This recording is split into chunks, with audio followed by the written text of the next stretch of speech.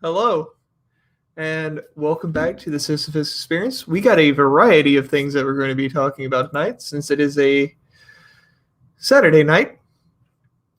So let me go ahead and bring in the first No guest. offense, but it sounds like some fucking commie gobbledygook. Hello, Austin. Hey, long time no see. Feels like a while since I've been here. It's been a while. What? I mean, I made a cameo appearance on the last one, but to actually just be here, been a minute. It has. We took a month off. I gotta say, I'm excited to see how many of the topics of the night, how many we can actually get through. Because I will not be surprised if it turns from being like 3 or 4 things to just 2. I wouldn't be surprised either. Let me go ahead and bring in the next person. You may be an open book, SpongeBob, but I'm a bit more complicated than that. The inner machinations of my mind are an enigma.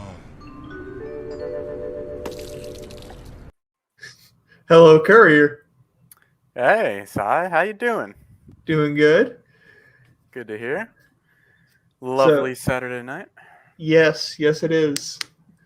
And the first thing up is going to be Ocarina of Time, and you said you don't really know anything about it. Or Zelda in general, yep. Well, maybe the other guest will know a little bit more. And You're definitely fill in the missing out. blanks. I know. I can always chip in. It's a pretty decent series. There's only like 3 or 4 actually good games. The rest of them are overrated. What? Ocarina of Time, I'll fight Majora's Mask. I know those 2 of them. Yeah, those 2 are really good. And then what's it? Link to the Past is really good.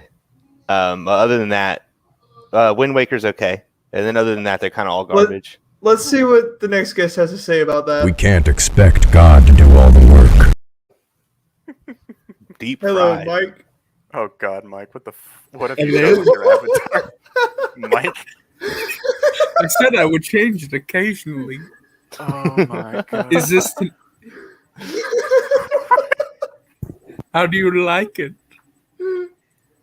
I love it. I love it. It's regal. Same person, right? Same person. Same Mr. person. Miyagi is Summer Rose. Confirmed. Everyone knows when Summer Rose died, that wasn't Summer Rose. That was the real Miyagi. I was trying to figure out what your profile picture was. I realized what it was right away. No, like I can see everybody in the backstage, and Oh. I was like, "What the fuck is going on with Mike's picture?" By the way, we're past the 8-minute mark. We can cuss now. Fuck you, YouTube. I mean, whatever. StreamYard. Cunt. Okay. Cunt. Look at my cunt. Behold. Welcome to the great pussy smashing of 2020. I don't know. Whatever. 2021. 2021. Oh God. So, Mike, what do you think about Austin saying there's only like 4 good Zelda games? There's some good games. There's some goods and bads. See? The only bad It's one- not a hot take to say that some of the Zelda games aren't good. There's maybe 2 bad games. It's a hot take to say that Ocarina of Time and Majora's Mask aren't good. Is Spirit Tracks good? 3 games. I can't confirm or deny. I'd never played that one. I never had handheld. The story to Spirit Tracks is good. The gameplay is awful. I did find a ROM where you could play without the controls, but it does need a patch to get past the anti-piracy thing.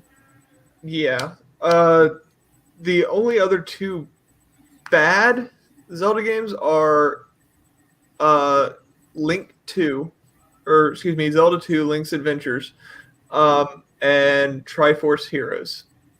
Those are bad. Those are really bad. Okay. Well, Triforce Heroes is just, hey, I hope you like this tech demo of a multiplayer game that's going to be canned within a week. Also, LOL should be joining us very soon. Was Trisports Heroes the one on like the Wii or the Wii U or whatever? Switch. No, not Switch. 3DS. My bad. Yeah, it's on the 3DS, and it's Unfortunate. 3-player. They tried to pull a Four Swords with it and failed miserably. It sounds like it. That thing can't. I don't remember think- Four Swords being bad, but once again, handheld, didn't really get to play it. Minish Cap's underrated. Oh, bye, Courier. Dun dun dun. I wonder what happened to him. Is it because I said Minish Cap is underrated? yeah, he got mad. He's never played it, but he disagrees. That was There he the is. wrong button. I apologize. That is Are a you normal trying thing. Are you trying to invite Lowell? Yeah. Tell him to go into the StreamYard links in the I did, server. and I even put a link to it, so he should be here soon. Okay. Unless his Denmark connection fucks him in the ass or something. I don't know. His Well- Marco fan. Right now, I have a Valheim server running at the same time that I'm doing this, so Oh boy. Fun. let's see how my connection fucking goes. It started off bad. We all saw that. Yeah.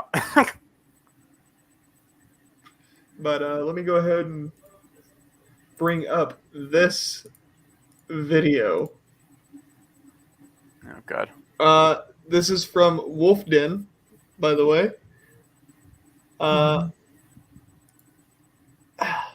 And as you can see, they're talking about the N64 version of Ocarina of Time. The definitive edition. Yeah, the 3DS version is decent. It's all but right. The I balancing actually- on it is a little bad. I actually think the GameCube port is probably handled the best. I don't like how they removed certain tracks because, certain That is a good point. problem. No, I am I don't care about your feelings on this. Just you keep it in there, or I guess we're not porting it. I guess we have to pirate. Changing some of the textures and then some of the tracks, like the Fire Temple track, right? Because of the chanting. Yeah. Yep, they Yeah. had to change it because of the chanting. Yeah, and then they got rid of the I don't remember what the symbol actually was supposed to represent, but because it was Islamic, they got rid of it as well. Oh, the star and moon. Yeah, I don't remember what it was supposed to represent in the game. It tied to one of the didn't it tie to the crap, what are they called? The chicks where Ganon came from? The Garuda. Garuda. Yeah, Oh, didn't it have to do with them? Garudian. Garuda team. Yeah, the Garuda teens, that's it. Yeah, let me real quick so that way people can see. Oh, hold on. Some of you have come to believe that I like war. I wish to dash these rumors. I do not like war. I love war. Indeed, Alright. I would say I quite like war. Hello. Come on, that look like original Garuda symbol. Now let's see what. See, yeah, it was the Garuda symbol. Let me see Hello. the By the way, hello. start the good thing. Mike is very focused. It's fine. Hello, Sarek. How you Hello. guys doing? Yeah, honestly, I think the second symbol looks really dumb. The first one, because it's based on real world stuff, has a better design. Like, it's more believable. It's in the desert. What would you expect to find? Hello. Austin. Sun and moon. You would find that and just ancient text. I was gonna greet Lol. Come on, boys. I said hi. Yeah, I was just That's returning the hello. greeting. Also, hi. The one on hello. The one on do I not entertain you? Also, hello, Courier. Oh, hi, Lol. So I see right now. What are we looking at? I'm seeing Islam and what looks like the face of a Pokemon. No. You're looking at No, the it's two a wrench Garuda and two- symbols from Legend of Zelda. No, it's someone wearing a wrench for a bra. Those are both garbage ass symbols Well- if they're supposed to represent the Gerudo. Because on one hand, on the left, I have basically no knowledge of Legend of Zelda besides the Twilight Princess timeline. What I'm looking at right now is Islam or Pokemon. like chameleon-looking Pokemon. No. So the original Garuda symbol came from Ocarina of Time. And you gotta remember, the original shield for Link in the original Legend of Zelda had a cross on it, the Christian cross. Oh, I remember that. Oh, boo-hoo. So because they were drawing similarities between the two, they changed them. But it was a bad change. I like the original one.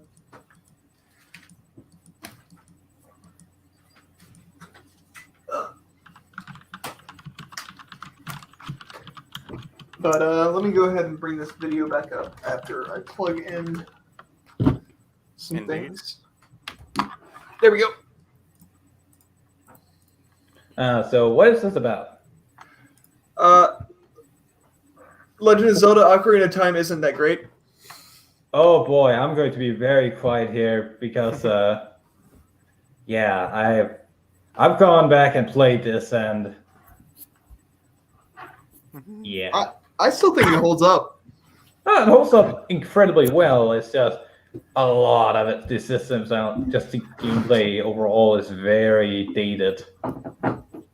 Well, I mean, you're holding a 3-prong controller that looks like a trident, and you have to constantly switch up how you're holding it.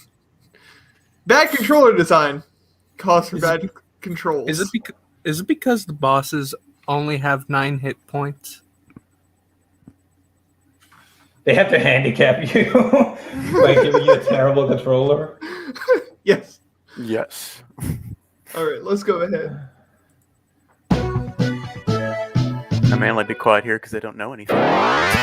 Hey, welcome to the Backlog. Jesus. We're two brothers who have a big old collection of games, and we're going to sit here and we're going to talk about them. Every game we've ever bought over the course of 30 years. Either he's high or goes he hasn't into an had any Excel sleep. spreadsheet, so we I was about to say, categorize he it, looks like he hasn't catalog it, slept. and today we're going to talk about one of them at random, regardless of whether or not we played it. No, when you were a baby, Yes. you weren't buying games. No.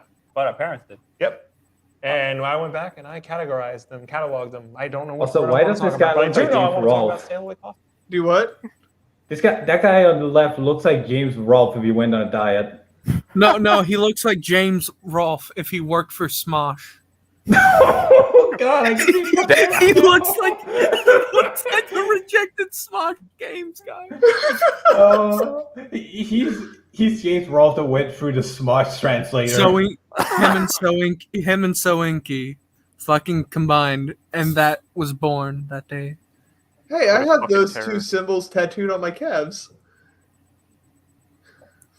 Wait, the, Oh God! You wait, calf. the Sonic and the I said calf. crocodile, or the? I was gonna say the Sail Away Coffee Co. No. By the way, we're skipping this ad. Nobody gets to put ads on my except for me. Cringy. But no, this is how they always look. I've watched a couple of their other videos just to see if they had any more bad takes, and surprisingly, there's not that many bad takes in a few of their videos. Huh. Good for him then. Just this one.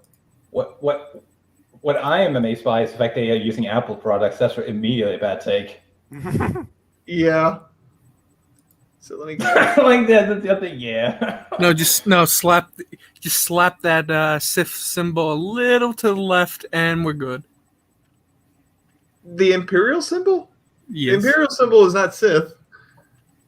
Well, my bad. Potato. A Sith runs it, but it's not Sith. runs it. Cyrek, curb your autism. Okay, they're talking about fictional characters. Fictional characters. Am I getting through to you at all? Cyrek's right. No, Cyrek's right. That is the Galactic Empire symbol. That is not a Sith symbol or affiliated with the Sith in any way. Yes. Also, the Empire was really good for the galaxy. Now, I'm not going to agree with you there. I'll agree with the other one, but we'll talk about that later. The Empire was bad. Yeah, okay, I won't derail us. All right, fine. It is number 221 on our list. 221. Oh boy. I love your reaction. Oh, you're gonna have a good time with this. The Legend of Zelda: Ocarina of Time for the Nintendo 64. Wow. Game is garbage. Everybody. He didn't even Garbage hesitate. game. This is going Next to, game. This is going to be the most downvoted video in the history of this show. So I'm known for saying that I don't like Ocarina of Time. Yeah, I don't think it's a very good game. Is he gonna give Obviously, arguments? one of the best rated games of all time. Yes. Some people That say means the Jack Citizen Kane of games because Yeah. it is. Yeah. That's not a compliment. That's a little bit honestly of don't overreaction. I already made a video Yeah. talking about how this game is not as Breath of the Wild nails this out of the top spot for best Zelda game. Yes. Breath of the Wild is the Jesus best Zelda. Christ. Is that true? Yes, it is. That's It is harder amazing. take. Does Jesus. it? Yeah, like saying Ocarina of Time's a bad game, already a hot take. Then Breath of the Wild is the better best. game. Damn. Hey, hold your fucking horse. Who? I wouldn't go and say it's the best. It's a Zelda game, but I wouldn't say it's the best. I wouldn't put it in top 3. I would put it in Or the top 5 for 10. that matter. Top 10, top- maybe. At that point. Then again, you don't have that many Zelda games to really Yeah, you compare do. to. No, you don't. Like, really, think about all these Zelda games. Which of them are actually worth playing? All of them. No, DS does not count. Minish Cap. Minish Cap is worth playing. Those I have issue with it. Let's see. There's 4, 7, Wait, you got an issue with 8, Minish Cap? 9, 10. That's the stuff my tester has hung up on. There are but- 19. There are 19 Zelda games, All right, forget what Including the remakes? not including the remakes. Gotcha. All right, so it is a sizable property, but I will say, from the games I've played, I'd say it's. I haven't played. I played Breath of the Wild, and the bit I played, I want to kill myself, but that's a story for another time. The bits I played. Well, for the games I played through, I'd say it goes. What's the one for the SNES? There are 2 of them. One was only released in Japan, but A Link to the Past is probably what you're thinking of. A Link to the Past. I love that one. Majora's Mask I'd say it's my number 1.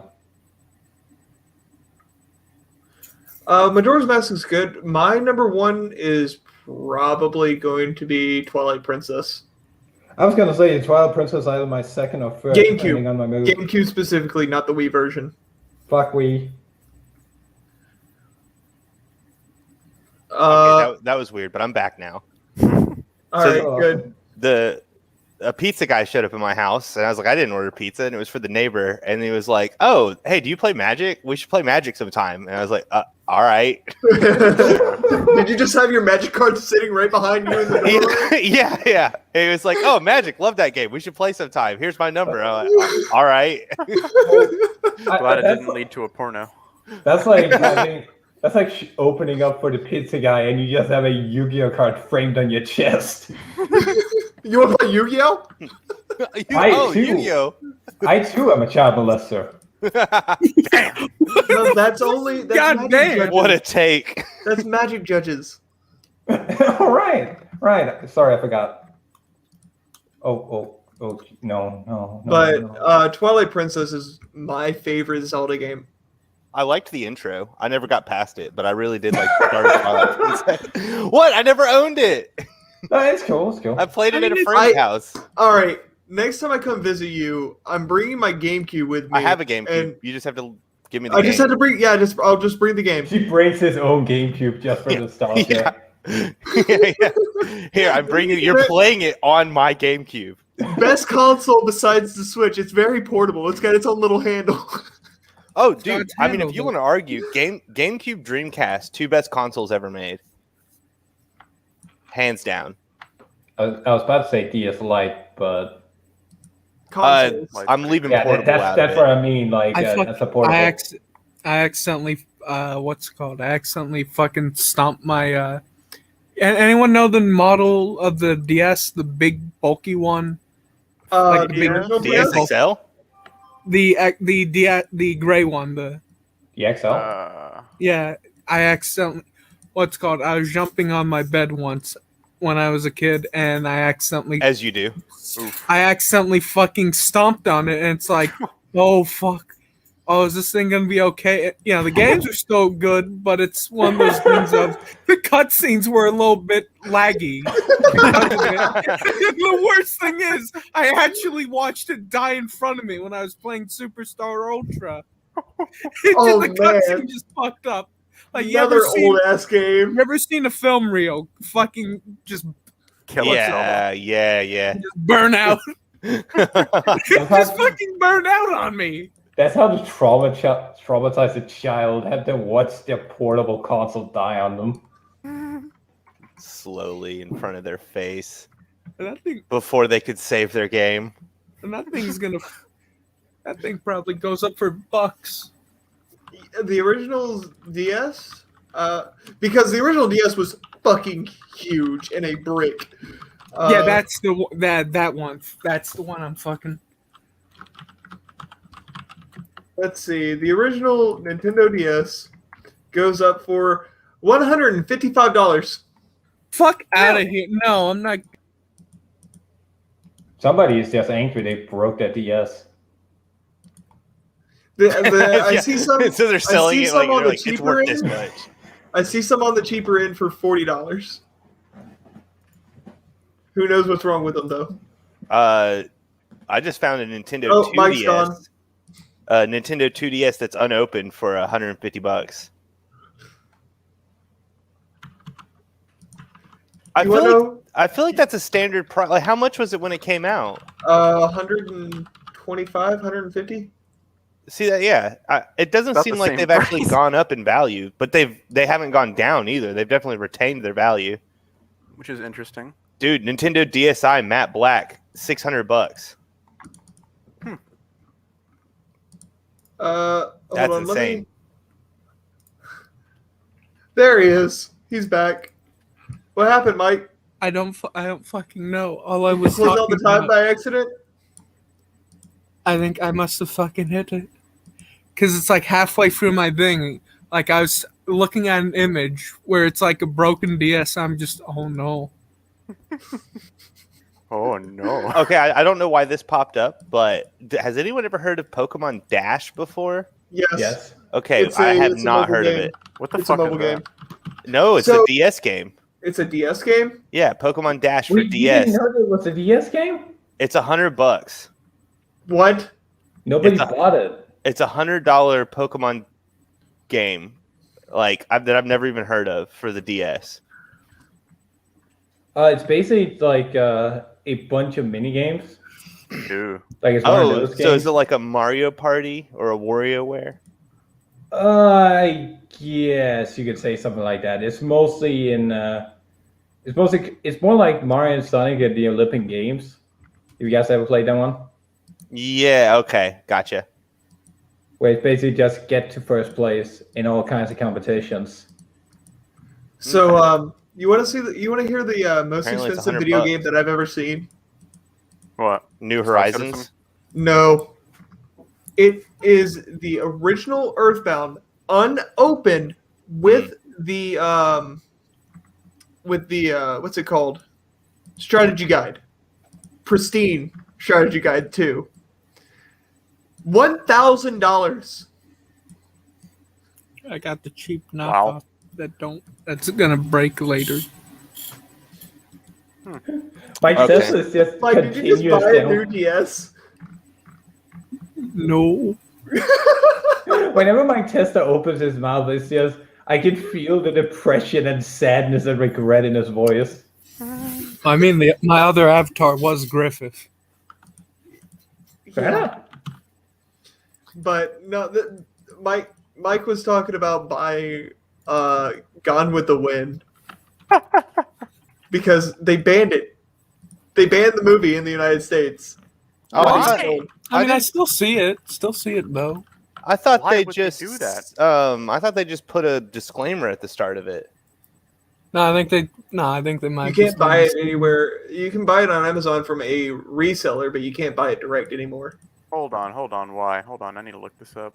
Because It's racist. racist. That's Racism. racist. Really? Yep. Okay. I mean, it's kind of. Same reason you can't buy anything Dukes of Hazzard anymore. Wait, you can't buy. Now, God damn it! Now you're gonna make us go open our wish list. Dukes of Hazzard. How is it racist just because of the flag Yep. on the car? On General Lee? Yeah. Yeah, General Lee. Yeah. Well, I guess also General Lee would be considered racist now too, wouldn't it? Nope. You're gonna take him down too, huh? Yeah, But they already they- did. They took down Yeah, his and- memorial. Yeah, didn't they take it down, cut it in half, and then put a time capsule in its place? Yep. That was full of BLM memorabilia and didn't they LGBTQ stuff. Didn't they kick an Asian guy because his name happened to be the same wording as Robert E. Lee? Yes. Yep. Is that God Robert damn it. Lee? That's Beat him up. gotta be the most paranoid shit I've seen. Yeah, absolutely. Remember when they canceled a horse called Robert Lee? Oh gee, no. Jesus. I fuck. didn't. Oh, I didn't. no. I didn't see that. Where That is the made, like, rationality? You guys seen the shit with the Kickstarter about a fishing card game, right? Where the What? guy used to read. All right, so a fishing card game for a Kickstarter came up, and the front cover is a frame or reference, is a picture drawn up, the reference point to use was a guy holding a frog, and the image shows a frog, where on his right hand it's doing the OK symbol. Oh, They yeah, canceled it and now because of that's Yes. yeah. Thanks, trolls. Good job, trolls, It's making the apparently OK it's a symbol. Nazi Yeah. racism thing. Yeah. Good job, 4chan. I'll post do it it. in VC text. Oh, it's so bad. It's Just so post it bad. just post it in my Discord. That way we Right, don't right. constantly bother Bugs. the other group. We don't bother the lessers. It's funny because at my workplace we do that OK symbol to each other just to fuck with each other as a joke.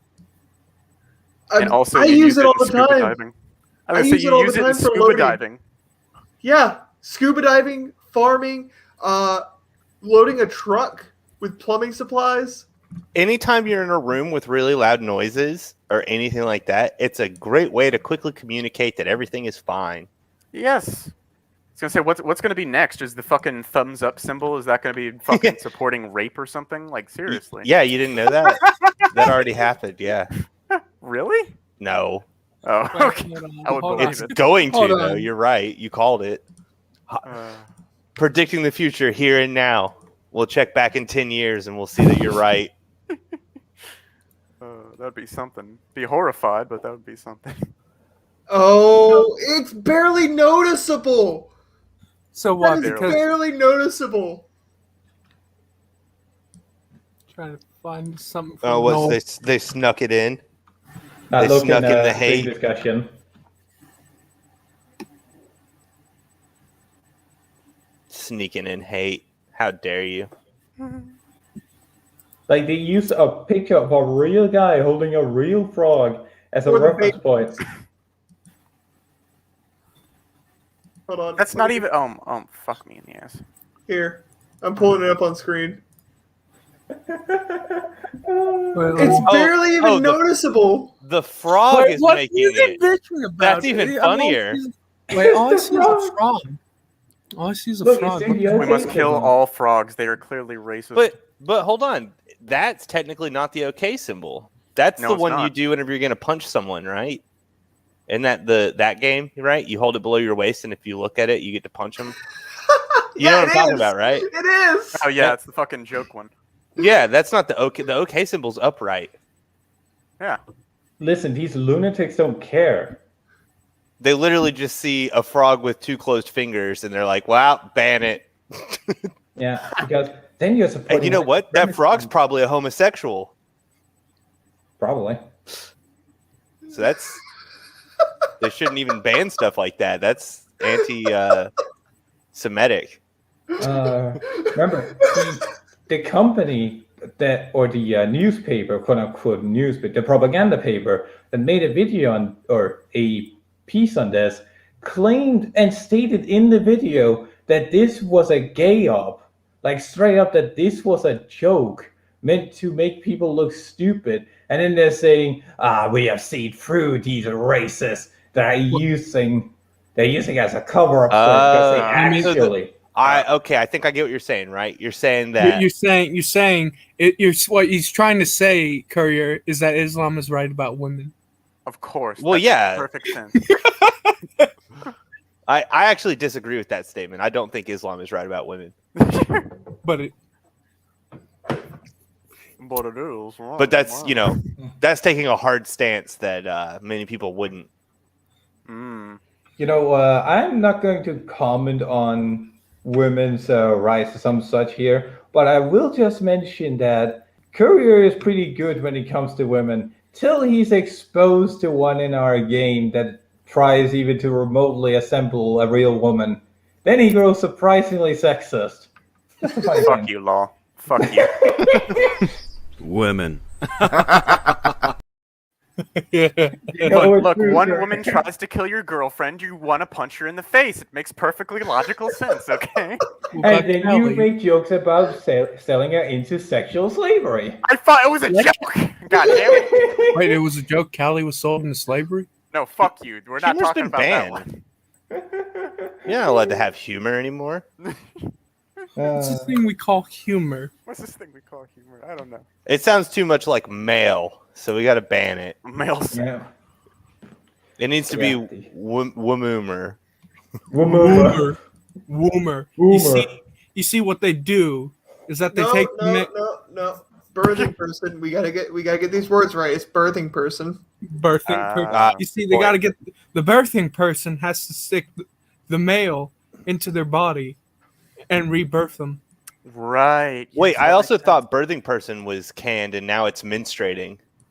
No. Now menstruating person? It's menstruating person was canned. Now it's birthing person, and now that's getting heat. So they're trying to change it to something else instead of just calling, Remember when it was Womixton? Oh man, men's training. Oh, because menstruate. Yeah, there's men in the word menstruate. We can't use that. It's such a paranoid thing to think about. Yeah, exactly. No, it's literally you have to be a paranoid, delusional person to hear these things in these words. The worst What do part they is replace the word mankind with? Humankind. Yeah, God. Which but still it has has man in it. yeah, human. Human. No, it's Homo person, no, sapien. it's people kind that right. said. Humankind. Humankind makes more sense. Well, no, no. We just pointed out human has man in it, so you have to make it people. Yeah, exactly. It's got to be people kind. Mm-hmm. All the people kinds of the world. Just all like these mental gymnastics. Oh, also, don't forget there was the whole debacle of like people ended a prayer with amen, and they were like, "You can't do that anymore. It's got to be a woman. It's got to be amen and a women." Yeah. My favorite thing in school was so funny. They were trying to take the fucking words under, like they were trying to stop us from doing the Pledge of Allegiance because it's one nation under God. So they were like, we got to take that out. Mm-hmm. I remember all that. Saw people protesting. I'm like, you guys are fucking retarded. Did they ever succeed with that? No. Okay, good. I feel like that's a hard one to change. Things that have been around since like the beginning of the country. That was actually introduced under Eisenhower, the under God.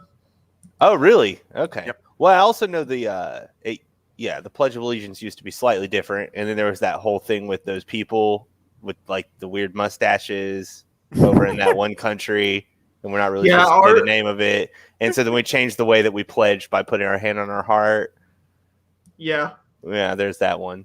But funny thing is, the United States used to have days of prayer that were sanctioned by the government. Right. Fucking luck nowadays. Yeah, it's not going to happen anymore. Separation of church and state. Yep. But only when it's convenient. Right. Yeah. What that's do you a good mean? point. The state is the church.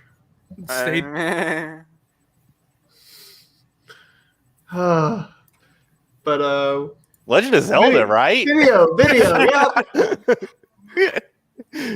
That is an innovative game. That is a huge game. That is an epic game. No matter what you do in that game, you will have fun. Ocarina of Time, I disagree. in my opinion, is not fun because 80% of the game is you walking around trying to figure out what to do. And you might not think that because you probably played the game 1,000 times and know what to do in every corner. Well, you got to pause. I disagree with this. It's called a puzzle, you I was letting him finish moron. his I don't care about him finishing the sentence. You simpleton. Don't hurt me, you two. Please. First off, he said that Breath of the Wild is fun no matter what you do. I played Breath of the Wild for about 15 minutes. I did not have fun at all. I had fun. I played it for 15 minutes. Did you get beat up by the moblins? No, I killed all the moblins, but I was like, well, this is just really, I don't know. It just wasn't for me. So to just say, well, it's fun. And it's like, well, okay, that's just you. You had fun. That's fine. I didn't. And then also to say that you're always running around lost what to do. Navi tells you what to do. The guide stones tell you what to do. Obviously, you do have what to do. Yeah, you've got plenty of like, hey, go do this thing. And it's pretty straightforward. Because like I think I'm a good control for this. So I didn't play Ocarina of Time until I was 18. And it only took me like a week to figure it out and beat it without any help. So I don't know what he's talking about being lost. Because like I'd never played it as a kid. When I was 18, I got it for the GameCube. And then I beat it in about a week. And I never felt lost. Yeah. Are we sure these guys even played puzzle-based games? Probably not. You don't need to play puzzle-based games to beat Legend of Zelda. Nope. But I mean, at least get the feel for what a puzzle is. So this game came out whenever I was 5 years old, right? You mean like lateral thinking? They just don't have the ability to laterally think. Game came Pretty out when I much. was still a sperm. Wow. This game came out whenever I was 5 years old. I played it whenever I was 9. I beat it when I was 9. It took me maybe 2 weeks to actually beat it completely. As a 9-year-old.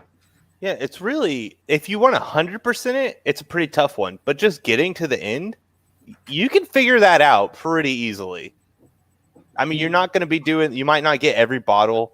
You might not finish the Happy Mask quest line. You might not get all the Skulltula coins.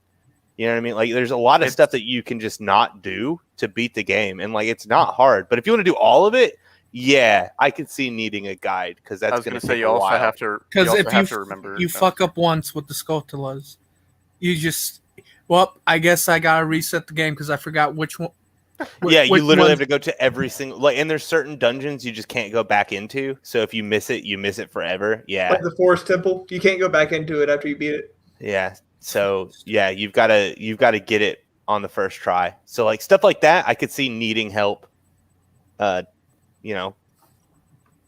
Just beating the game though, no, I don't see where he's coming from. I was gonna say you guys are forgetting though. This was in a different time period where people who made games, they actually expected you to have an IQ above room temperature. Fair point. I was gonna say 2 points, well actually 3. One, I played Breath of the Wild. I've beaten Legend of Zelda: Ocarina of Time. One of my immediate issues with Breath of the Wild is how it feels to play. I know that's very ominous to say, but it does not feel good to play. There is very little feedback when you hit stuff. And the worst part of it is like, it doesn't feel good to beat things up and then your weapon breaks. So you constantly have to go scamming for new things, which doesn't feed itself into a good feedback loop because you can't even go, all right, at least I have my consistent weapon I can endure. Oh, no, there it goes. It's broke. Well, if I'm not mistaken, the Master Sword doesn't break, does it? It does. No, it runs out of energy. Yeah, you have to. It returns to the temple. Wait, you have to actually go pick it back up? Yes. Oh, okay, that's stupid. The entire game circles around that, and I don't like the mechanic per how it's introduced or used in game. And the feedback's just bad.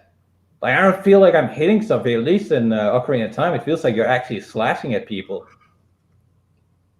Yeah, they have a nice little stagger when you hit them, and like the flash red and then the sound effect, all of that working together to really make it feel like, yeah, I just hit them with my sword and it hurt. And then in Ocarina of Time, you have the Deco Stick, which, if you know the proper inputs, it becomes pretty much like a chainsaw and doesn't break, because that was the only weapon that you had that would actually break. Yeah, the Deco Stick actually deals the most damage out of every weapon. I think maybe the big Goron sword does more, but the stick actually does more damage than the Master Sword. Early game, yeah. The biggest issue I can see in terms of being like the direction of the game is not the actual lack of direction, it's how big the map is where there's fucking all to do. What game are you talking about? Ocarina of Time.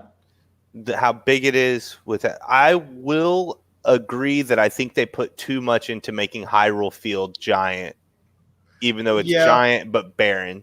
Yeah.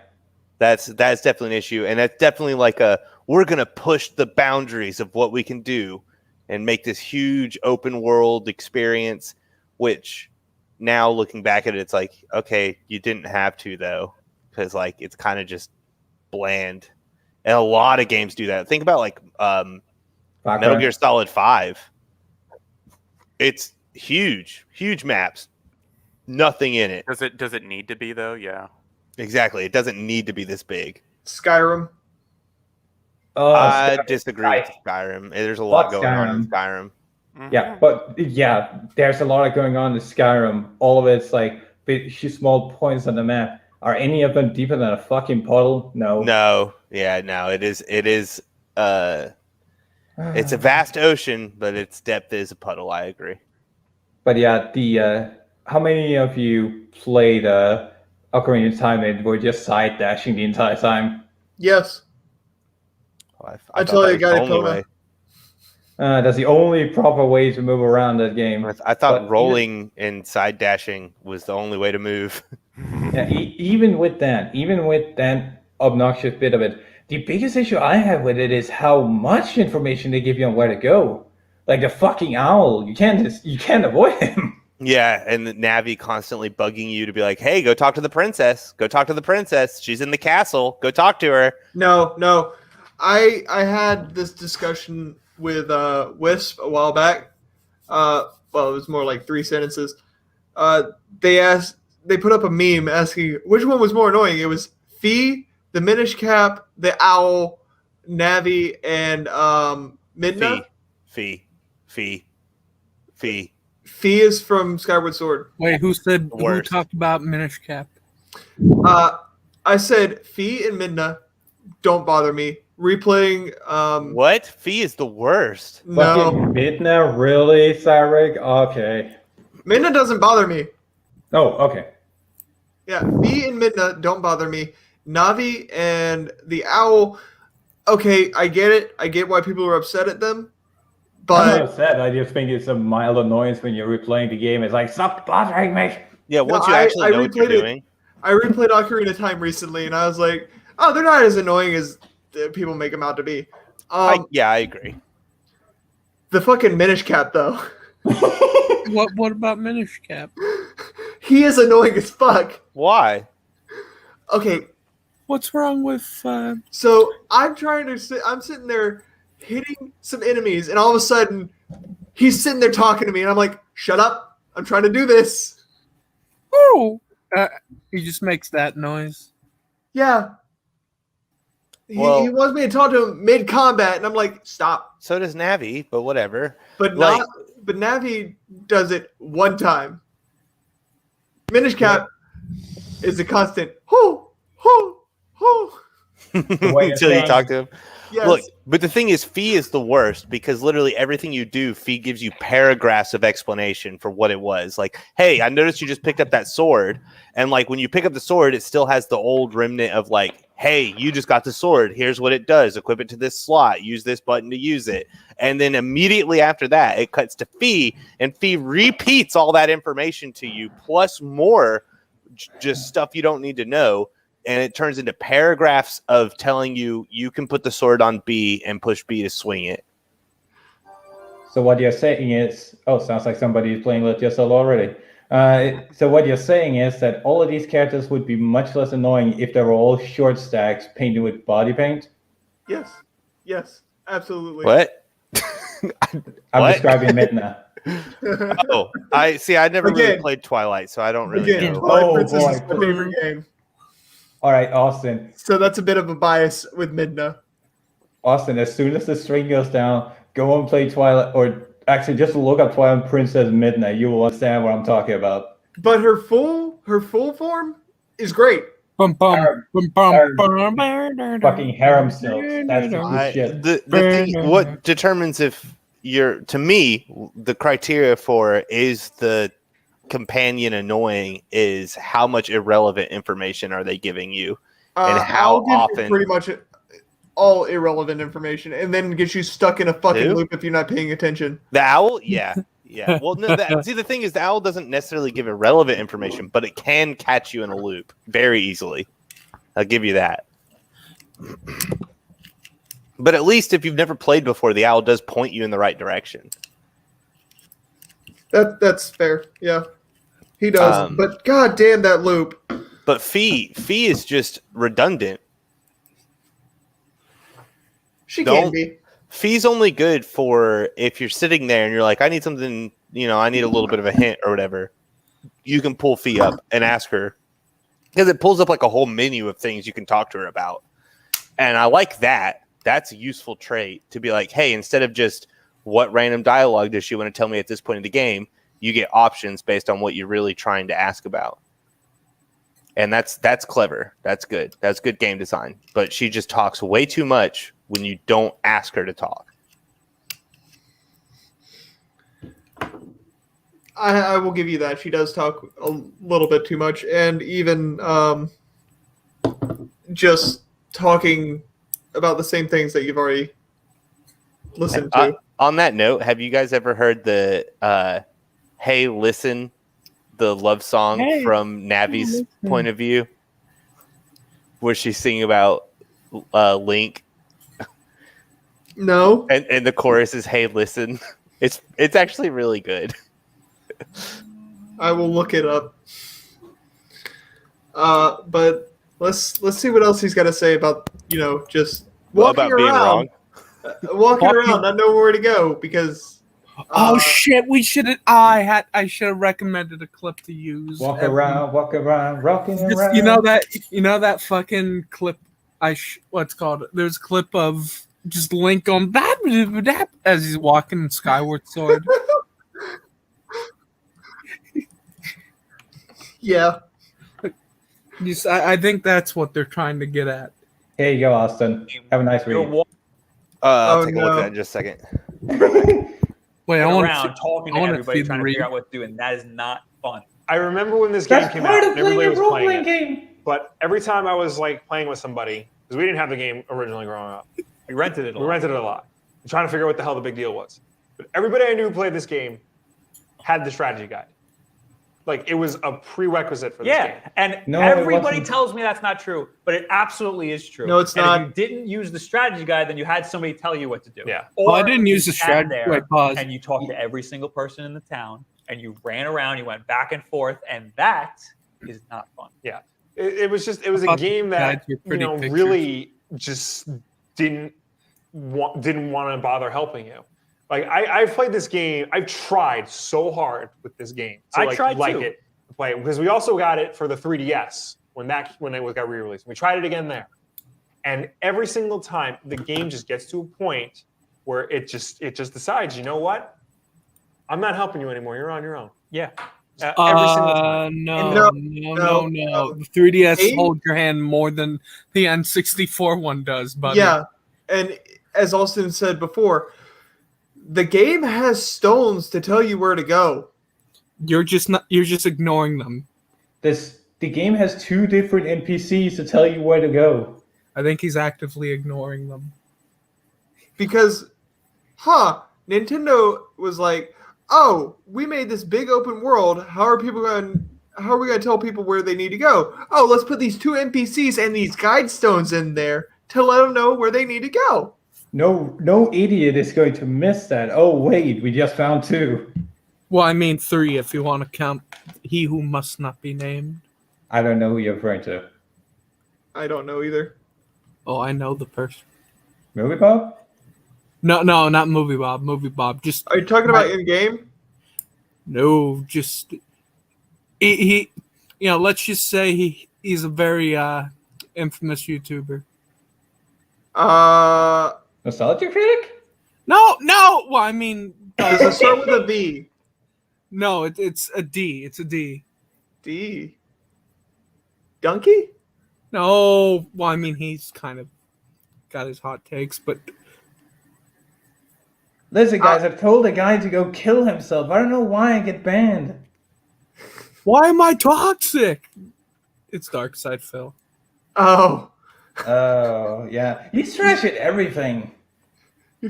DSP. The man dancing Twitch. How do I shoot the end? The guy, one of the members calls you. He immediately goes, "Shut the fuck up! I don't want your help." Oh man.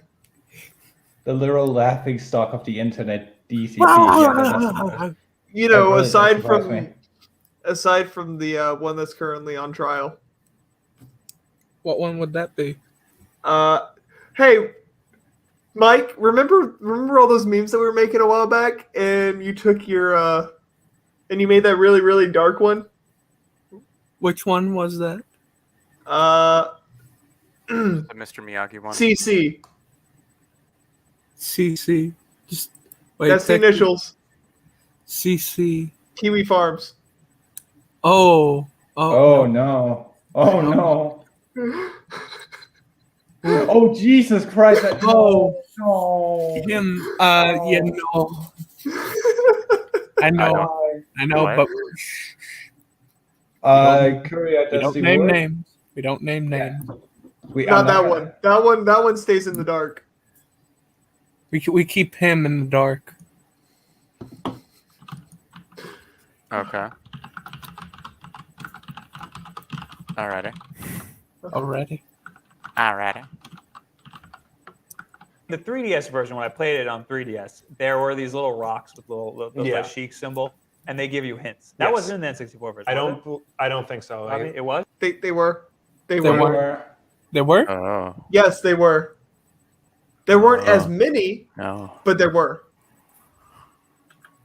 I remember they shoved that in your face in the 3DS version. Yeah, they put way too many in there. Such as these two. But apparently it wasn't in the N64 version? All right, well, we should because he gave you hints. We should clarify right now that our cameraman Robbie Hassett is like losing his goddamn mind. He's about to run over here and beat the crap out of us for hating Are these guys just so discount?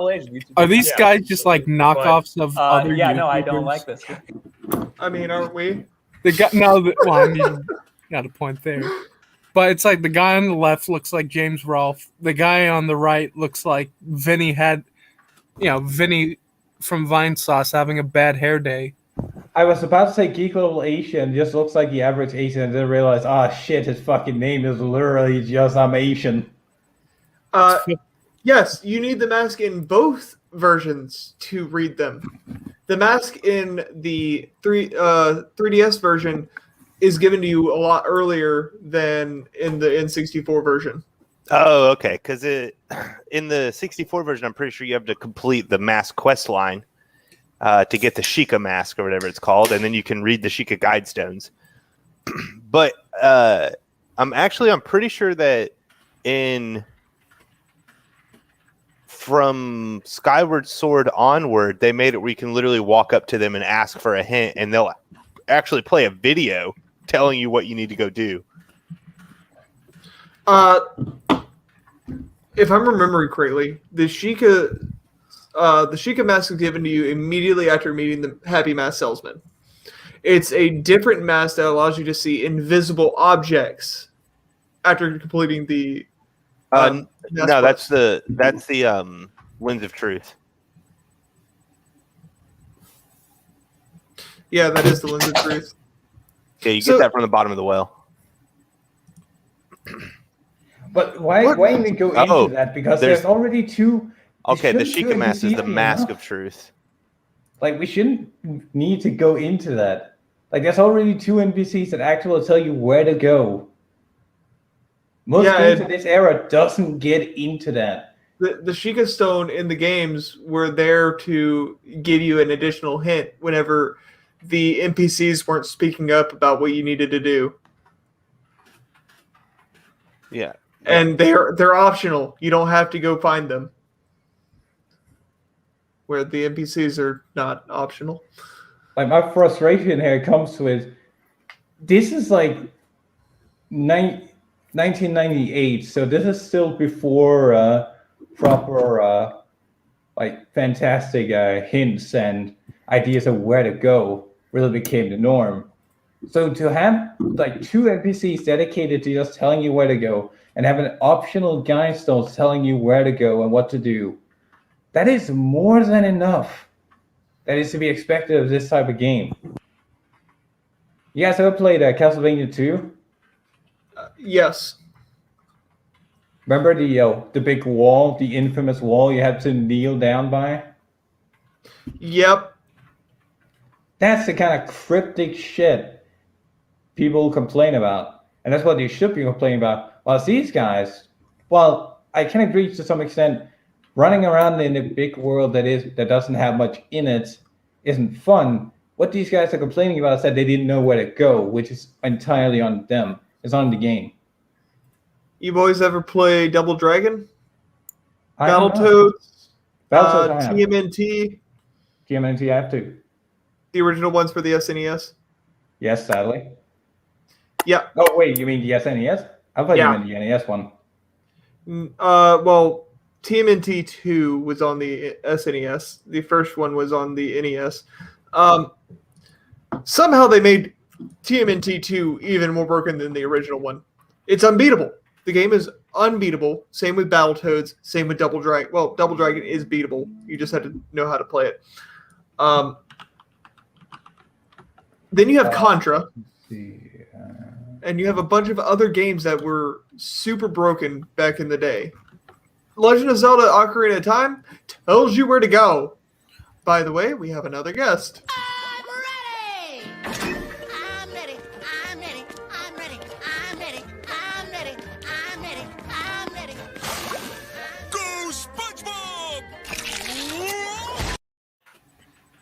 Shalom, hello, good James. evening, dear and worthy friends. Welcome. Hello. How you guys doing? Sorry I was late. Had a lot of stuff going on. We're only 3 minutes in. We're an hour into the stream. I thought you were early. I thought you weren't going to be here till midnight. Da. It's 9/11. Oh my Testa. god. Should we all make a wish? I'm joking. That was terrible. What an introduction. It's 9/11. Let's make a wish. Make a wish, honey. Make a wish, honey. I'm pretty sure we all landed on watch list just now. Probably. Wait, I've already been on a watch list. Yeah, I've probably been on the list for a while. I say some things that people aren't happy with often. That's like a consistent basis with you. I mean, I've been banned from every subreddit whenever I was on Reddit. What? What are you doing? Oh, I made fun of feminists a lot. Oh, okay.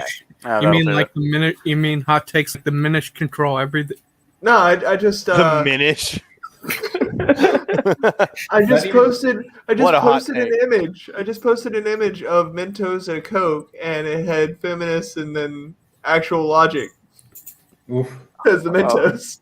Ah, clever. I do have to issue a correction here. So I went onto the Zelda wiki and pulled up all of the Ocarina of Time Gossip Stone secrets. And I've read through them, which there's a lot, but I've been doing that. We had time. And there's only about 4 or 5 that are actually hints. The rest of them are lore.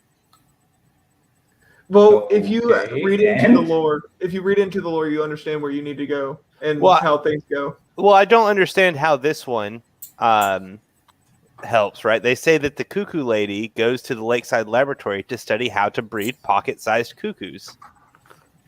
or cuckoos, whatever they're called. That's so late in the game that you would be learning this, that you've already dealt with pocket sized and did it to wake up Talon.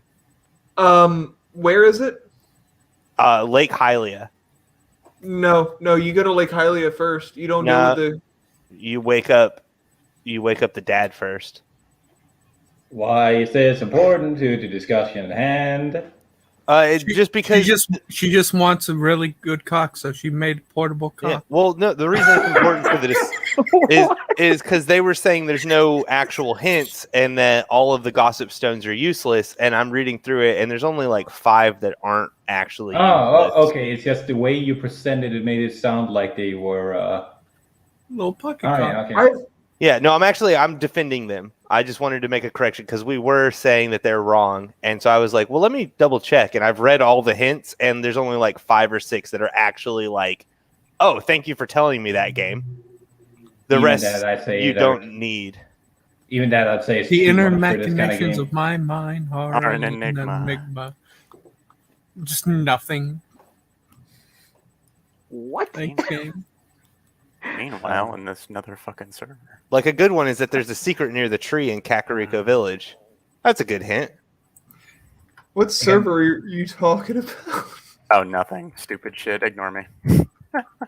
I'm still just. I have scars for playing Castlevania 2 back in the day of where you would emulate in between classes. Just reaching that point where you're like, where the fuck am I supposed to go? Down? Up? Like, oh, it's turn night again. Boo-hoo-hoo me.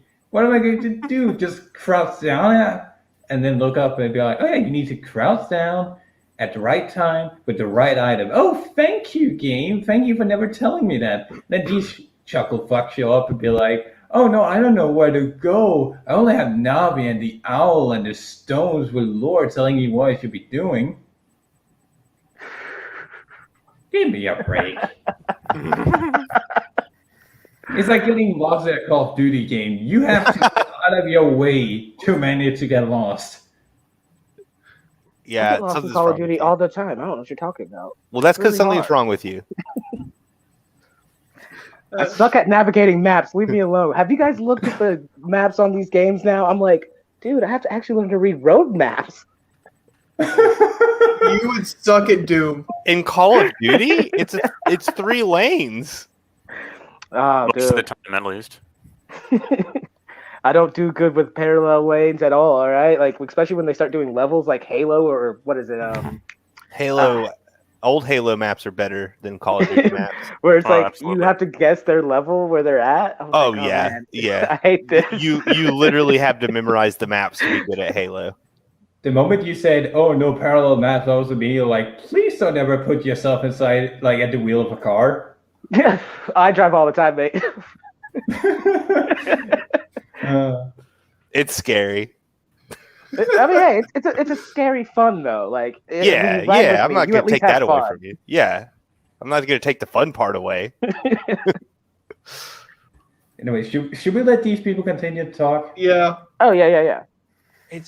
And I get a lot of crap for not having played enough because I never beat it because it's a boring ass game. But we played the hell out of it on 64 over and over again. Tried to progress. And then I played a lot of it on the 3DS. Which one is this? The N64 version or the 3DS version? N64 version. Okay. But I feel like we must touch upon the 3DS version. Because I played a lot of the 3DS version in my adult life, thinking back on how it must have been on the N64. You know, I just want to say, I think that this is a handsome man. Is it because he looks like you? Huh? Oh no! I just picture that scene from Invader Zim where he goes, "I like your head." I don't. Good old girl. I'm gonna have to disagree. I actually don't like his face. He has a pronounced forehead, and it like almost does that caveman, and it bothers me. Yeah, you're about to say no. He's the embodiment of the soy jack. Lloyd, soy. Just rip off that. Looks are subjective, and subjectively, I think that he's fairly attractive. I think he's doing a good job. All right, fair enough. Everyone's entitled to him. James, I thought you were about to say pronounced nose, and I'm going to be like, "What's wrong with pronounced noses?" Yeah, you have a problem. You want to fight?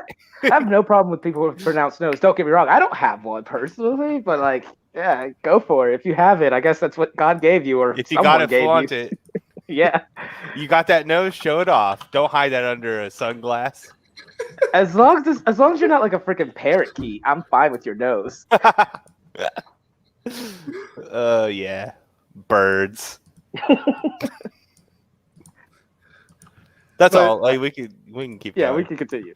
We can keep going. I got to Adult Link and nice. You beat the tutorial. When I got to Adult Link, like, oh, I made it to Adult Link. They're like, oh, did you do this, this, and this? And I said no. And they're like, oh, well, then that's too bad. Then your game's gonna suck now. Yeah, like that's to me that's a sign of a bad game. Like if you put things in the game that make it harder, and you don't do it. I think there's ways to do that, and I can't say that this did it poorly because I don't know. I think when there's a suit that you have to get that helps you get through fire-rich places like the Fire Temple. What's wrong with that? And it costs like 3,000 rupees, but your wallet can only hold 25. Aren't you gifted it? Wallets. Yeah, if you there's the one for sale, but you get it for free. Yeah, you got to complete a quest to do it. Okay, so he brought up a point that I'm super confused by. He said apparently after getting to adult, that he talked to his friends who said, "Oh, you just made the game way harder for yourself because you didn't do these things first." What on earth in the game is like that? You can always go back to being a kid and do those things and make it easier on yourself. Yeah, but not even that. What things make it harder if you don't do it by the time you turn into an adult? I was going to say, what are they referring to? Yeah. This isn't Mega Man 5 where you could, one of the bosses has alright, so Mega Man 5, the entire game, you need to collect the letters that spell out Mega Man 5, or one of the bosses will almost be unfucking beatable. Like that's terrible game, and you can't go back. Pretty bad. You cannot go back to collect them. If you miss them the first time, tough shit. You can't go back. Well, see there, and that's something that you can quantify of why you should have done it, and you basically need to restart. What on earth is wrong with Ocarina of Time that you would just have to restart? I can't think of anything. Yeah, me neither. You can always go back if you need to. Yeah, because you can just become a kid anytime you want. That's kind of the whole gimmick. After a certain point, you can go back. There is that time between that you can't. No, there's a time between. It's almost like it's called Ocarina of Time. Wait, is there? I thought you pulled the thing out. You get a cutscene. Don't you just have to get back to the city and that's it? You have there's something you have to do after becoming adult Link before you're actually able to go back in time to Kid Link at any point. Okay. All right. I don't remember that. I don't remember that being a thing, but I believe you. You said you beat it recently. Yeah. It's been a while since I played it. I'll be honest, once I get to adult Link, I do what I need to and then go back. So I may be mistaken on going back at any point, even afterwards. Because pretty much once you want to go to adult, you want to get a couple things as an adult, then go back because you want like Song of Storms and stuff so that you can get to bottom of the well and then do the Dampy race and stuff like that. Like, so you're right there. I don't know if you're right in the sense that you're locked to not be able to go back to a kid right away. But once you turn adult, there is a few things you want to do before you go back to being a kid. One of the first things you want to do as a kid, though, is get Epona. You want to do that race. Yeah. Or, you because just whenever you don't become ever an adult, get Epona.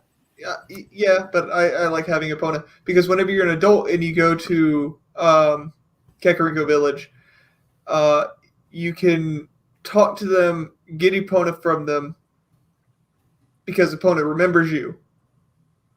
Mm-hmm. And you can travel around Hyrule quicker that way. That's the only thing that I do. Like, that's one of the main things I do as a Kid Link before going into adult Link. Go ahead and head up to the farm or the ranch. Yeah, that makes sense. But like once again, though, that's something that like it's free roam, so it's not even required. You're not making the game harder for yourself, just slower. Yeah, you know what I mean. Like you're still just going to travel over Hyrule Field. You're just not going to travel over Hyrule Field as fast. You didn't make the game harder. I don't know. This is stupid. You have to do all these side quests that the game doesn't make very clear that you have to do. You don't have to. Bad They're side quests. That's why they're called side quests. People have beaten this with ridiculous. It has a lot of RPG tropes. Yes. I wrote this in the same category as like a Pokemon. So Pokemon is the same way where Pokemon's it an doesn't RPG. tell you what to do or where to go. It's a lot easier though. It's linear. It's very linear. It tells you exactly where you need to go. You go down the path and you fight a gym, and then you go down the next path and you fight a gym. I mean, there are a couple areas where it's like a forest where it's just a maze of confusion and shit like that, but it's far outweighed by the linear path. I was about to say, there has never been a forest level where I was like, where the fuck am I supposed to go? It usually takes like 30 minutes and you're out to the next area. What can fuck you up is shit like, oh, for the Snorlax, you need to puff a whistle. But every game after that learned really quickly that you need to tell where to fucking go, and it hasn't been an issue since for anyone above 5. Well, So I was going to say Pokemon is a trash game. I should never play it. Exactly. Yeah, I'm not a big Pokemon fan. I'm telling you, if you ever go into a cave in Pokemon, make sure you have 1,000,000 fucking repel sprays. That's what I'm telling you. Bats. Every So many 3 steps, bats. here's another fucking bat. Fuck you, game. Have COVID-19, have COVID-20, have COVID-21. This cave has a chance of giving you a slowpoke? Nah, fucking Zubat. What's that? You want Onyx? Nah, fuck you, go suck a dick. You're getting another Golbat. No, you get a fucking Geodude this time. Fuck you. You don't get that Onyx. There's no more this. Did you guys ever play the original Pokemon? Like back in the day? Yes. Red and blue? Yeah, Yeah, I red had it or on the blue or original yellow. Game, Yeah. I had an original Game Boy. Yeah, I played red. Do you guys remember the original disappointment when you walked into the cave and you were like, oh, what kind of wild fucking Pokemon I gotta run into? Fucking Zubat. Zubat, Geodude, Zubat, Fair Zubat. point. The first time you walk in there, you're like, sweet, new Pokemon. Oh, it's Zubat. That's cool. I haven't run into that yet. And then like 10 minutes in, you're like, please stop. Oh, it's like 2 minutes like, please, no more. No, it's like 2 minutes in, it's like, oh, another Zubat. There's like the 7th Zubat? Because they're all on the levels. And then it's like, ooh, a Geodude. I haven't seen you guys before. And then it's like 3 minutes in, it's like, please give me something else. Yeah. See, the problem is you guys were going into that game all wrong. I have never played a Pokemon game without immediately giving all the characters voices. I don't even read the scripts anymore that they pop up. I just start making my own thing and then like run around. And when the Pokemon show up, I just act like they're my friends and I talk to them the whole time. It makes the game so much better. Schizoid. Jam is not schizoid. He's on an ascended level of isolated dubbing. He's like beyond Exactly. That does sound a lot better. He lived up for himself. I love that idea. He's playing Pokemon Black and White. Guys, you gotta know, it's everyone that knows. Dude, it keeps wanting to fuck you. I don't know why. This guy wants to fuck you, but he said he had candy. Ooh, piece of candy. But instead, he just gave you this tiny creature in a ball. He gave me this tiny creature in a ball. I don't know. I'm gonna go train it to go fight. Why are all the professors old creepers though? Seriously. No, they're not. They all hang out with like 9-year-old boys. Why all the gym leaders women that hit on you? Like Gen 4, where it's constantly Cynthia's like, ooh, aren't you a spry little boy or a spry little girl? Ooh. It's like, what does that mean? Leave me alone. Hold on. Hold the fuck on. Oh god. They're all old creepers? And then you got this old. Some of them just appear have this, to be very young, but then you just have this old lady. Aw. No, they're all dudes. no, They're not creepers. all dudes. They're not all dudes, but they're still creepers. Yeah. Just because it's a chick doesn't mean it can't be a pedophile. Yeah, it's very creeper. Just because it's a woman doesn't mean it can't deal with kids. Oh, that's great. But no. Also, all the professors forget the names of their Professor Oak technically is the only one that forgets the name of his grandchild. Oh yeah, what's my grandson's name again? What's my Yeah, you get to name him. You get to just lie to him. And every person was like, yes, old senile grandpa, this is dickweed. Yeah. Oh, you're talking about your grandson, fuckface? Yeah. Sadly, you can't do that anymore in the new games. Like Black and White, they have a list of words in the game that you're not allowed to put into a name. Yeah, a lot of games do that now. Well, you can bypass it by using leet speak or some dumb shit. Just call him Parker's face. That's almost as insulting as fuckface. No. Have you met? No, it's like Professor Oak when you greet him. Oh, hello there, Red. Meet my grandson, Cum Dumpster. Abandoned child. Fuck me. Here's my grandson, Orphan. Neglected, abused male. Yeah, seriously, what world is this that like children are running around, 10-year-old kids are running around with no parent supervision whatsoever, just having a great time? The best time because then you want your baker. With dangerous ass monsters running around here, okay? Hey, this is but you got some dangerous ass monsters to protect you. Why can't they be like normal little kids and play Pokemon and then go on Pearl Harbor? I mean, I like the implication that, well, in the anime, they banned guns because Pokemon fights are supposed to be friendly. Meanwhile, the manga, Pokemon straight up kill each other. Wait, what the fuck are you talking about? Yeah, everyone remembers that one episode. Ash got a gun pointed to his fucking skull. Yeah, they banned and they banned that episode. And banned all other guns in the show, and changed it to finger pointing and jelly donuts. Yeah, wait, was that a jab at cops? I'm gonna shoot you with my jelly donut. Oh, they have cops, but they don't have guns. That's. Here, I made this scene for you guys. Well, they have portable flamethrowers called Growlithe. Yeah. Just burn. Why shoot them when you can incinerate them? I'm pretty sure just burn them alive. You guys know the lore for Houndoom, the Helisoken Pokemon? I believe that in this lore it describes that if you're burned by it, you will suffer eternally, like from the scars of it. And that is usually like a god Pokemon. Like something you run into if you're messing with the police. What? Why would you suffer for the rest of your life? Because it is literal hell flame. Hey, don't forget the little doll Pokemon that the moment you abandon it, it's gonna come for you. It's gonna come back for you. No, fucking Drifloon. Kidnaps your children. Kidnaps children and just carries them off into the sky.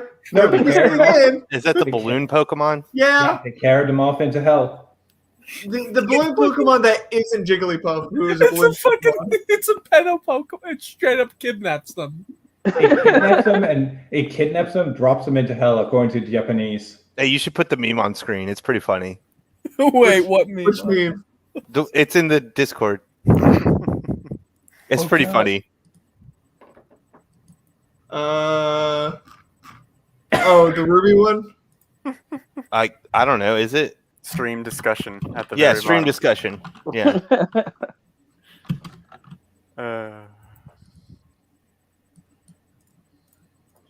Right, that's the quote of the day. Quote of the day, ladies and gentlemen. Just because it's a woman doesn't mean it can't be a pedophile. That image is perfect. Jokes on them. It's Ozpin in disguise. That's what makes it even better. 230-year-old man. No, you know that's 14-year-old body. Wait, you know that scene from South Park? From fucking South Park? Which one? The handy car episode where it's like, you want to sleep like penis? It's like, no, do you? Where it's literally where the woman turns out to be a dude. You don't like penis? No, that's literally what the fucking episode was. It's just hold up. You say hold up or aura? I love that we immediately in the route we discussed, we ended up talking about a happy feet, whilst here we went from Legend of Zelda to talk about Pokemon lore. At least I know about Pokemon lore. Sorry. It's all good. Let's get back to the topic at hand. Yeah, I am curious where this is going to go. Determine how to do that. I think it's because it's a Game Boy game. I think with Pokemon, it's very much focused on like one town at a time. Yeah.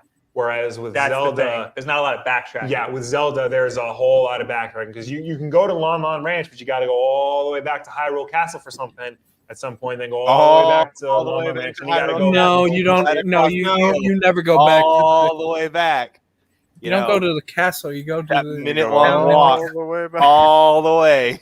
You only go to the town. Really, you don't ever go back to the castle unless. I was about to say that's like one or twice you visit the castle, and the second time is when you're about to beat the game.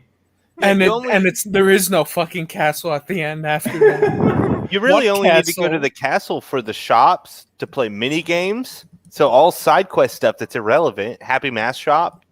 Like the only thing you need from the castle, I'm pretty sure, is to get the sword and then to get the Hylian shield. The metal one for when you're an adult. That's it. I mean, who doesn't want a good hug from a Redead in Hyrule? Yeah, but I'm just saying, other than those two items, I don't think there's any reason you have to go back aside from side quests. And this dude's like, you can go to Lon Lon Ranch and then all the way back to the castle. I went to Kokiri. Bye, James.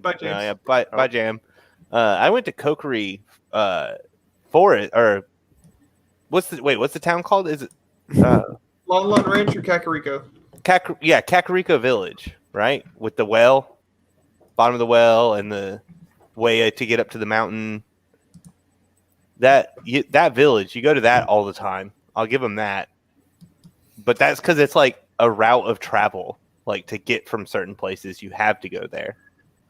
Yeah, and then Lake Hylia to go see, what was her fucking name? Scientist? No. The Scarecrow? I forgot. Fishing? I mean, yeah. Fire arrows? Ganon? The temple? The light arrows and the shadow temple? Ganon pre-final battle. Zelda? Zelda as Ganon?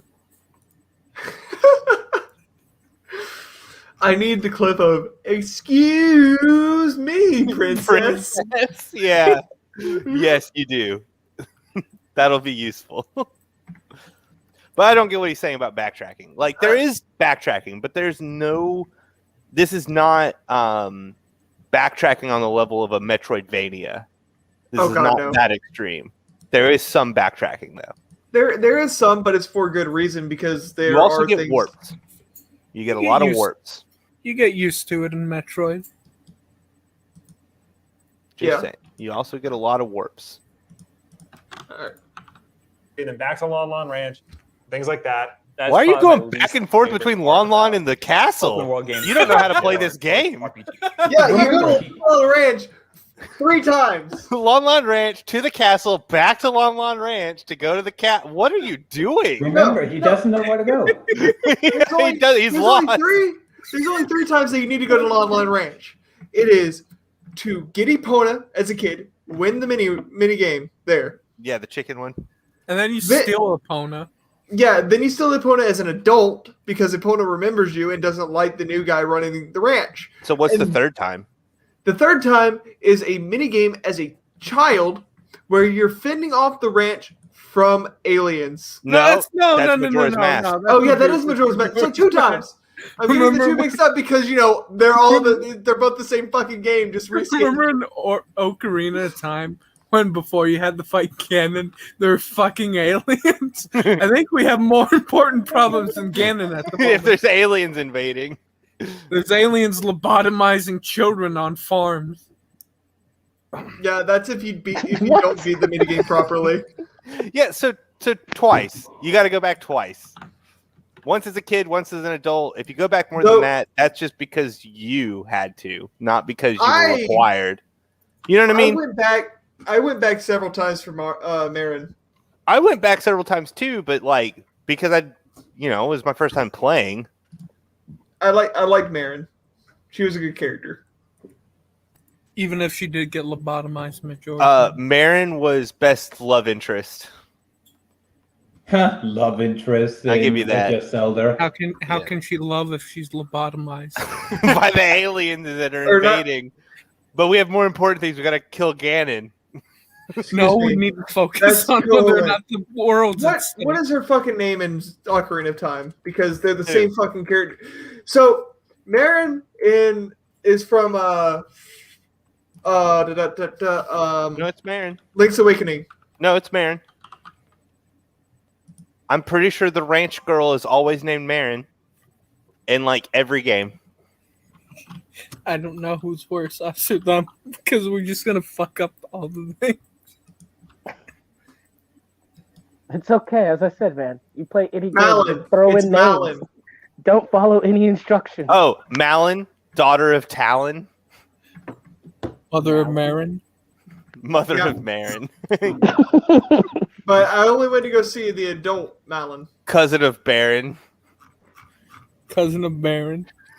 In Legend of Zelda sequels, you just find his fucking tomb. It's just this, it's like the Raven SpongeBob. No, Baron's tomb. It's just this was my cousin's.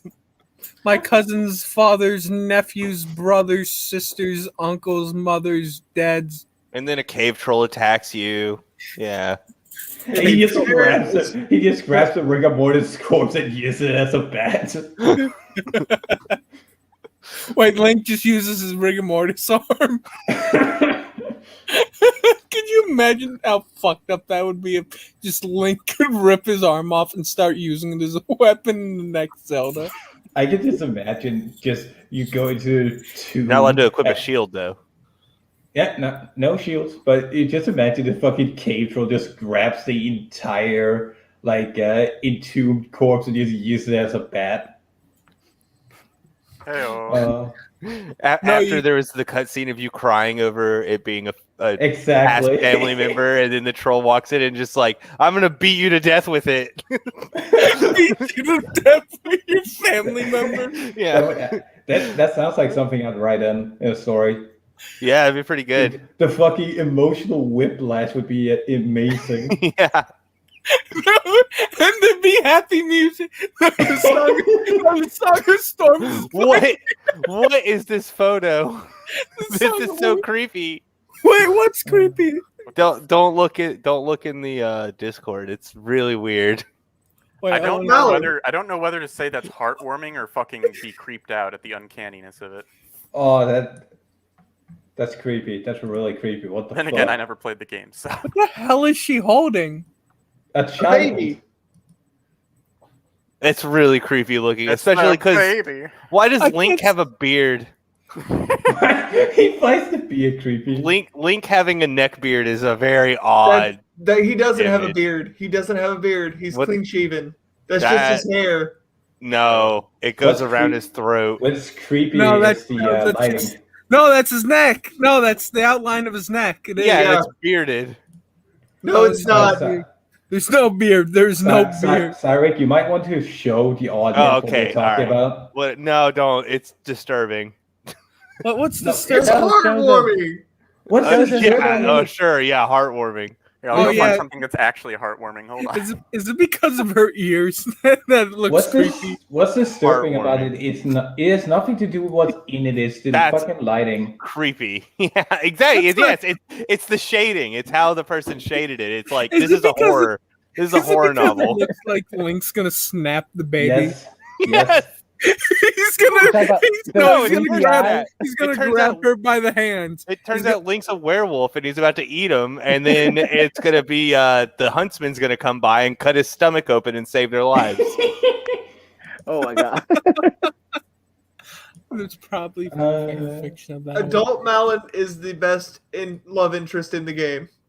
Well, I agree with you on that because Sarah's clearly really. Yeah, Saria is way too pushy, right? Like, she's like, hey, I'm going to miss you. Have an ocarina. And we're like, peace. Not talking to you for 7 years.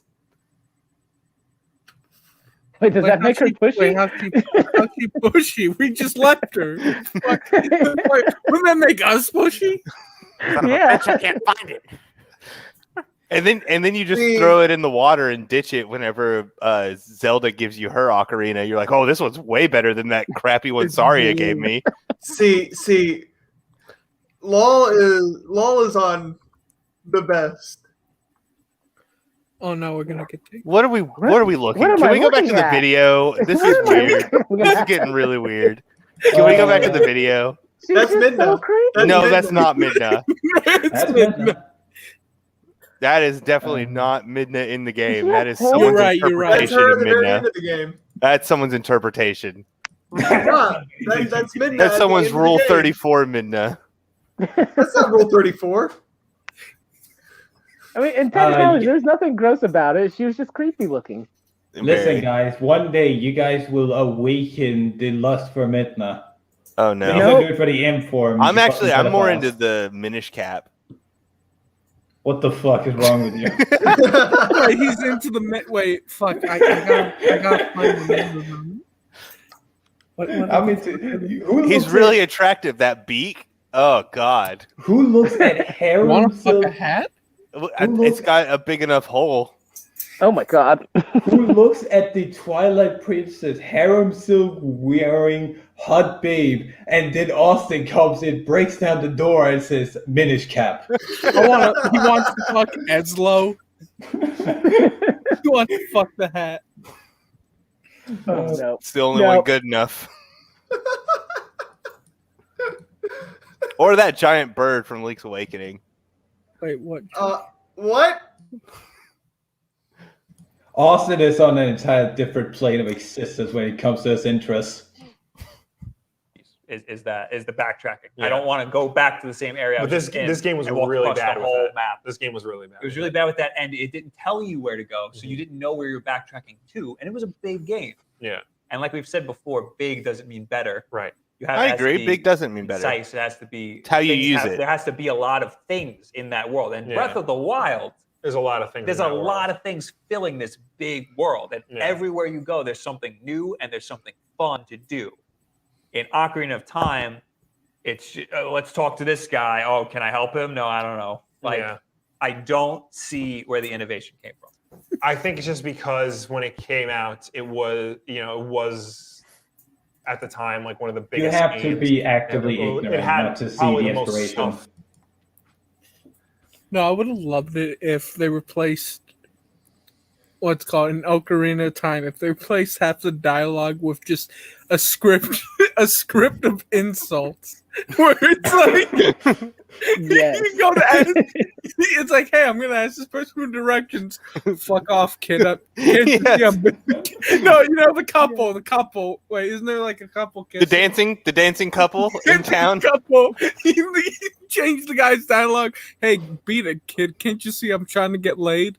You just walk up to the dancing couple. They just go fuck off over to the castle, loser. Yeah, that would be good. Someone needs to mod that. Change all the dialogue. No, like you said, like more like 50%. Make it like a coin flip every time you talk to someone. They're either just going to tell you to fuck off, or they're going to actually tell you their dialogue.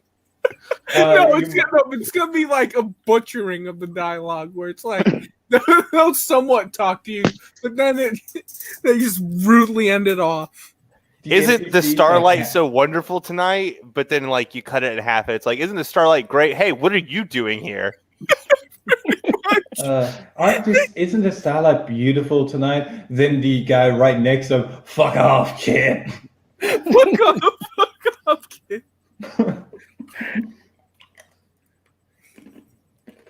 Solid game. So wait, did I know we paused? Was there anything we were saying to them, or are we just in agreement that like it's too big? Big doesn't mean better.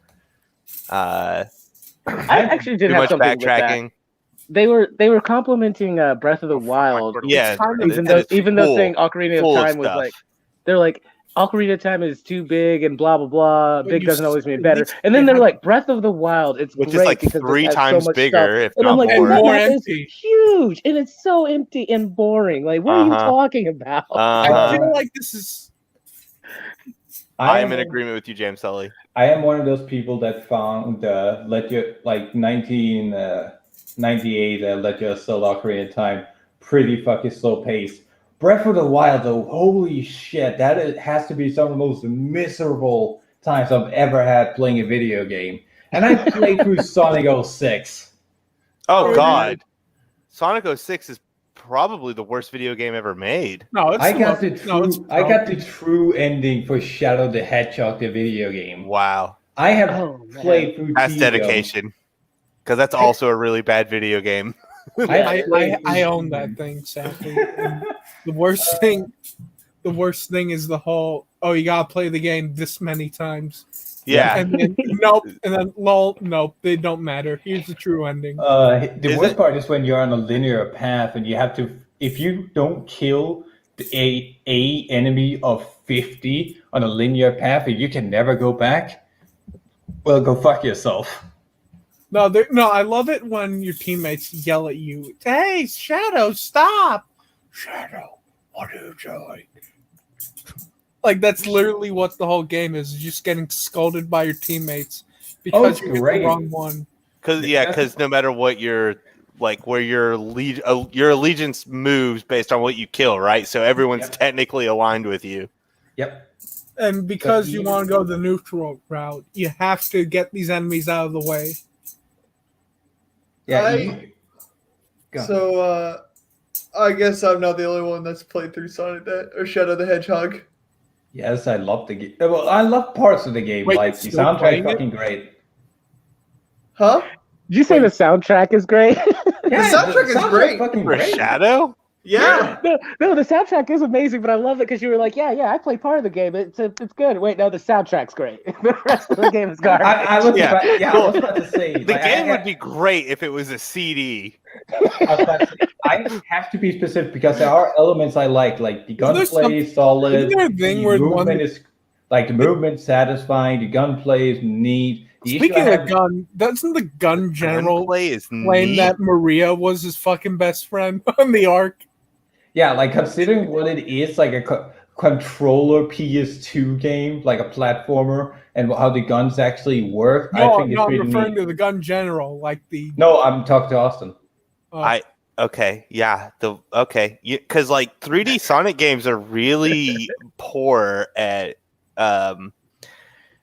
convincing the game to do what you want for who you're aiming at and stuff. So it's just really interesting that you liked the gunplay.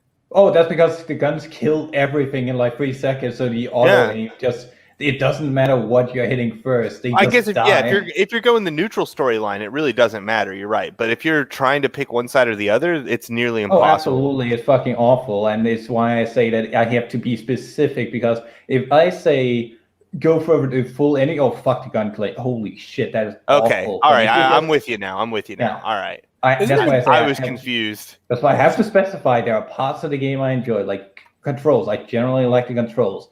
It's one of the few 3D Sonic games where I feel like I am in constant control of Shadow, where he isn't just constantly screaming off the edge like a Sonic 06, where the slightest tap, holy shit, I do never feel safe in Sonic 06 because I might just fly off the side and explode. Right. I like Sonic Adventure 1 and 2, but they're full of problems. Dude, Sonic Adventure 1 was amazing. All right. Yeah, no problem with that game. Okay? Dude, it's so buggy. It's so buggy. I love it, but it's so buggy. That's the fucking ports, dude. That's the fucking ports. No, I have it on Dreamcast. I have a Dreamcast and I have it on Dreamcast. It's super buggy. It was perfect on Dreamcast, all right? No, it's not. Bad things happen all the time. Wait a minute. It's because you didn't play the mini games on your freaking memory card, all right? If you played the mini games, you would have been fine. Sir, but my memory cards are dead now. Wait, how do you know it was the Dreamcast version? I have a Dreamcast with the Dreamcast version of Sonic Adventure. It was the first game I ever got on Dreamcast. Same here, bro. Dude, it was freaking amazing. You sure? All I have to say to you, losers, is Froggy. Oh, dude.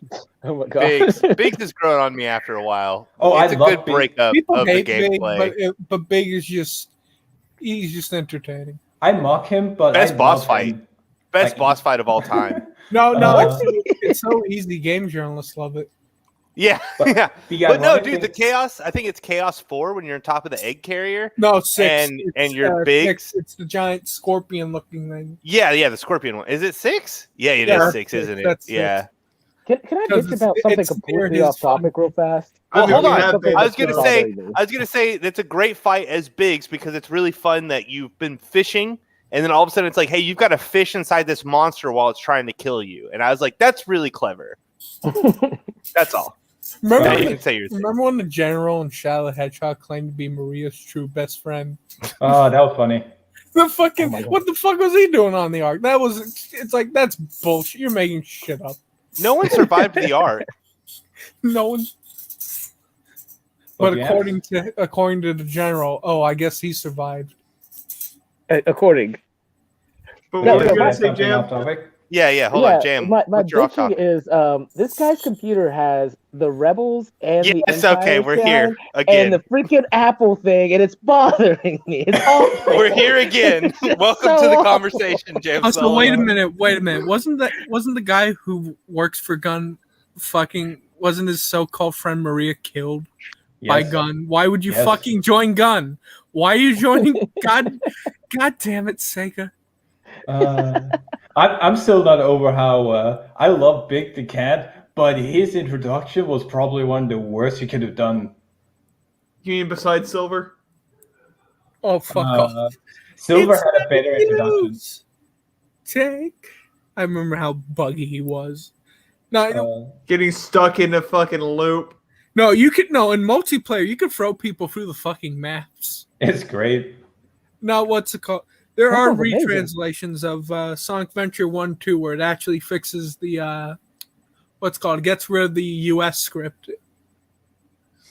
The best part of Silver the Hedgehog is when you're watching people play the game, like speedrun it, and they end up getting thrown into a corner where they have one ring they constantly get knocked back into, and they just reset the entire console. Wait, what happened? Yeah, you get stuck in a fucking loop with a Silver fight. Silver the Hedgehog can knock you up so fast that you constantly get knocked in. Either you get stuck in a part that doesn't kill you, or you get knocked into a ring constantly. And that tends to happen either when you're playing the game like with a speed run, or you're just rushing him. And speedrunners constantly run into the issue of, okay, so I have to wait for him to throw the boxes. Now's my time. I can save a few seconds. Nope, he grabs you, throws you, yeets you into across the screen, locks you there, and they just reset the entire console. Tries again. That's fantastic. That game's so fucked. The game is so fucked. I love how fucking broken it is. It's one of those relics of 2006 that will never leave. Be loved for the. No, wasn't there a part where on Shadow's campaign where the guy just straight up does a second take? He does a second take of the script. Oh yeah. Yeah. He's reporting, sightings of Mephiles. Sightings of Mephiles at the beach have been found. Yep. That was great. And they left it in the game. It's so bad. Like he read it and was like, "What am I reading?" we have to show that after the. To be fair, I would honestly have kept that in, like as a written part of the story, where he just double checks, like, wait, Nephilim, what? And then continues reporting. The fuck do I work with nowadays? First, we have a general that works with us when we killed his best friend, and now we have something called a Mephiles? Yep. A Nephilim? A Mephilis? A Mephilim? A Nephilim? Methamphetamine has been found at the beach. The needles everywhere. Gotta get that methamphetamine, boys. Should we get back to the Legend of Zelda story? Yes. Oh yeah. Fine. For a game of that time to do, right? And the fact that console game, and the fact that they took Zelda, which had always been like big adventures, and made a 3D version of it. Like it did translate. We were able to translate it, as best as they could. It's just, it is hands down the most overrated game, at least Nintendo's ever done. Yeah, because they put out so many games before that and since that have just did what Ocarina did better, or like just were better designed games in many different ways. And how do you think they were born? Yeah, like it's a case of taking something and throwing out all the issues with it and building upon it and creating new issues that they have to constantly get rid of and build upon. This entire point relies on you just discarding history because it's not as good as what's built on top of it. You can't just discard the foundation of your work because, oh no, that one isn't as pretty as the other ones. Fuck off. Yeah, I agree. Just because it's bad doesn't mean it's not part of the history of it. Exactly. Yeah, you got to keep building and seeing what you do and get better stuff out of it. And they still haven't made a lot of points about. They haven't really made any more points than, oh, it's easy to get lost, okay? And like, is that it? Remember, people's issues with Castlevania 2 was a lot more than just, oh, you get lost a lot. Never played it. It's infamous, let's say it like that, because of several things like wasting your time, how cryptic it is, how some of the items just don't really make sense because the game doesn't explain them to you, and how some levels are designed where you're just going inch by inch trying to figure out which part is a false block that'll send you down to your death.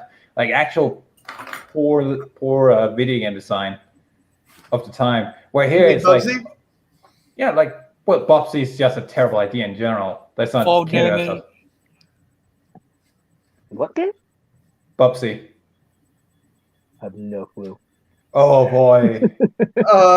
Bubsy is one of the worst games ever made, and it is a platformer. It was supposed to compete alongside Mario and Sonic and Gek and things like that, and you die in one hit, no matter what. Oh my god. No matter what, and if you there are areas in the map that if you land on it improperly, like if you bounce on an enemy to kill them and you land on the map, it'll just kill you because you fell through the map. So what was it, like supposed to be like a glitchy Dark Souls before Dark Souls existed?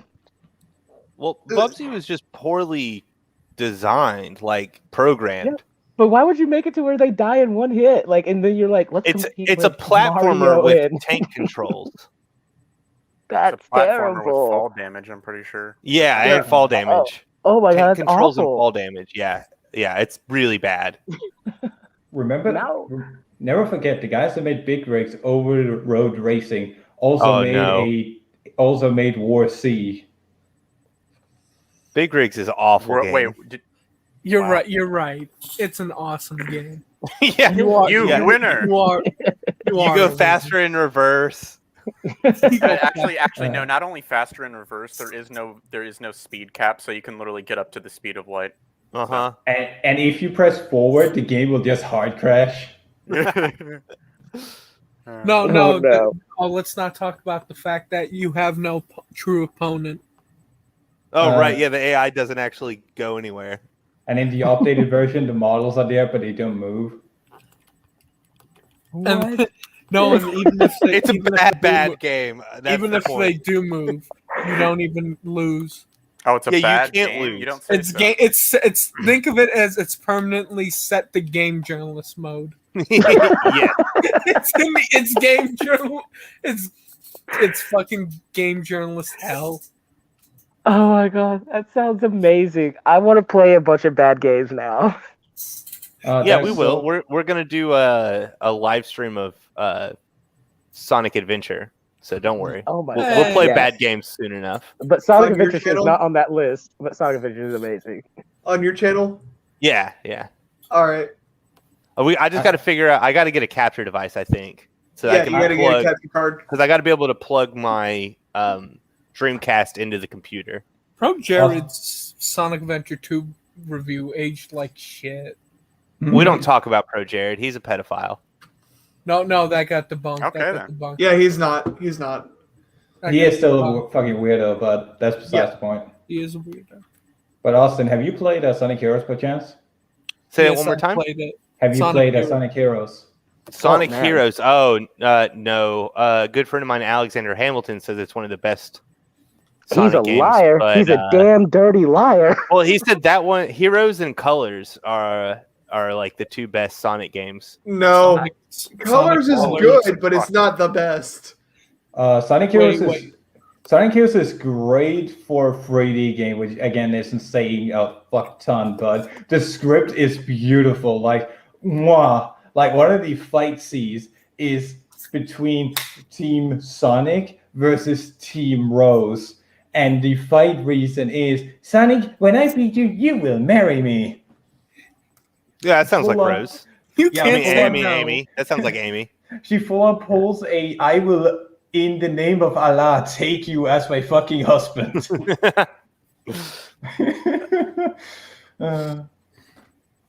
I'll get around to it one day. I'll have to play all the Sonic games one day because I do like Sonic.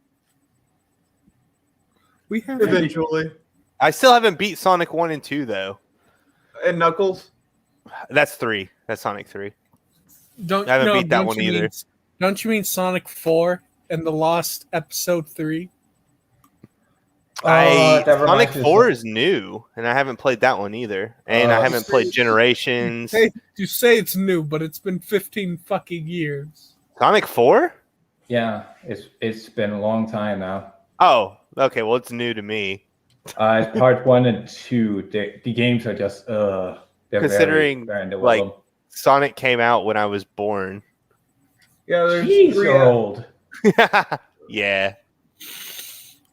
That's now true. Back to these two idiots. Back to budget. These guys are older than I am. Back to budget Vinny. Sonic 4 and budget. came out in 2010. It's been 11 years. That's what I thought. Okay. But it's still long. That's not old. It's only been 11 years. There are children that were born that year. So okay, so then are you going to say that anything happened a month ago is old because there was children born then?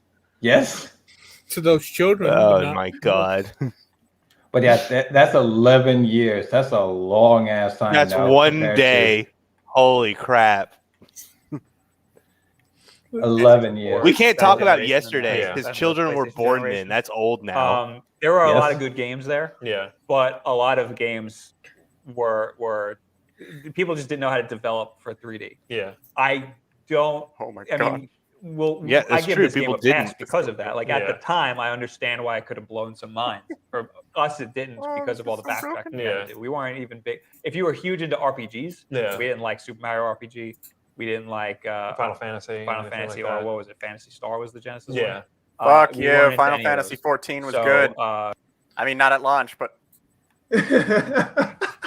Never mind. it eventually Also, got good. the subtitles misspelled Fantasy Star. All right. Wait, I want to see that. Fantasy. Subtitle, Yeah. Fantasy Star is spelled PH. The subtitle spelled it F. Oh really? Yeah. Wow. That's so. Okay, that doesn't make sense. Yeah, back it up. I want to see that. Final Fantasy or what was it? Fantasy Star. Oh yeah. Fantasy- Yeah, it's supposed to be Fantasy Star? PH Fantasy. Yeah. Fantasy But- Star. Final Fantasy up to 13 was good. Why would 14 is good because it's a PC game. Why would you And call it's it an the MMO. Genesis 1? Wouldn't you just call it the Genesis? And then if it's not the Genesis, No, you he would call was it saying, Genesis he 2? was saying Fantasy Star as in this was the Genesis game. Well, it says right there, Fantasy Star was the Genesis 1. Because there's the Genesis 2, and I It's believe just the worded. Genesis 3. It's just the way it's worded. Can I just share something real quick because Yeah. this is the most bizarre and funniest shit I've ever seen. So I have a game running in the background, right? Yeah. I want you to see the head movement for this game.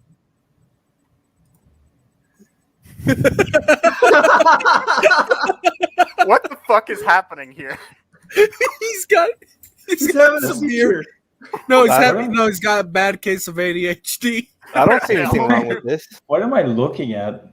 You don't see the head bobble? No, like I'm looking at it. Dub him over with Rolf from Ed and Eddie. Looks realistic. This is story is not over. Oh God. That's what happens when you talk to somebody that's like came off maybe 2 kilograms of coffee and they have extreme ADHD. They just don't want to make eye contact for any length of time. Also, Bear makes a good point. Castlevania 2 has hints that lie to you. Straight up just lie. No, that's only in the US because that's not a defense. Well, they fixed it. I mean, if they mistranslate it, yeah, it's bad. Well, I mean, what do you expect when, wait. You have people working on it that don't know Japanese. Oh, and don't forget the Mega Man X translations or localizations where, who could forget Axel the Red or Grizzly Slash or Duff McWhalen the Whale?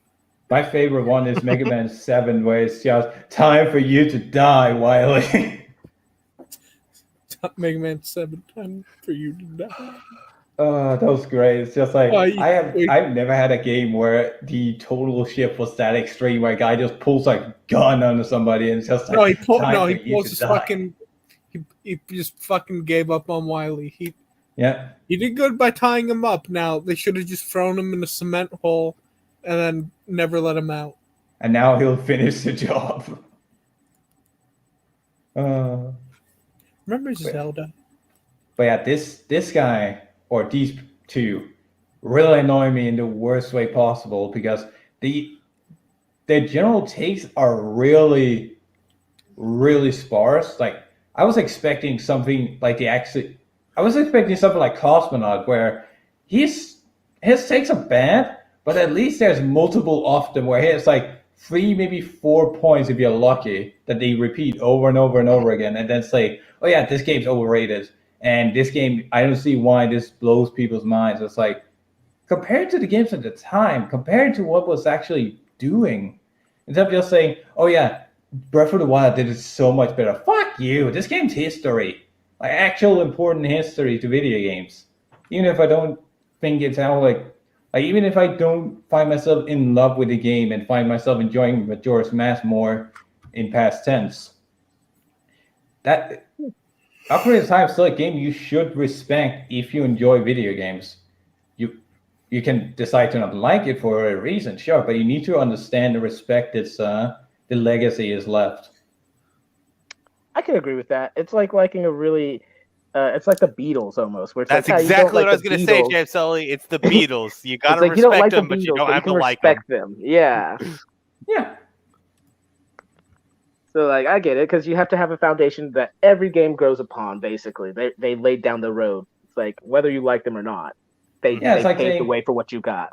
It's like saying ping pong is overrated.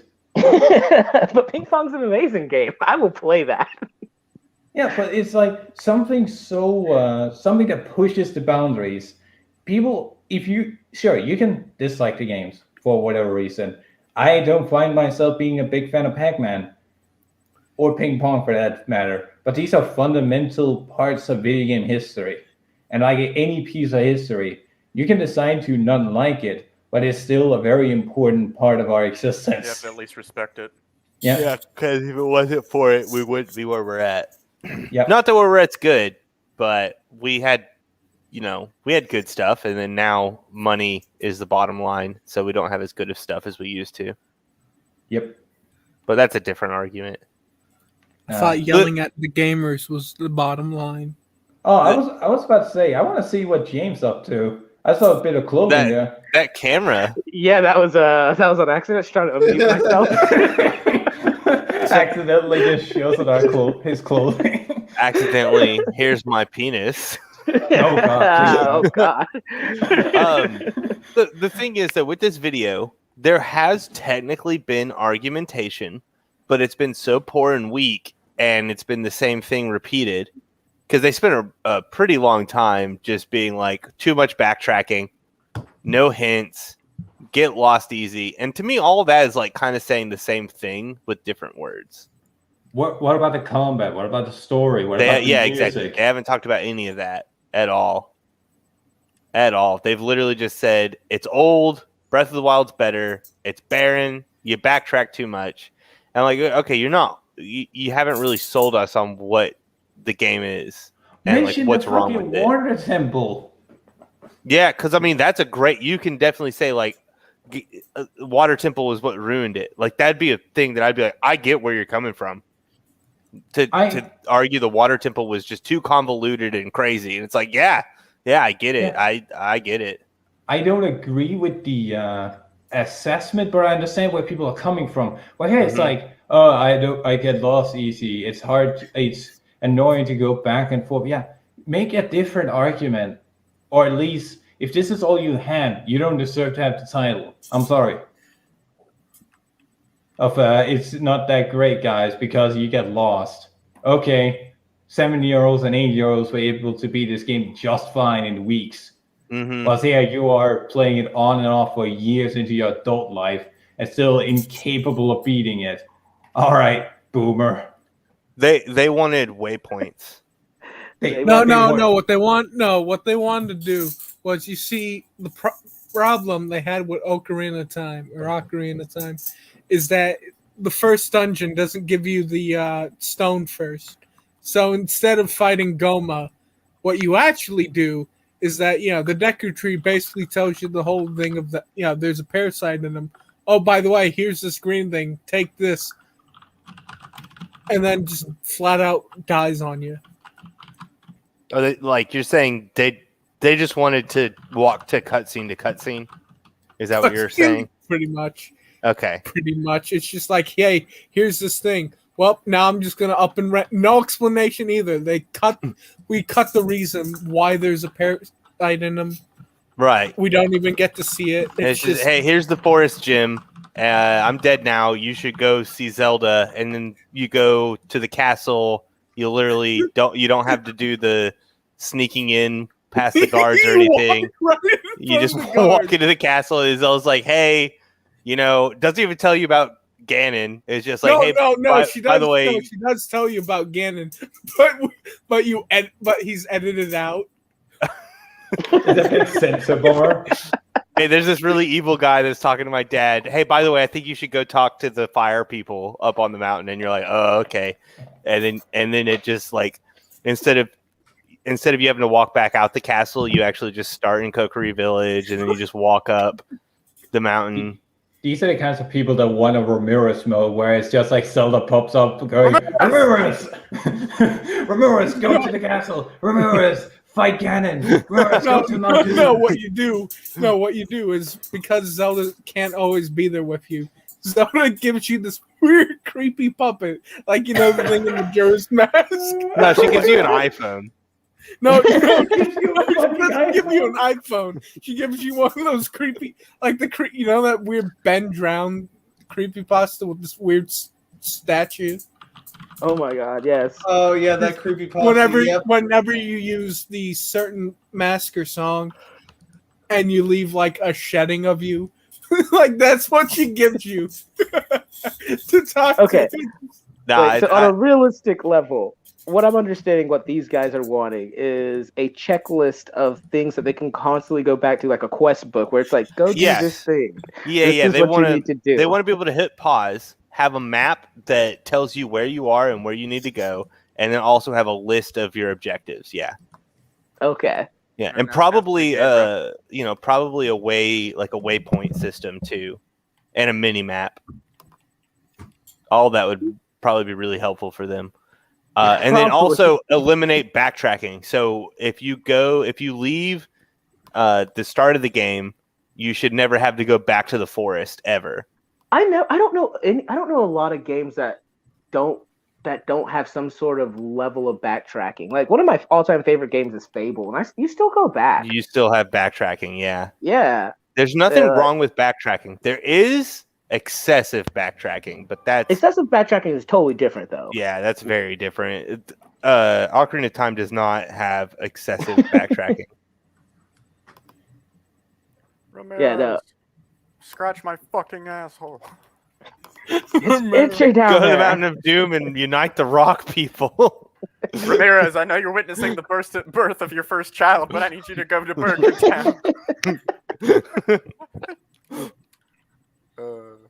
Holy crap. We're almost done. I'm pretty sure they have like a 2-minute ad at the end. We're almost done. All right. Yeah. We weren't into any of those. So it didn't translate. This didn't work for us. Yeah.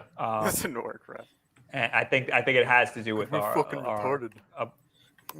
We don't like the fact that we don't like RPGs. Right. But I don't like RPGs. again, I like Zelda. Board games, so we get a little bit of a pass If for a lot of the flaws. That Yeah, if this game was as good as everybody says it is, then like those flaws shouldn't have mattered to us, and we could have gone. Because like Breath of the Wild, like you don't typically play those type of games. These flaws shouldn't have mattered. But I love it. I Yeah, agree. exactly. They It was shouldn't able have. to. You didn't have it was good able flaws. to work past Actually, the things we don't like about it. I disagree entirely. Just because something's good doesn't mean it has flaws. It's like when people hype something up to an nth degree. Which Ocarina of Time has been hyped up a lot. Yes, it has. And doesn't mean you should go in there expecting it to be the best game ever. Never do that. When someone's like, dude, this thing is absolutely amazing, I always go in it with a very skeptical belief that it's going to be amazing. Like, I'm like, oh, it's probably going to be garbage. And I feel better about that because usually I go in and I'm like, it was better than I thought it was going to be. Not what they said, but it was better than I thought it was going to be. So it's like a Ruby fan telling you, "Oh, hey, look, Ruby's the most amazing Oh show my on god! earth." Yes, yes. Yeah, and then you watch it, and after 3 episodes, you realize it's garbage. Dude, I hate Ruby fans. I watched, exactly. After 3 episodes, that's the furthest I've ever made it in Ruby. You. Yes, we will strap you down Clockwork Orange style and just force you to watch it till season 8, at which point we can say, yes, it was garbage, but it got worse. Oh no, season 9's airing. We gotta watch season 9 now. But yeah, James, I like the fact that Season you just 9, aka the beach episode, aka Madagascar.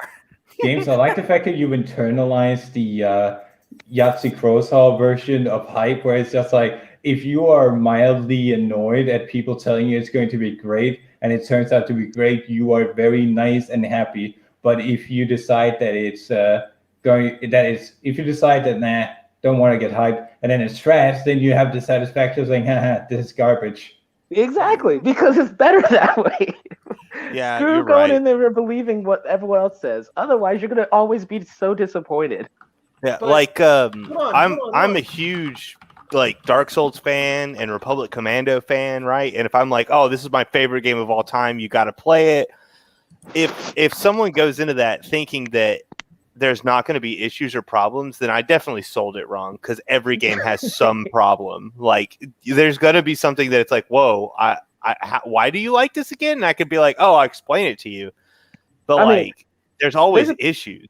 There's a game I like to play all the freaking time now. It's Far Cry 5, and I jump on it as much as I used to. And it has so many issues, but it is one of the games that I try to sell people. I'm like, you should play this game. It's so much fun. But I'm like, now granted, there are problems. You can't do certain things until certain points in time once you've done this mission or this.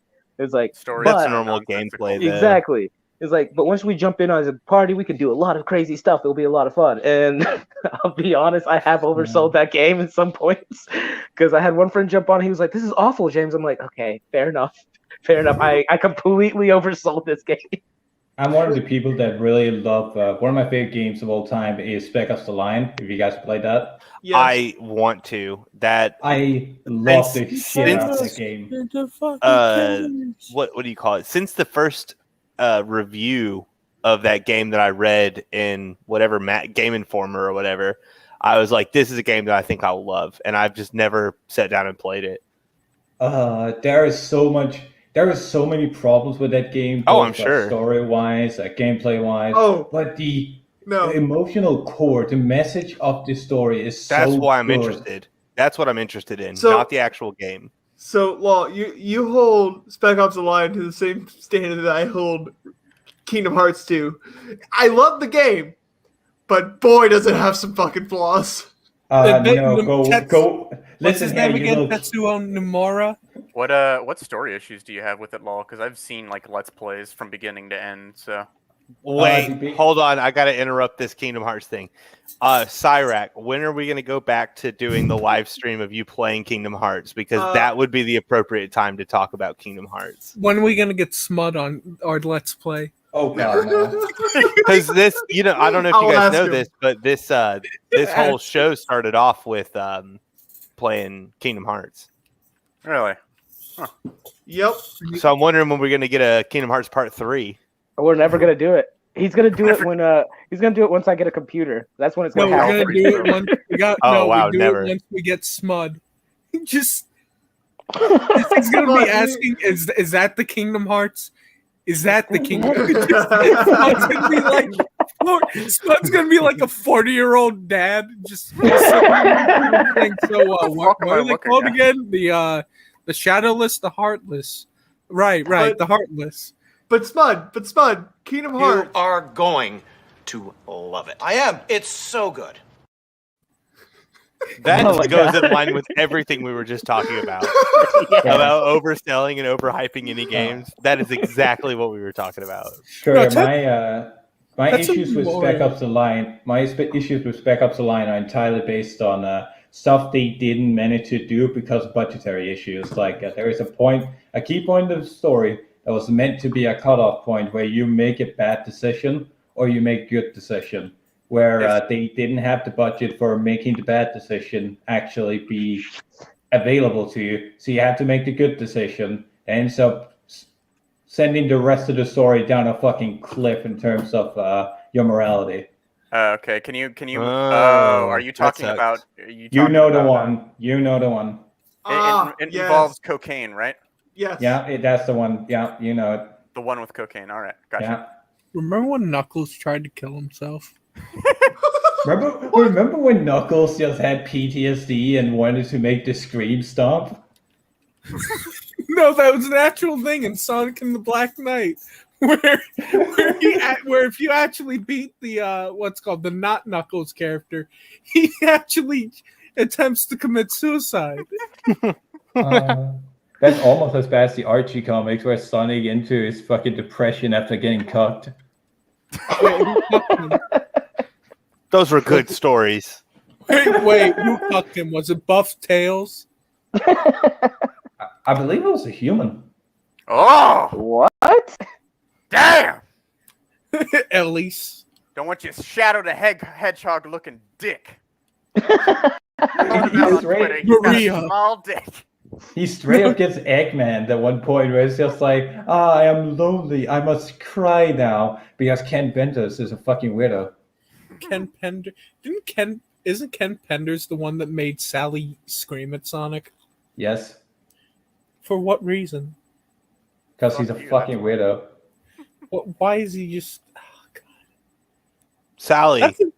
Sally should have been the love interest. Forget Amy. That's another rabbit hole we have to go down. Oh, God. No. What wasn't it? Baton Rouge? Is it?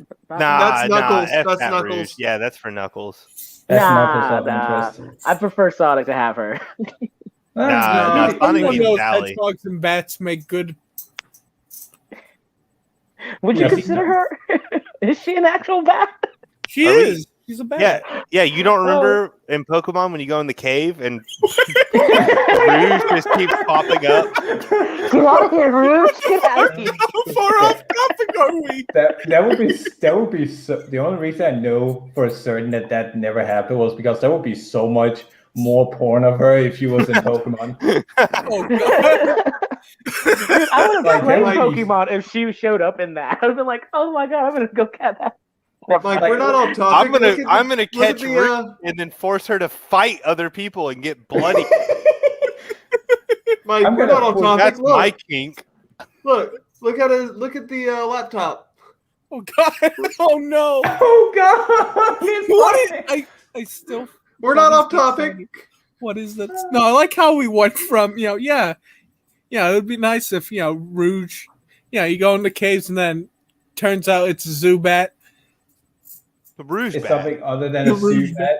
Yeah, imagine going into a cave, just going into a new Pokemon game, like you see the cave, you dread the Zubat, and so it drops into Zubat, like the silhouette of Zubat, and then it's just Rouge Man and it's fucking Rouge.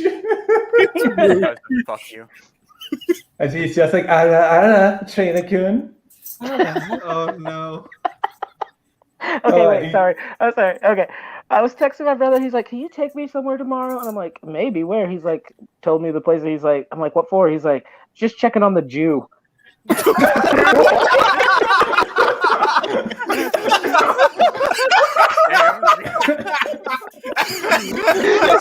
Checking on the Jew. Oh my god. I literally have no clue what he's talking about, but that was beautiful. Just checking. Oh god. That's like dropping into VC saying Cyrek likes this and just posting a picture of in midland and leaving. Oh my god. Okay, I'm good now. Can we finish this video though? Yeah. Oh, we're close. Okay.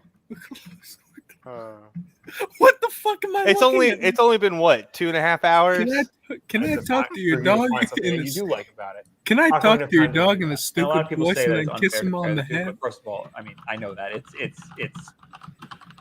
a lot of time has passed. They've fixed a lot, but I'm not comparing them on a technical level. I'm comparing them on how they achieved their open worldness and what you do in the game and how fun it is. Yeah. I'm not going to compare Mario 64 to Super Mario Odyssey and say Super Mario Odyssey it controls better. I hate how it says because obviously it controls better. The N64 controllers are garbage. But I don't think that it's. But honestly, Dave, I'm just a huge fan. Yeah, and that's a big problem. Yes, yeah, that's what's happening. I would not even recommend this game, even though so many people like it. I would say play a different Zelda game. Play A Link to the Past. Yes, Link to the Past. Excellent game. Yeah, Link to the Past is a great game for a 2D Zelda game. Yeah. Now, what about the 3D? I would. No, that's a toss up. I'm sitting right there between Majora's Mask and Twilight. Ah, interesting. But in order to understand Majora's Mask, you need to play Ocarina of Time. No, you don't. No, it's a standalone story. It is, but a lot of it feels more complete with like Ocarina of Time, but it's its own little story, much like Twilight Princess, and those just so happen to tie in canonically, meaning that Link got busy with the princess. Oh wait, he did. Isn't the official timeline OOT, Majora's Mask, and Twilight Princess are all canonical? It splits off on 3 different timelines, but yeah, Ocarina of Time, Majora's Mask, and Twilight Princess all in the same continuity. That's what I thought. All of them are. Why does Midna have yaoi hands in this one photo in the stream discussion? What? The weird hands. Yaoi hands. Which? Oh God, she does. Oh really? She has these human-sized hands. Hey, I actually gotta go, but I'll be back in a little bit. All right, we'll be here. Yeah. I wish I could have finished this freaking. Well, you think we can finish this? Yeah. Video? Yeah. And then I'll go. Yeah, let's just finish this. All right, let's. I'm going to say check it out and decide for yourself, especially if you've never played Ocarina of Time. That's true. Give it a shot, because I know people who love Ocarina of Time played it when it first came out, and that's part of the reason why they hold it in such high regard. I didn't play it when it first came out. Ocarina of Time. I played it. I think go in with as fresh about of a 10 mind years as you after it came can out, and see for yourself. Maybe to you, it does hold up, and to you, it held up. I played it back in limitations of it aren't 2013. the It held up problem. just fine. Or maybe it is a problem because you're used to all these modern games. But I would be more interested came to out hear That's because modern games hold your somebody hand. who's just coming into a Modern completely games fresh, suck your dick. what they would have to say I'll about suck it. your dick As for a opposed to penny. us who have our long history of bias, or somebody I'll else. suck your Alright, dick two for a pennies. picture of Midna. Equal Blade, do you have any final words you want to say? I just want to say that Okay, stand next to this mic over here. I think that it's fun to go through the world. I didn't really feel like I was getting lost most of the game. Don't get me wrong, there were times where I was like, okay, I don't know what to do, but maybe for like 10, 15 minutes, and then I figured it out. So my problem is that there's playthroughs. You can sit down and play through this game, have like a 2-hour playthrough, and do nothing because you're just trying to figure out. And again, like I said, it's like 80% you just walking around trying to figure out what to do. Yeah. What was the other thing you said? Was he saying that you can have a 2-hour playthrough where you don't do anything at all? Nothing. Just walk. He just said you walk for 2 hours. I wouldn't say open world because that's such a disingenuous thing. Pause it. Yeah. Who's dying in the background? Yeah, that's what I'm curious about. Sounds like a monkey's having sex in the background. That's my brother laughing. Oh, okay. Well, I was going to also point out that the Ocarina of Time can be beat in 6 minutes and 50 seconds. Yeah. That's the current world record. So can a Link to the Past. Yeah, it's glitches. Link to the Past can be beaten too. Yeah, exactly. Like, but so what I'm getting at, yes, spit it out. What I'm getting at is to spend 2 hours walking around. It's like, wow, you must be a moron because people can beat this game in 7 minutes. I mean, with glitches, but yeah. But the point is, I get it. If you really want to win the game fast, if that's your objective, that is completely possible. And claiming that, you can do 2 hours where you don't do anything. That goes for every fucking game. Just have it on standby for 2 hours. Right. Dude, there's been plenty of games that I've played that I've done nothing for 2 hours. And not because I didn't know what to do, but because I convinced myself I wanted to do different things. And then eventually 2 hours rolls up and I'm like, well, I actually did nothing. I literally just walked around debating which thing to go do. What constitutes as doing nothing? Because I've played games and I've done quote unquote nothing, but I actually accomplished a lot in the game, but not towards the story. You know? Yeah, it's called playing Skyrim. Exactly. You can go out and just do a bunch of nonsense where it's like, I didn't technically do anything. Absolutely nothing. But on a game like Ocarina of Time. Yeah, but on a game like Ocarina of Time, well, how are you doing 2 hours of nothing and not progressing that story? I don't even think that's possible. I don't think it's possible. No. I think the Asian dude, that was his name, right? Asian dude? Yeah, he's literally just called Asian. Yeah, I think the way that he described it was really accurate. It's like you might have a 10 to 15 minute window where you're confused, but you'll figure it out within 10 to 15 minutes. Yeah. That's a nice way of saying you guys are retarded. Yeah, that is a really nice way for him to say you guys are idiots. Yeah. I agree. What the fuck is wrong with you? And now, listen, I don't want to be too harsh. Like, it's all fun and games, but I'm sure these guys are nice people. I had nothing against them at all. I told you, I think that guy's attractive. Yeah. Listen, Austin, that's your thing, okay? My point is that I don't have anything against you guys personally. He's no but holy shit, you guys can argue for shit. Yeah, I think their problem is that they wanted to make a condensed video. And so they were just like, instead of thinking like, what is it I really don't like?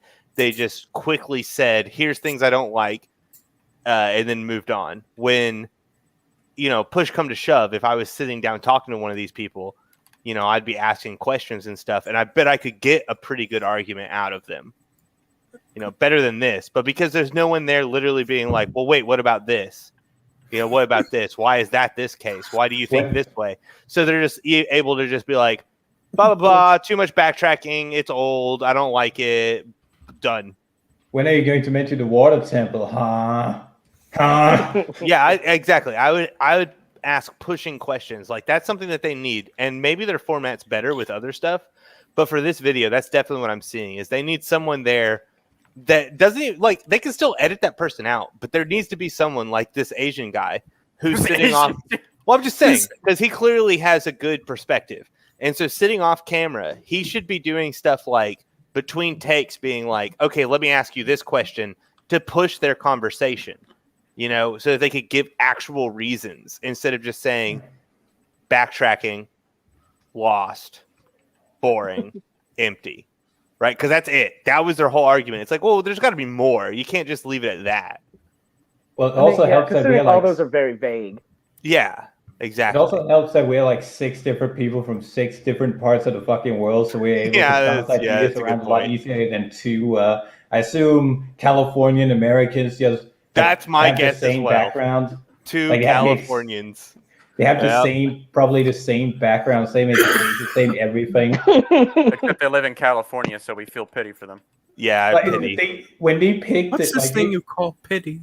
When they made their characters, they just picked the standard basic bitch Nord in Skyrim. It's just the Californian. No, they didn't pick Nords. They picked soy. When you said Seth, I thought you meant soy. There's literally 59 seconds left. Yeah, let's watch that, and then because I gotta go. I'll be back. They already had their ad, so it wasn't big. Even the first one was very open. Yeah, what you can do. That's just Zelda, but it was the first 3D one. So that was its innovation. But I mean, that's N64 for you. No, that wasn't its only innovation. Just fucking keep playing it. I wanted to see the end so I can leave. We're the problem. You're saying you don't like RPGs. If you don't like RPGs, you're most likely. But again, this is not an RPG. It's not. I agree. It's not an RPG because I really don't like RPGs, but I like the OT. So what do you guys think about Zelda? I know you're gonna like it. Oh yeah. Feel free to let us know. What are Just the ratings down below. on Don't the video? By the way. Oh my! Don't come to our house. Thank you guys very much. Oh, bye. That needs to. That's a pretty good split. Yeah, that's nearly 50-50 split. That is unusual. That is pretty good. I like that. Okay, I'll be back soon.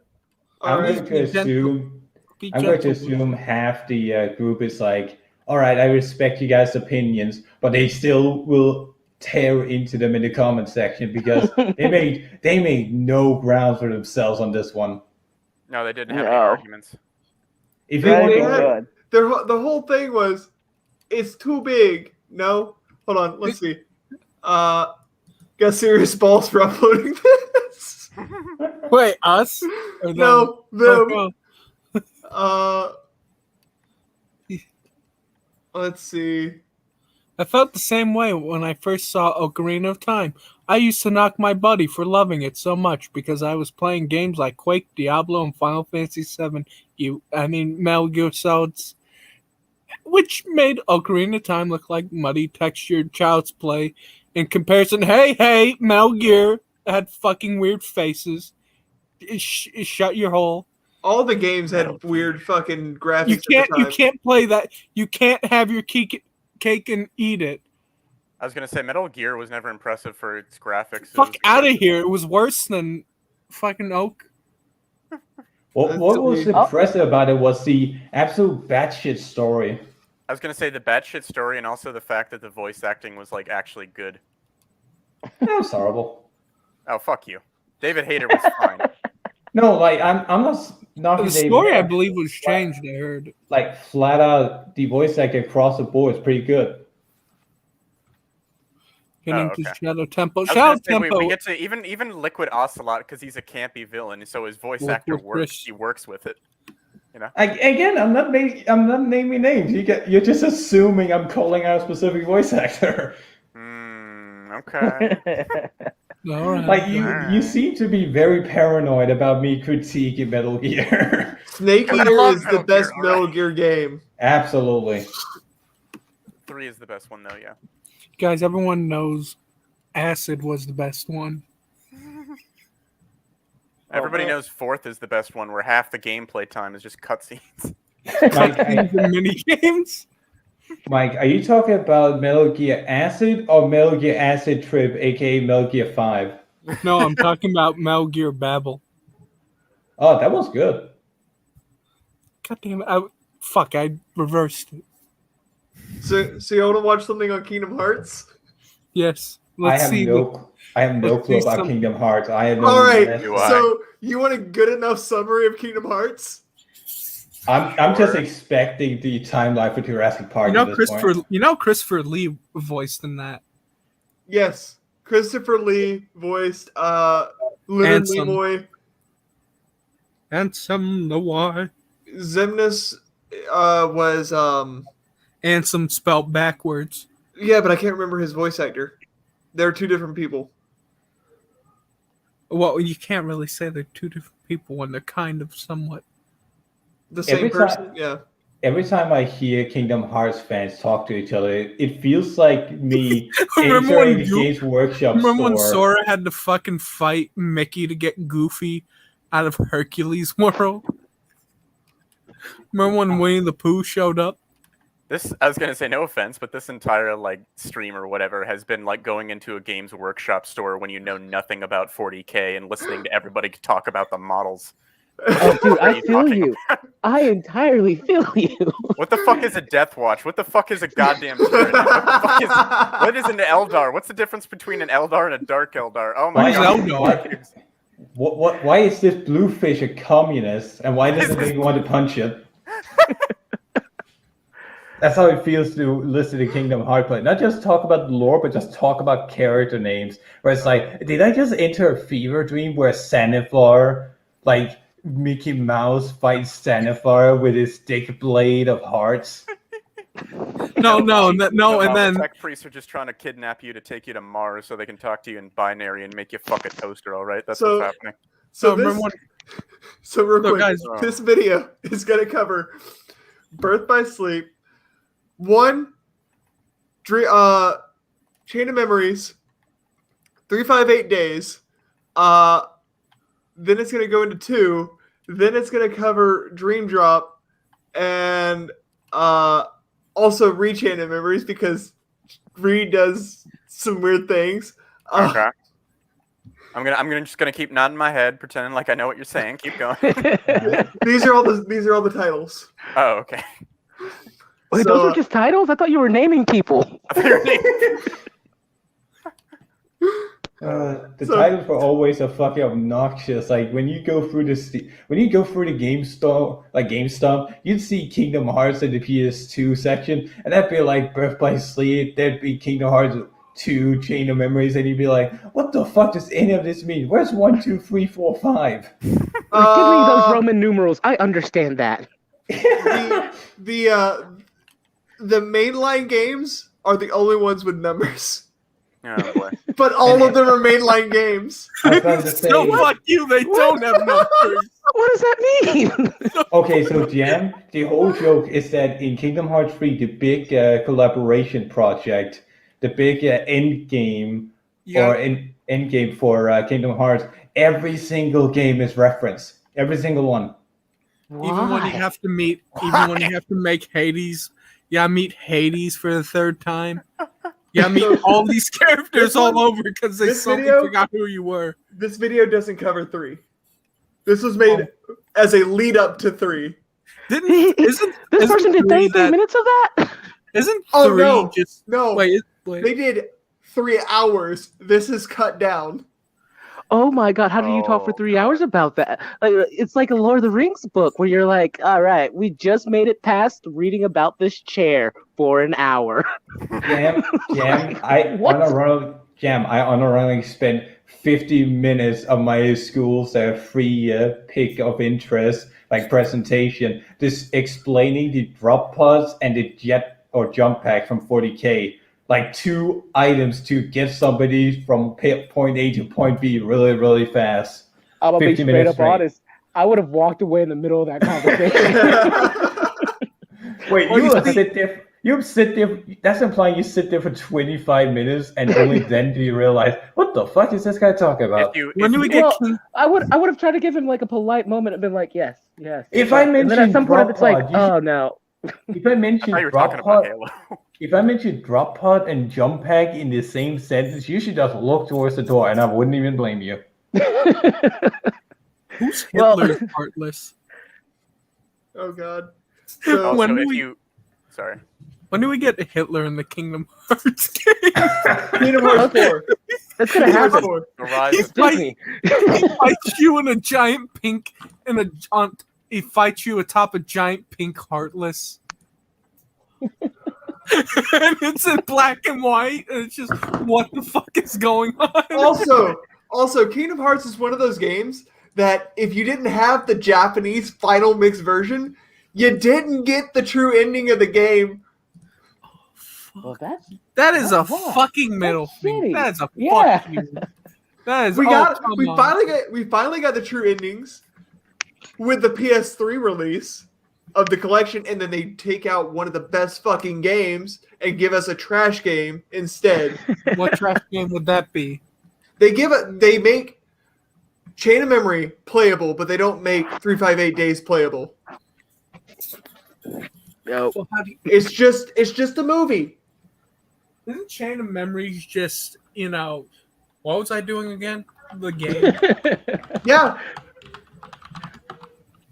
All right. So a good enough summary of Kingdom Hearts for those of you that don't know. No, summary of some. Wait, isn't 3 about Xehanort wanting to get his body back? Before you start this malarkey, I'm actually gonna dip because I have stuff to do in the morning. Oh, fuck you, James. All right, I'll see you, James. Take care, guys. Peace. Night. But before, what would happen if we had these guys read something from Cyanide Sins? What would happen? There would probably be a lot of aneurysms, like flat on the board. Also, here you go. Here's a good explanation of how once you start the 40k rabbit hole, it never ends.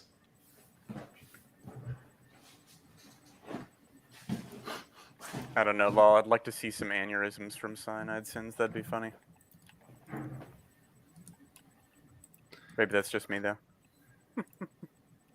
Welcome to a good enough summary of Kingdom Hearts. I've only played Kingdom Hearts 1 and like a third of Kingdom Hearts 2, but I've always been fascinated by the series. I mean, what does any of this mean? So, Master of Masters, Keyblade Graveyard, No, it's raining. Breakfast Sigil, Keyblade, Nightmare, Papu Fruit, Book of Prophecy, Nobodies, The Soul, Door to Darkness, Keyblade War. Keyblade Graveyard? What the fuck? So, the Keyblade Graveyard comes Sea about... salt ice cream? Wait, hold what? on. You said Keyblade Graveyard. Let me explain it real quick. Where's the ice cream? Down at the bottom. Yeah. Under organization. Sea salt ice. That's gotta taste like shit. That's gotta dehydrate you. So, Hey, Keyblade what else am I Graveyard. gonna eat ice cream with? Keyblade Graveyard came about from the Keyblade War. And so at one time in the distant past, there was a group of 6 houses for Keyblade wielders. And they were all taken upon by the name of a animal. That's fucking lame. Like your creation myth is there once was a house. No, there were 6 houses. There is a game for this. There is a game to explain all of this. And it's a mobile game. In New Orleans. Imagine your creation story starting out with there once were 6 houses and 6 keys representing 6 animals. What is this pussy shit? No. They each had their own unique keyblades. I say pussy shit, and you immediately go to Keyblade. Okay. Is this more convoluted than the maidens? Yes. Yes. Change it to Once Upon a Time. There's the maiden. Once upon a time, there was a lady named Salem. There was this pedophile named Ozpin. I mean, Ruby was already more mature than this. So they all were pitted against one another. Why? And created the Keyblade War. Why? What caused this? Xehanort. It all comes back to Xehanort. Why did he do it? Why is he pronounced Xehanort? Because he starts with an X, which is the symbol for key. Excuse me, the X is a key? X in I think it's Latin is pronounced key. That's fucking gay. So in this Japanese game, translated into English, we're using Latin. Okay. All right. Yep. So with everybody dead from every house, but not really dead because they're put into a pocket dimension that runs in repeat. Of course. Trying to ensure that they don't commit the same acts of violence against one another over and over again, but it still happens. They created the Keyblade Graveyard. You didn't fix anything. You just put them into different dimensions so they could repeat their same war crimes over and over again. You fucking sadist. It's like Vietnam putting. dimension. Yeah, I was about to say it's like making a Vietnam dimension, just putting it on repeat. You're not fixing anything. It ain't me. It ain't me. So wait. What? What the fuck is a palpo fruit? A palpo fruit is a fruit that grows on Destiny Island only. And Destiny Island? Yep. That is the first island that you start at. What is Destiny Is it the island of shitty microtransactions? No, there are no microtransactions in What is Kingdom Destiny Hearts. Island? Oh. Is it narrated by Peter Dinklage? Is it Peter Dinklage? So hold on. Let me explain the palpu fruit. The palpu fruit grows on Destiny Island. How does that come to be? Whenever you share it with somebody you like, your destiny is intertwined with one another, and you will never be separated. That's a fucking lie. Well, it's a fucking lie. When you incorporate going off Kyrie gets fucking shot by Xehanort. What the fuck are you talking about? Never separate. Fuck out of here. Palpo fruit inevitably intertwine somebody you like with. That would be fucking mean to do to a psychopath. Like have them shit. Tell kids, hey kids, eat these papu fruit. You'll never be separated. And then meanwhile, that little kid's now talking to Goofy, fighting fucking Hades. So then you have the Unversed, which are the precursors to Heartless. We don't know where the Unversed came from, but we know that the Unversed were transformed into Heartless because they were the hearts of people were placed into them to create the Heartless. What? Why would you? What? Huh? Yep.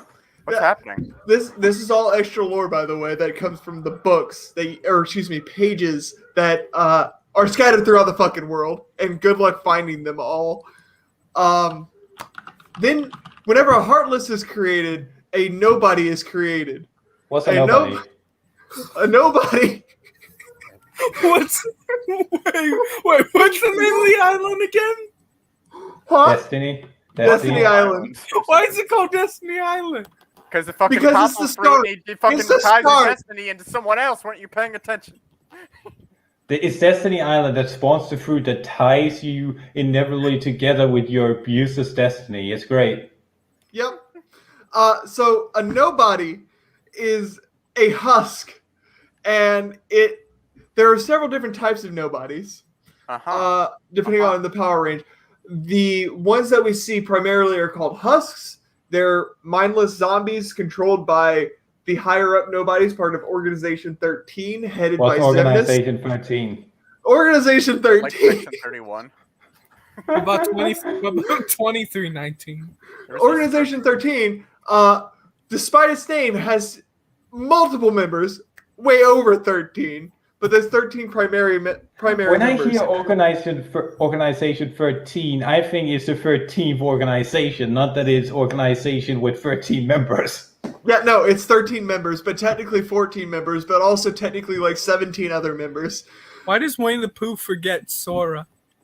Same way Eeyore forgets where his fucking house is all the time. He has no house. Listen, sometimes I just forget about people, okay? I have pretty shit memory. Also, kind of forgot about the... By the way, I was wrong. It's not a 3-hour stream. It's a fucking 7-hour stream.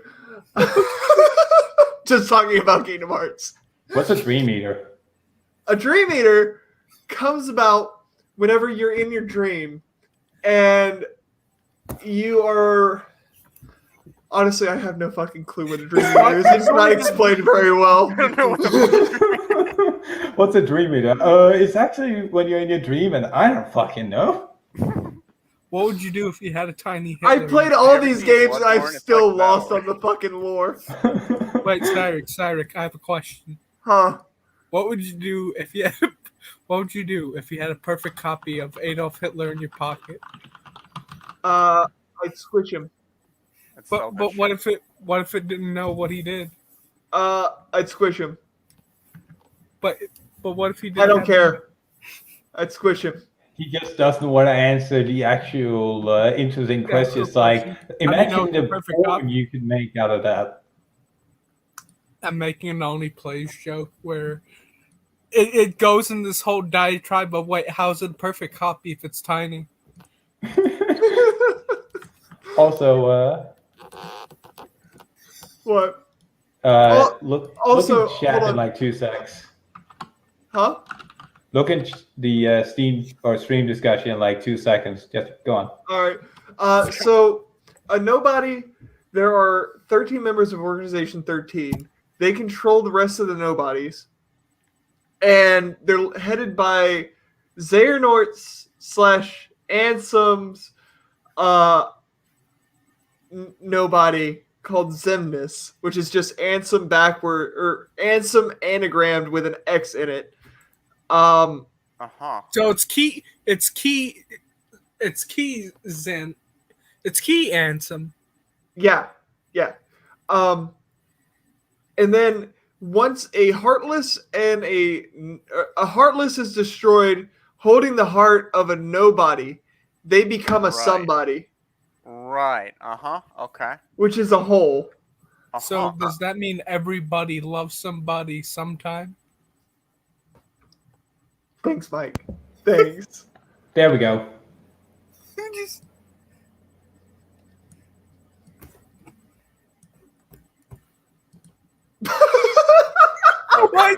going to be a pyramid. Why does it look like the one thing? Why does it look like the one thing in the corner, in the right corner? It looks like it says Disnort. Hold on. Oh no.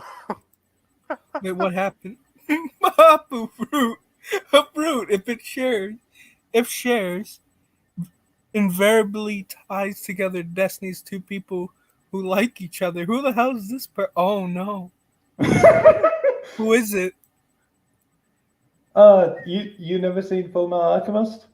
No.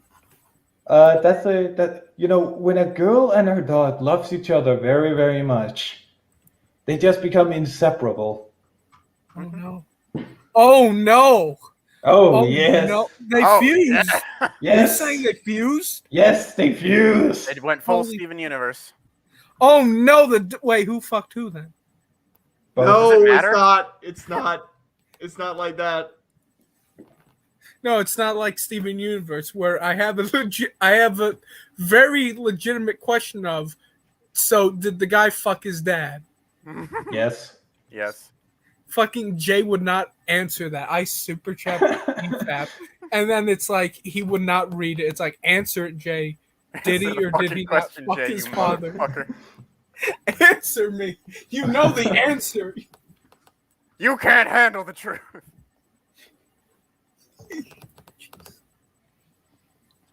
Oh god. Back to Disnort Keyblade War Door. I think I broke Eric. That or he just went off to what else? I am posting that everywhere. What, the Papu fruit? Yes. I have no context of just like, oh, it ties your destiny together. That is so fucking twisted. Do you believe in destiny love? Are you an angel? Also, Sora's voice. Sora's the main character. Sora's voice actor went through puberty at the time between Kingdom Hearts 1 and 2, and then they redubbed Final Mix. So he had to get back into his voice before puberty. And it's a little bit scuffed. Just a bit. Just a bit. Hi, guys. How are you doing? Oh, no, it's noticeable. All right. I sat down with this good boy Gam, and he explained everything to me for 7 hours. Okay, yes, but it's a lot stupider than you think. And we'll get to that in a long time. All right. I'm still angry. Okay. And now I'm going to explain everything to you in slightly less time. Oh, please treat any non-accuracies a true game word. But before we plunge headfirst into the terror that awaits us, there's some stuff you just gotta accept about the world of Kingdom Hearts. 1. Hearts are not literally hearts. They're kind of like a person's soul, but more like their emotional soul, I guess. 2. Light equals good and dark equals bad, and these are not metaphor, they're tangible forces within the universe. 3. If you lose your heart or it's overcome by darkness, it turns into one of these little guys called a heartless.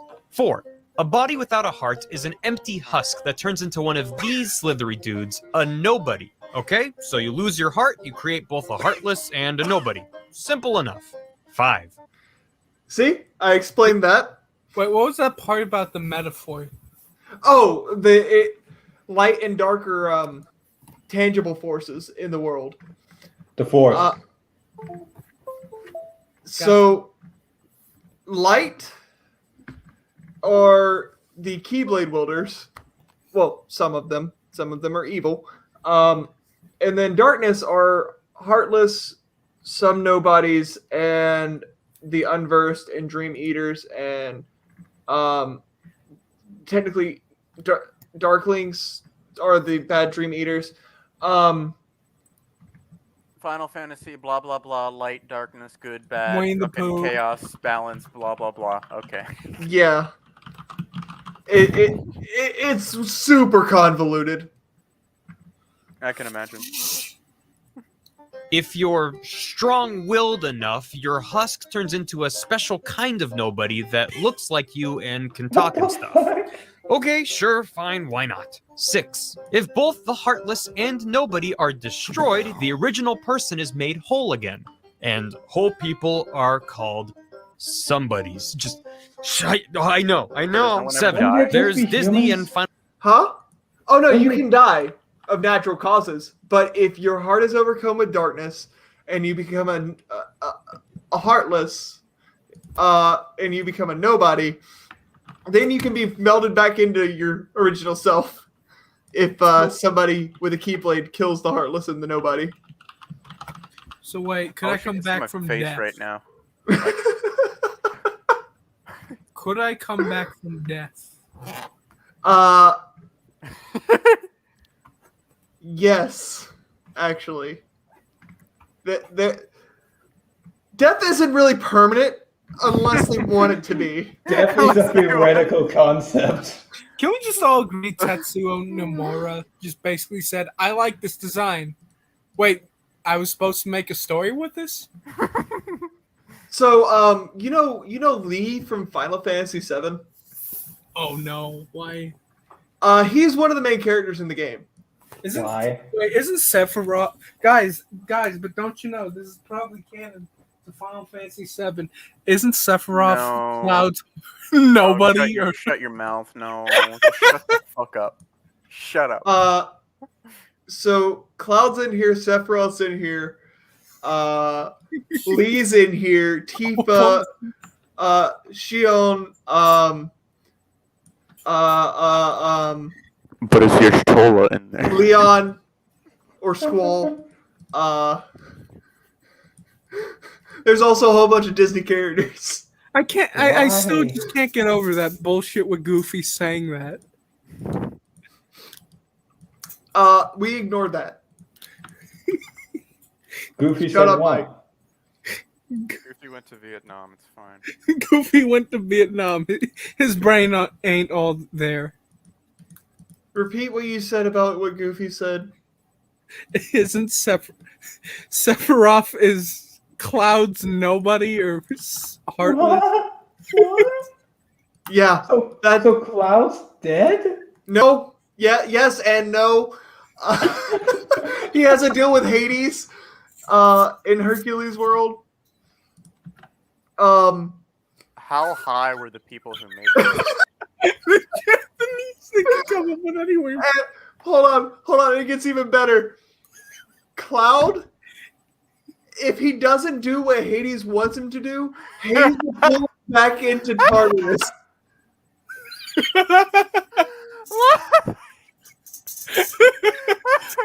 Wait, how did Sephiroth And throw him in the river Styx. Are you okay, Courier? I think I broke him. Is it because How did me asking a simple question of what the fuck Goofy said, it translates to, oh, you see, Cloud, he made a deal with Hades, and then Hades He made a literal deal with the devil. I'm not all right. So can we just confirm that the main character, Final fucking Fantasy VII, made a deal with the devil? Yeah, and guess what the deal was for? What was it for? It was to save Eris. Yeah, it was. Call it. And it was also a deal to save Zack. Ooh. But here's the fucking funny thing: Eris is still alive in the game. Oh, okay. So it doesn't make sense. So Sephiroth's just now walking around. Because walking around with two Erises, that'd be great. No, it's like, hey, Eris, hey, no hard feelings when I kill you that one time, eh? I just like the idea of Sephiroth just robbing up against it, going, hey, Eris, hey, buddy, oh pal, hey, remember do you remember that time I killed you? Hey, yeah, great times. Do you mind kissing yourself? Here, I'll slide the body off my blade. Hold on. Look, she's still rotting. The body's already rotting. It's a skeleton, but slowly he just slides the skeleton off the blade, and it just starts kicking again. And he's like, "Oh, this is kind of hot." Eris is on the ground, kicking and screaming, trying to get the skeleton of herself off of her. We have Ares, and then we have Skeletor Ares. It's like you got like one half of her skin on there. It's all gray and moldy. Oh god. I have a perfect clip for how this stream is going so far.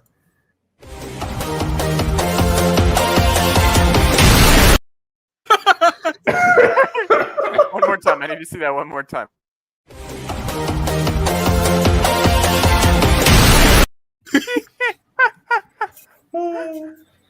Alright, so where in all of this madness does the Black Mage fit in?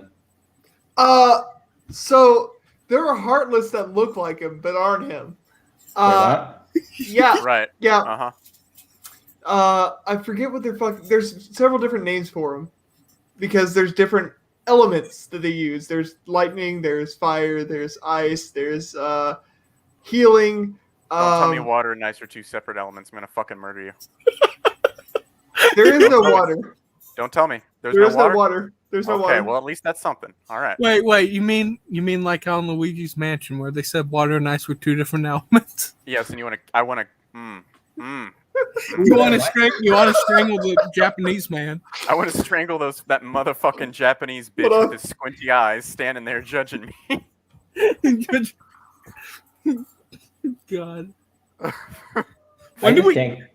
You know what would be nightmare fuel is if the actual creator of Kingdom Hearts got the idea of, I want to make a trying to think of the word. What do you call it when you pair up? I want to pair up with Rooster Teeth and make Ruby. No. All right. Here we go. So we got the shadows. We got Sora's shadow because he becomes a Heartless because he gets fucking stabbed. I can't tell the difference. He's a little bit lighter in shade. He's a little bit whiter. Oh, lighter, not whiter. Secretly racist. Oh, okay.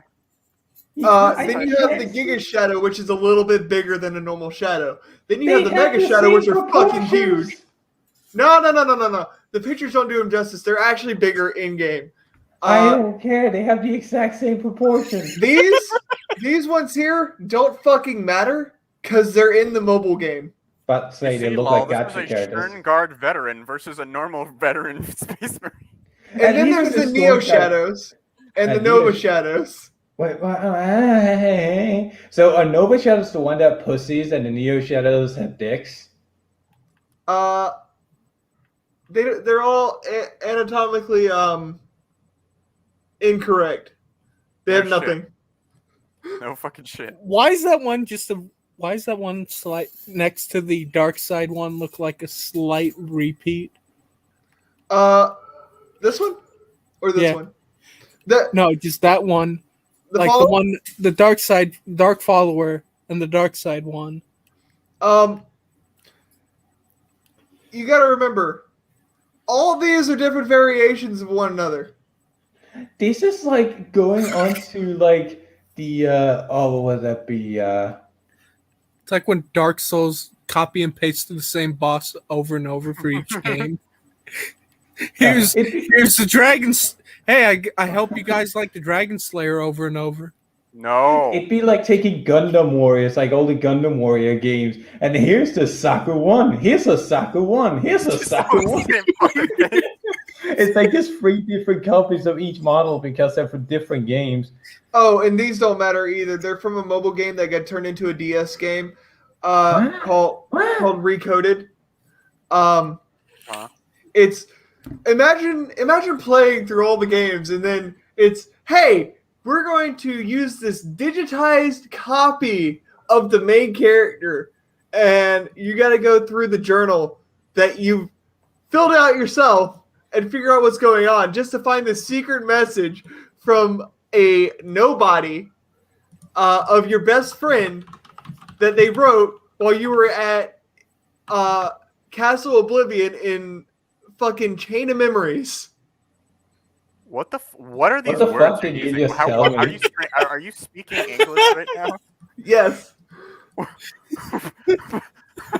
I didn't understand a fucking word of what you just said. I don't understand either. Just fucking talk to me in Latin or something. I don't fucking know. I'm sure somebody out there just spoke you there make they are. perfect sense. There. These are the ones that I wanted to show you. Oh, come on! That's lazy as fuck. Wait, that's it? Like those are there's literally just three The colors. Silver Rock is the only slightly different one, and even then, it's just got its hat off. Oh, it's like anyone seen Regular Show where it's the same elf but with a different costume. Look at that! It's a wicked watermelon. These are so bad. Oh my god! Oh my god! What the fuck? What's a sniper wild? A cherry ape? Wild? Wild. Holy what is shit! anything anymore? Swordsman is like some Japanese looking guy. Red Bandit is a Muslim. Bandit's a Muslim. So the bandits. Wait a minute. The bandits are only found in Aladdin's world. So they're Muslims. Yes. Wait. They're You can't call that you can't call the one next to the Red Bandit a Saudi. Then the ghosts are from Nightmare Before Christmas. Yeah, I'll Nightmare Before Christmas is in the game. I was gonna say, does Oogie Boogie get stripped? Yes. Holy. Twice, actually. Jesus Christ. Sheltering Zone's a Pokemon. I know I've seen that fucking thing before. Pleasure Dog. What a creepy ass name. Justifier is also a fucking Pokemon, you fucking hack frauds. Fuck you. Wait, who's a Pokemon? Justifier. He's fucking what's the Pokemon from Pokemon Black? Oh fuck, what's his name? The black one? Yes, the black one, the black Pokemon from Zekrom? Zekrom, thank you. Wait, which one's Zekrom? Show me. Justifier right there. Holy fuck. Fucking knockoff. Fuck. No, you sure it's not Kyurem? Maybe. I don't know anymore. No, that's this one. Okay, that one is. Oh god. Ooh, these little things don't do fucking shit. I feel like I'm losing. Just any interest I probably would have had just vanished at the wow. These are just copy and paste. This is like looking at Fate Grand Order, where you're like, holy shit, this is like 50 different variants of the same woman in different. Speaking of Pokemon. Oh, come on! No, why? Come on, Nomura. Oh my god, there's another Pokemon there too, down one. Oh, fuck. Ring-a-ding-ding. not the pollywog. Oh. Wait, unnamed raccoon heartless? Really? It's not a fucking raccoon. The Pokecoon. That's a raccoon dog. This one is the Tanuki. It's got a leaf on its head. I feel like I want to go on this website, like start editing shit, and like I just want to put like pictures of necromorphs in between all of these fucking. Hold on. Here's the fucking bosses. All right. So here's the first boss called Guard Armor. Where is it? Guard Armor? Sounds really gay. Then it turns into Opposite Armor. Okay. Where the head is turned upside down, so it drops to you so you can see the eyes, and the feet are the hands, and the hands are the feet. The red armor is just the purple one. Then you have Trickmaster. Guess what world that's from? Disney. Think Disney. Emperor's New Groove. Fucking the candle. I don't fucking know. Alice in Wonderland. Alice in Wonderland. Why does it have maracas? By the way, you can only attack its legs. Excuse me. No, you can't attack its legs. All this right here, you can't attack. You have to attack right here. And he's a good bit taller than you because you take the drink to make you smaller. Okay. This is from Tarzan's World. Of course it's from Tars. It is working with Clayton. I can't fucking tell the difference. It's working with Clayton. Clayton comes in writing on it. Oh, what the fuck? Oh, now we wait a minute. Wait a minute. Okay, now I've seen a clip of that, but now it's just to picture this in my mind, and now to have just let's cross two bad things together, and now it's like this is just what is going on. Fucking shove them together. I can't begin to imagine the guy that gets hung, like straight up lynched in a fucking children's movie, come riding in on a stealth sneak. No, he's riding in on a lesbian chameleon. So this you find in Monstro, who is a fucking stupid ass world.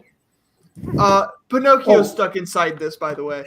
Oh, this is the point where you said this just stupid. Oh, this now. is the stupid world.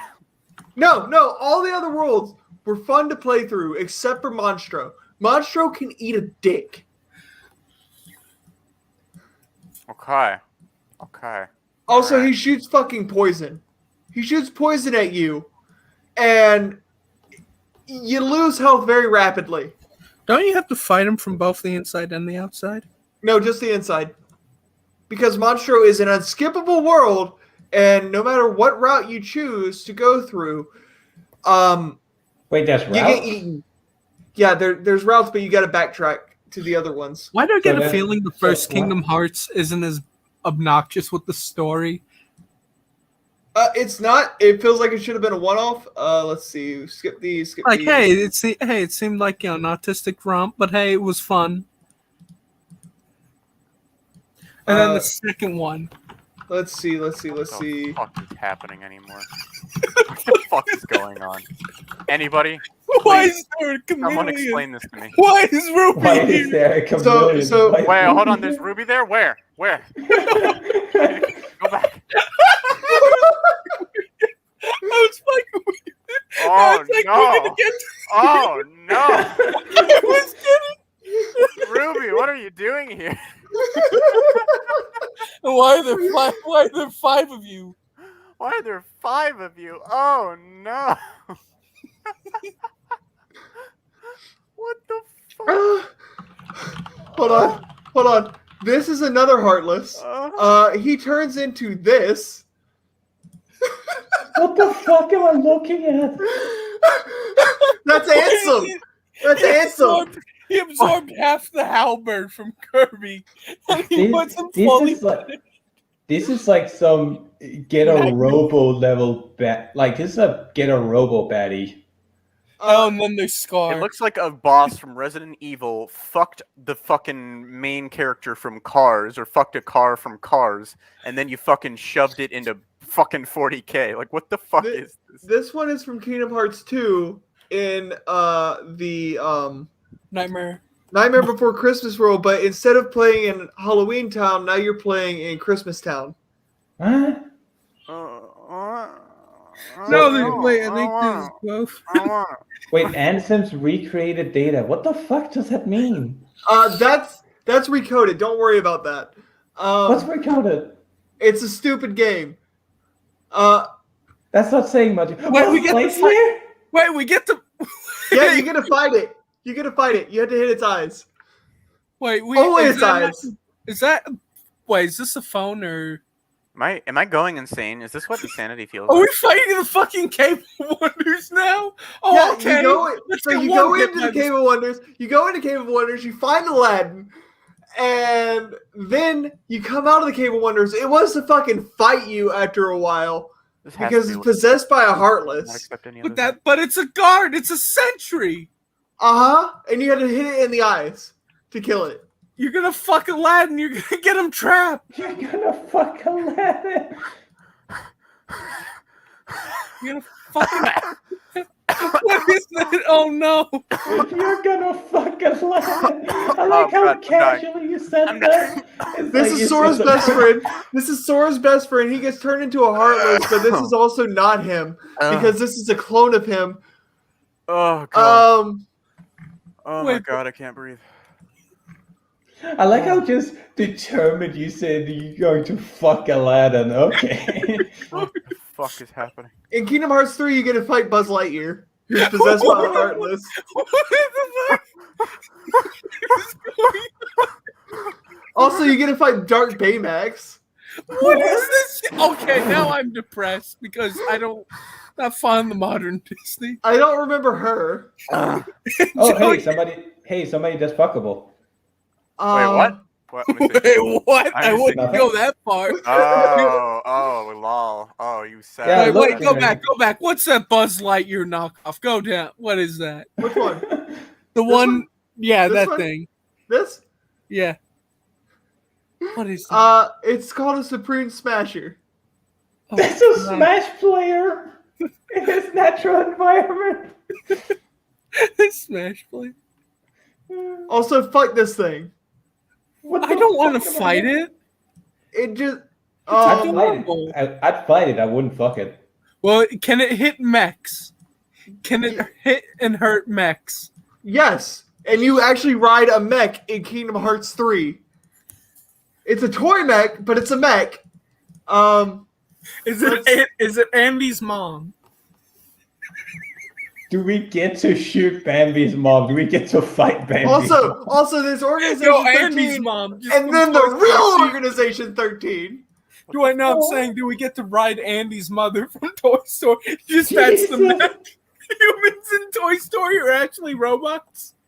I thought you said let's ride Bambi's mom. This is the. No, we should fight Bambi's mom, and then he goes, "Mom, mommy." And you have to raise them for several levels. I need to get up early tomorrow. I need to go to bed before I Hold on. mind. Look, there's Lee. But he's called Axel. Oh right. Before you leave, Curry, I have a really bad joke I spent way too much time on. There's Sora. Courier, can you read that Roman holiday thing? There's also Sora. No, I'm not going to. Actually, you know what? Fuck it, I will. When I'm done with the fucking current novel. And I want to hear your reactions. I want to go through the paywall too. The next fucking stream is just gonna be me reading the fucking Ruby novel. And just all right, Sarek, get ready. Oh boy. Here. Dream Eaters are creatures. They reside inside the realm of dream, consume dreams, as their name implies. There are two types of Dream Eaters: the benevolent spirits that feast upon bad dreams, and malevolent nightmares, which plant bad ones. Yeah. Why would you not constantly plant more memories or more dreams that you can feed upon? Oh my god, lol. What the fuck did you do? Wait, look, it's the River Stitch. What the fuck? It's the River Stitch. Wait, what is it? What is it? It's a River Stitch. Oh no! No! I'm speechless. I have no words. I have no words. Hold on. Wait, what, no, lol. You crossed them. You crossed 3 franchises together. It's a real stitch. Bonfire lit. Palpu fruit.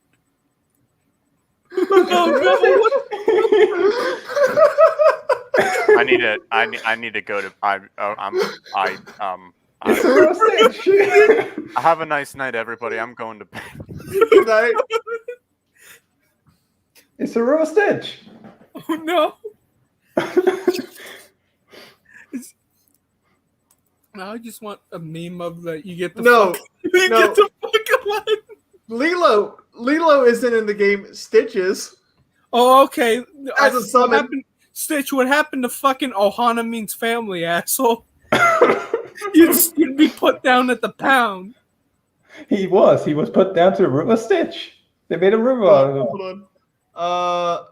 Summons. Give me summons, please. Summons. Wait, All fucking manga? Really? Yeah, there's a manga. All right. So in the first game, you get to summon Simba. Yeah, you get to summon Bambi. Tinkerbell is the best summon in the first game. Wait, can't we use Bambi's mother? I want to use Bambi's mother. Take the bullet from me, please. There's Stitch in Kingdom Hearts Why 2. Chicken Little? Why Chicken Little? Genie Why again. is Lil Abused Chicken in my game? Look at this Simba. Jesus Christ, Simba, you look pretty good.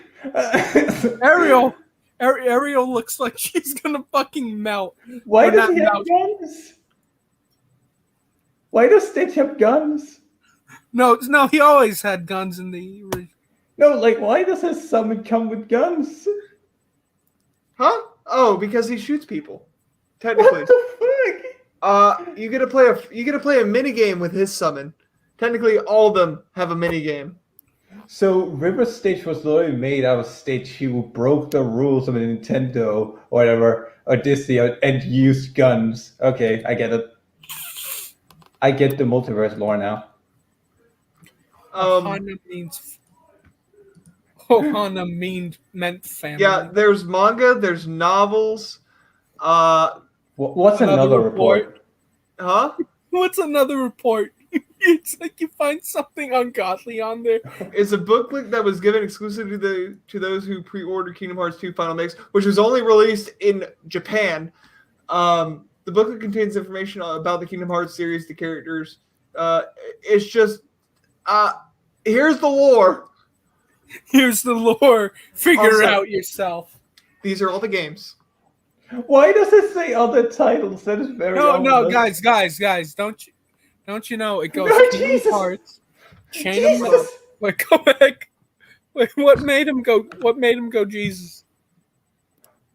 I am so scared right now. I made the joke of River Stitch as a joke, but at this point I'm feeling like there is a River Stitch and it's just fucking Stitch's face all over it. Wait, let me read the games. It's just, guys, you can tell it's numeric. There's numbers in it. It's Kingdom Hearts. So Chain of no, Memories 2. Hold on.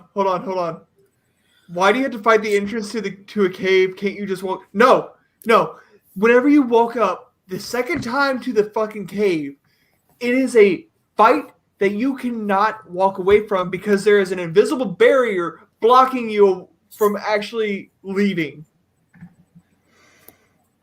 I am so shocked that of all the things Bear could ask, he asked, why do we have to fight the entrance of a cave? If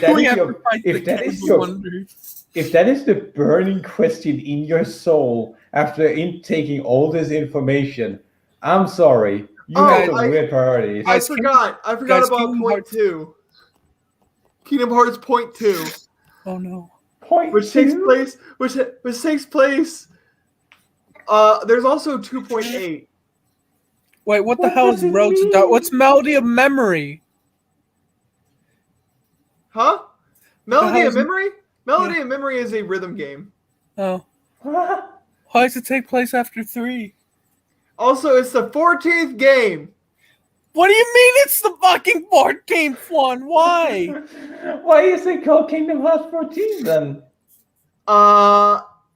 Because the Sora only died. ones that matter, technically all of them matter, because without all the games, you are fucking lost. I was gonna say, why not just slap a label on it and say, call it Kingdom Hearts 1, 2, 3, 4, and 14? People are gonna buy them regardless because they have Disney slapped on it.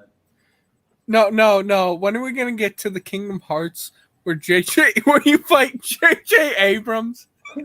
J.J. Abrams is the final boss of the Star Wars section. By the way, hold on. 13th game, Dark Road, released on iOS, Android, and Amazon smartphone device. It ended a year later. Jesus. This is just such a shitty ass thing. Now I like how we just abandoned the video. Oh no, we're going back. I just wanted you to see the madness that is Kingdom Hearts. Like, I've seen some shit of it. Can someone I want someone to just edit the fucking chameleon that, what's it called, Clayton's supposed to ride on. Just make it Ilya. Just Ilya in a bent over position. And retcons. 8. This is more of a personal note, but I find it easier to take this all in if you consider it more of an avant-garde interactive art piece than a traditional narrative. Okay, let's dive in. Mickey, take the wheel! Kingdom Hearts 1. We start in Destiny Islands, and if you think that name is heavy-handed now, just you wait. There's a bunch of kids running around, but we only care about 3 of them. Sora, the plucky one, Riku, the angsty one, and Kairi, the milquetoast girl with no discernible personality traits whatsoever. Now, plot device is a better term for her. No, you mean when the fact that she gets fucking... No, I can't get over what the third game does, because it's like, fuck off. It's just, why? Kairi's got a Keyblade, and she doesn't use it! And she died. And then Sora has to fucking sacrifice himself to bring her back. It's like, what the fuck is this shit? She doesn't die. She dies, but she doesn't die. She is in the world between worlds. And it's canon that fucking Sora's dead. And he woke up in fucking Tokyo. With Riku. Somehow. So wait. And they have to revive Sora? Yep. But they have to go to our world, which is where the next game's going to take place. No, oh no.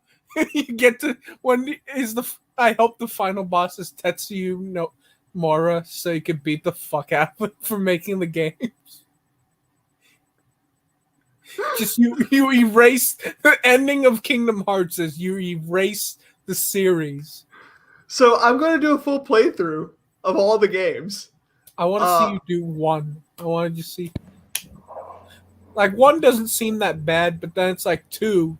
2 is just 2 has a broken minigame where it's like, oh hey, you press pause, fuck you, start over again, asshole. Yeah, and that was for the PS2. They fixed it. They fixed it in 2.5, which is what's on the PC.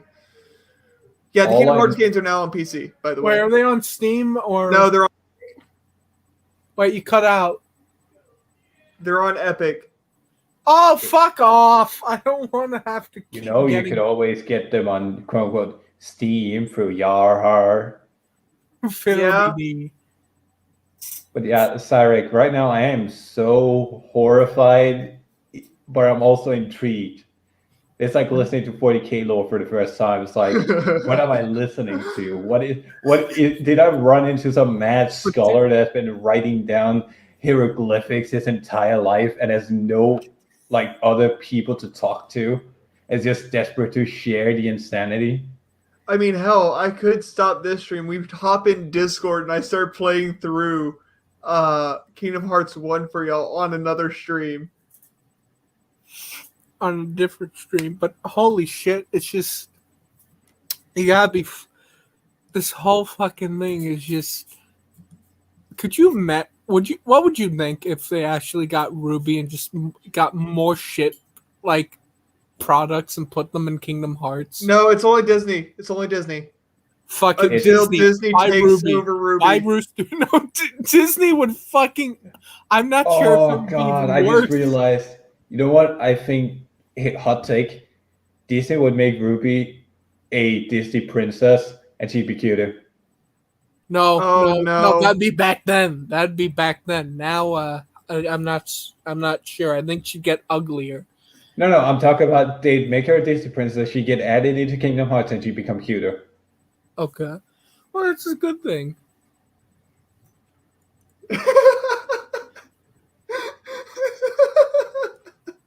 Am I wrong? Is Batman? But question: does that mean we're gonna get Ruby in Marvel then?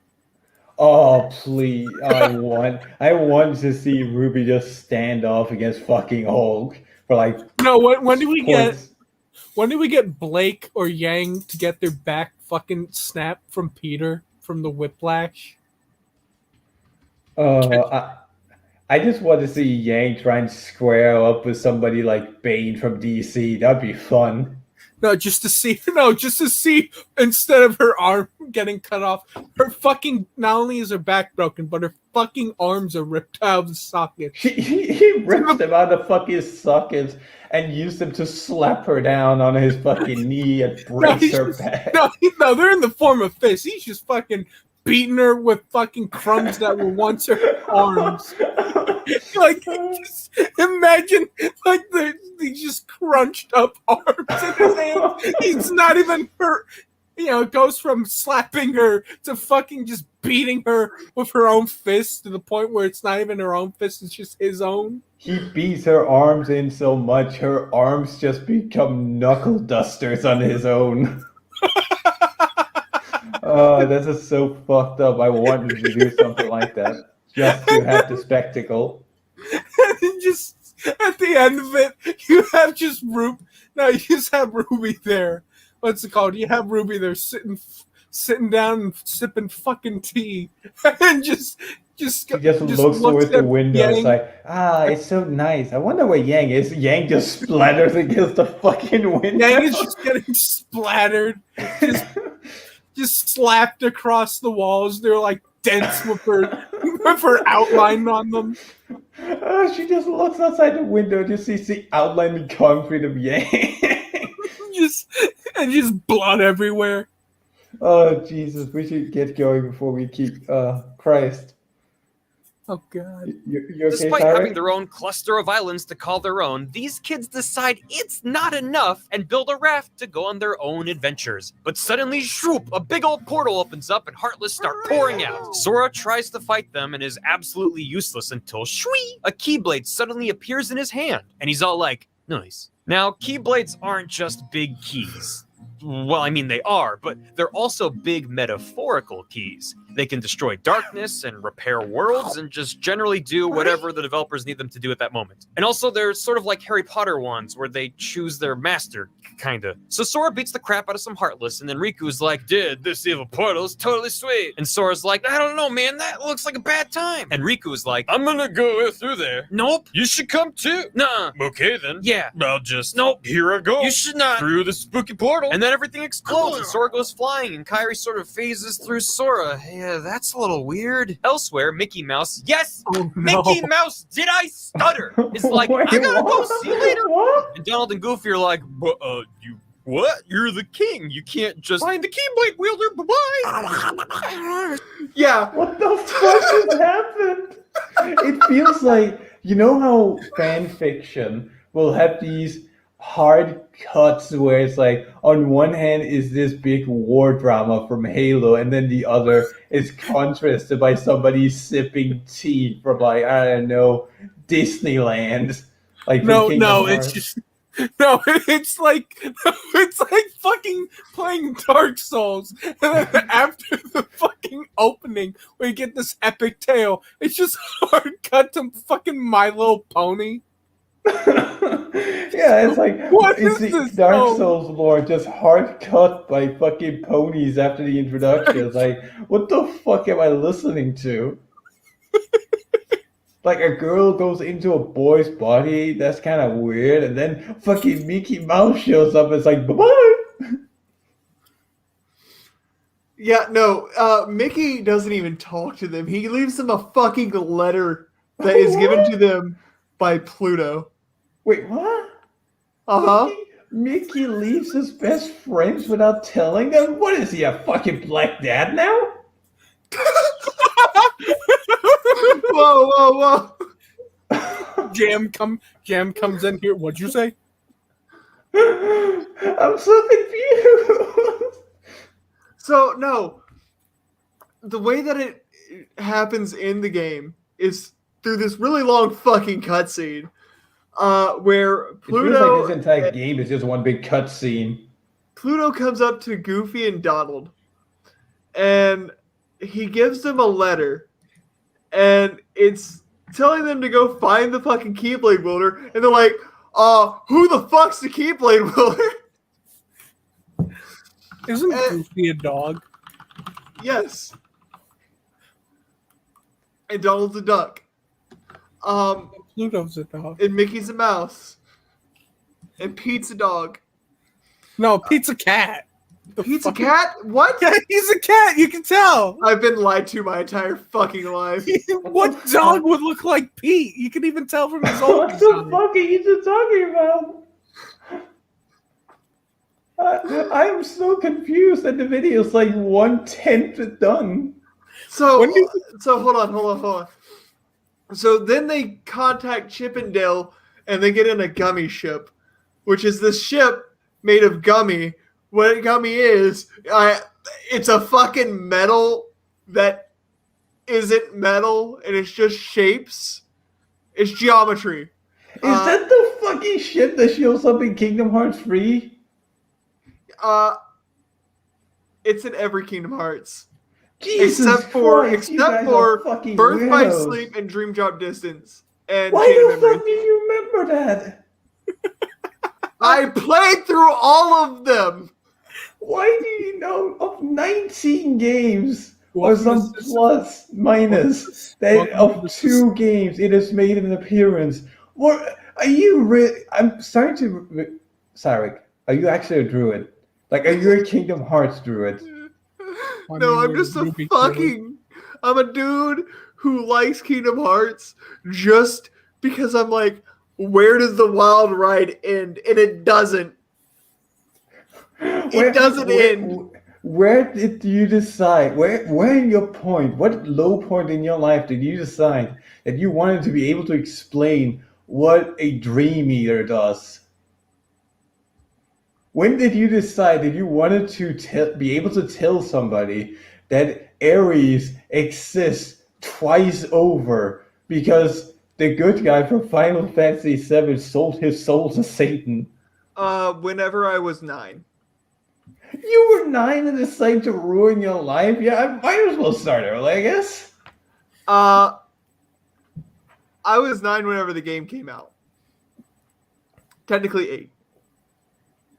No, I was 9. I just had my 9th birthday. I was almost 10. No, I was 8. 2001, So I was 8. It came out in March. The first game came out in 2002 in March. So yeah, I was 8. I was going to be 9 that year. But I played through Kingdom Hearts 1, and I enjoyed it. And Kingdom Hearts 2. Okay, Kingdom Hearts 2 came out. Well, technically, Chain of Memories came out for the Game Boy Advance, and Did I you played play through it? that. Yeah, I got 2 copies of it for my birthday because my grandmother gave me a copy, and my aunt gave me another copy, and I'm like, I got 2 of them now. Good God. This is like somebody explaining their history in a cult. It's like, you're baffled they ever got into it to begin with. And it turns out, oh wait, you were literally groomed by fucking Kingdom Hearts. Kingdom Hearts. When do we get Adam the Wise? Holy shit, you grew up right next to Kingdom Hearts. How the fuck did you manage that? I grew up with Kingdom Hearts, dude. No, the only thing I fucking remember from Kingdom Hearts is that one dumb song that plays in the outro. What? Sanctuary or Simple and Clean. That Simple and Clean. Or there's so corny. I hate the Kingdom Hearts 3 one because it's with Skrillex and it's fucking stupid. Wait, they have Simple and Clean, but it's with fucking Skrillex? No, it's a totally different song. It's a totally new song. It's garbage. No, I'm glad it's a totally different song just to be worse. There's no way. Simple and Clean is good. Sanctuary is amazing. The new one, I don't even remember the fucking name of, is garbage. Why is Skrillex there? Why do I get the feeling the only thing I'm going to do when playing Kingdom Hearts is I'm going to skip this cutscene, I'm going to skip this cutscene. Where's the Skrillex cutscene? Oh, the gameplay was fun, but the story was bad. You don't even have to play it. Just be with me as I'm playing through it. I know. I legitimately want, just so it's one of those. It's just never going to leave my mind. It's just. Remember when Skrillex played in Kingdom Hearts? Word of advice. Word of advice. Do you have a PlayStation 2? Yes, I still do. All right. So, do you have a PlayStation 4? Yes. All right. Well, you have a PC, so it doesn't really matter to get on the fucking PlayStation 4 unless you don't want to buy from Epic. Yar. Fiddle-dee-dee. There's also that option, but I don't think it actually works. Because the games on PC are interesting. Interesting with how their data is constructed and the anti-piracy that they have.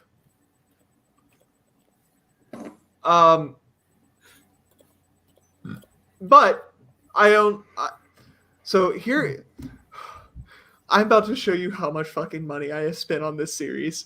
Oh, Christ. I want to see it. I want to fucking see it. I want to see how much did the groomers get out of you? How much money did they suck out of your soul? Tell me where Kingdom Hearts in 2002, I bought with my birthday money. How much was the game? The game then was $40. You fucking. All right. That was the price of a full-fledged game in 2002. All right, you're getting your money's worth out of. Then I got Chain of Memories, which I didn't buy. I got it for my birthday. Then I got Kingdom Hearts 2 in 2005. I think it was whenever it released. That was still on the PlayStation 2, by the way. Then they had a whole array of games that didn't come out on any console. I got a PSP to play, or excuse me. I got a DS Lite to play 358 Days over 2. 358 over 2 days it's a fucking weird fucking title. It's set before Kingdom Hearts 2. And you're playing as Roxas, who is just Sora anagram with an X. But also at the same time, it doesn't look like him like it's supposed to. Then I bought Birth by Sleep and a PSP. Let's see, what else? Oh, right. I remember now. I remember one of the big controversies about Kingdom Hearts was that all the fucking games came out on different platforms. Yeah. I'm trying to look at which ones came out when. You'd have to be a super weirdo to get. Oh wait. Let's see. Where are all the games? List of Kingdom Hearts. Okay. So Kingdom Hearts, Chain of Memories, Kingdom Hearts 2, Kingdom Hearts Coded. I didn't play because it didn't get released until 2011. On the DS. It released on the DS in 2011 as Recoded. It started as a mobile game only in Japan. I don't want to burst your bubble, but it is almost 6 in the morning. I'd like to get this video done, or we save it for a later date. Okay, we can save it for later, but hold on. I'm almost done with the. All right. So then I bought 358 Days. which is a DS game, came out in 2009. Then I got a PSP and Birth by Sleep. Then I got a Nintendo 3DS. You're doing this math right now, right? I'm not doing the math. I'm just so DS games were what, $30-$40 whenever they were releasing. 40. Okay, so and then Kingdom Hearts 2 was $50. So let's do some math real quick. I was just gonna say, if you're gonna go through all this, might as well just count up the amount of money you spent. Kingdom Hearts 1 was $40 whenever it released. Chain of Memories was $20 on the Game Boy Advance. Kingdom Hearts 2 was $50 because of price increase. Coded was $40 because it released on the DS. 358 Days was $40. Then Birth by Sleep was $40, alongside the price of the PSP because I didn't own it at the time, so that was an additional $120. Then we get to Dream Drop Distance. I already owned a DS, so I don't have to count that, but that was $40. All right, and then here's where the fun begins. So now here's where the fun begins. Okay. Yep. So 1.5 Remix came out on the PS3 and then the PS4 and then the PC. So that's $180 right there. Because I bought all three. 2.5, 180. 2.8, 180. Or excuse me, 120 because it only released on the PS3. Kingdom Hearts 3 was $60. So plus another 60. So I've spent, because I own these on every single console that I've owned them. Oh, hold on. Plus 40 for Rechain of Memories, which came out on the PS2 after the DS. Got it. So, in total, I have spent $1,030 on the Kingdom Hearts series. Wait.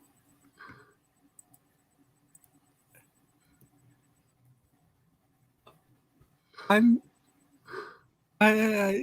just wait. I'm sorry. Could you repeat that? How much did you spend again? Hold on.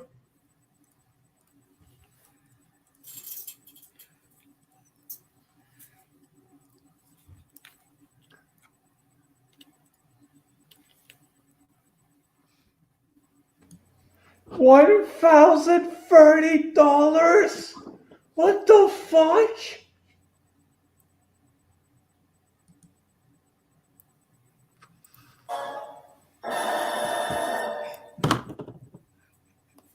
That's all I have to. That music, you heard it, right? Yeah. That sums up just $1,000 $1,030. Yeah. The $30 is just sold on the fucking wound. I feel.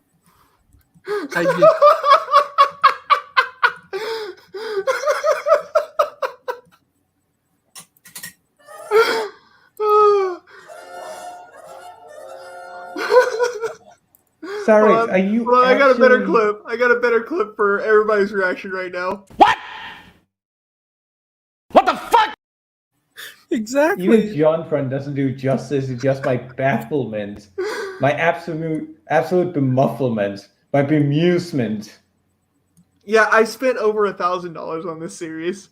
How the fuck do you spend $1,000 on a series you don't understand? In hopes of actually understanding it at some point. Smut. This is like the biggest fucking pyramid scheme I have ever fucking seen. I want to hear. I just want to hear Smud's reaction to just the amount you spent. Just. Hey, Austin. Hey, what's up? Austin, welcome back to the stream. Hello. Welcome back where we spent $1,003. $1,030 Ruby Rose. Wait, Who? Wait, on what? Cyrus has Kingdom spent $1,030 on Kingdom Hearts. When you could buy. When I every combine game? everything. Yeah. Oh my god. Was it worth it? No. Yeah. Maybe. Okay, there you go. That's all that matters. You are so casual about this. Wait, all of us or him? No, Austin. He's so casual about this. I mean, look, you spend $1,030 on something. If you're cool with it, then you're cool with it. Like, if it was worth it, it was worth it. What's the problem? The problem is he buys it despite not understanding it, and he buys it hoping that he understands it by the end of the pyramid scheme. Wait, are you calling video games a pyramid scheme? I'm calling Kingdom Hearts a pyramid scheme. Oh, that's a pretty extreme take. If you're buying in to find out what the story is, like just to find out where the fuck the story is going, and you keep buying it because they want to keep going, it is a fucking pyramid scheme. I just want to combine all the worst things I could think of with Kingdom Hearts and just make it sell it for the price of like $60, and it's gonna be the most nightmare fuel induced game you'll ever see. It's just give it a batshit insane script. It's like, oh, you got the thing where first you gotta do this, then you gotta go to Disney World with all those worlds, and then now you gotta go, but don't forget the Rooster Teeth world. Oh, we need to go to Rooster Teeth for the same Ruby. Well, We need to okay, save so Ruby from the Heartless of Adam. I just did the math, and like, yeah, I guess 1,030 is a lot, but I've spent over $700 on Halo. How do you people just throw away money Easily? like this? I've probably spent close to 1,000. Lol. I think I would scare you in that department. Have you seen his super chats to Smud? I spent $200 on Full Metal Alchemist. All right, now that's just based. I think it would scare the fuck out of all you if I actually said. I feel it scares me that I feel like I'm the one that's most responsible with my money when I'm sitting here surrounded by unpainted Warhammer models. Yeah, no, see, you spent more on Warhammer than probably any of us have spent on a single thing. Oh no, these are 3D printed. Oh, cheater? Yeah, I cheat. What about it? That's cheating. No, that's smart business. No, that's cheating. Don't worry, I have a trading license too. You're not really spending money for the product.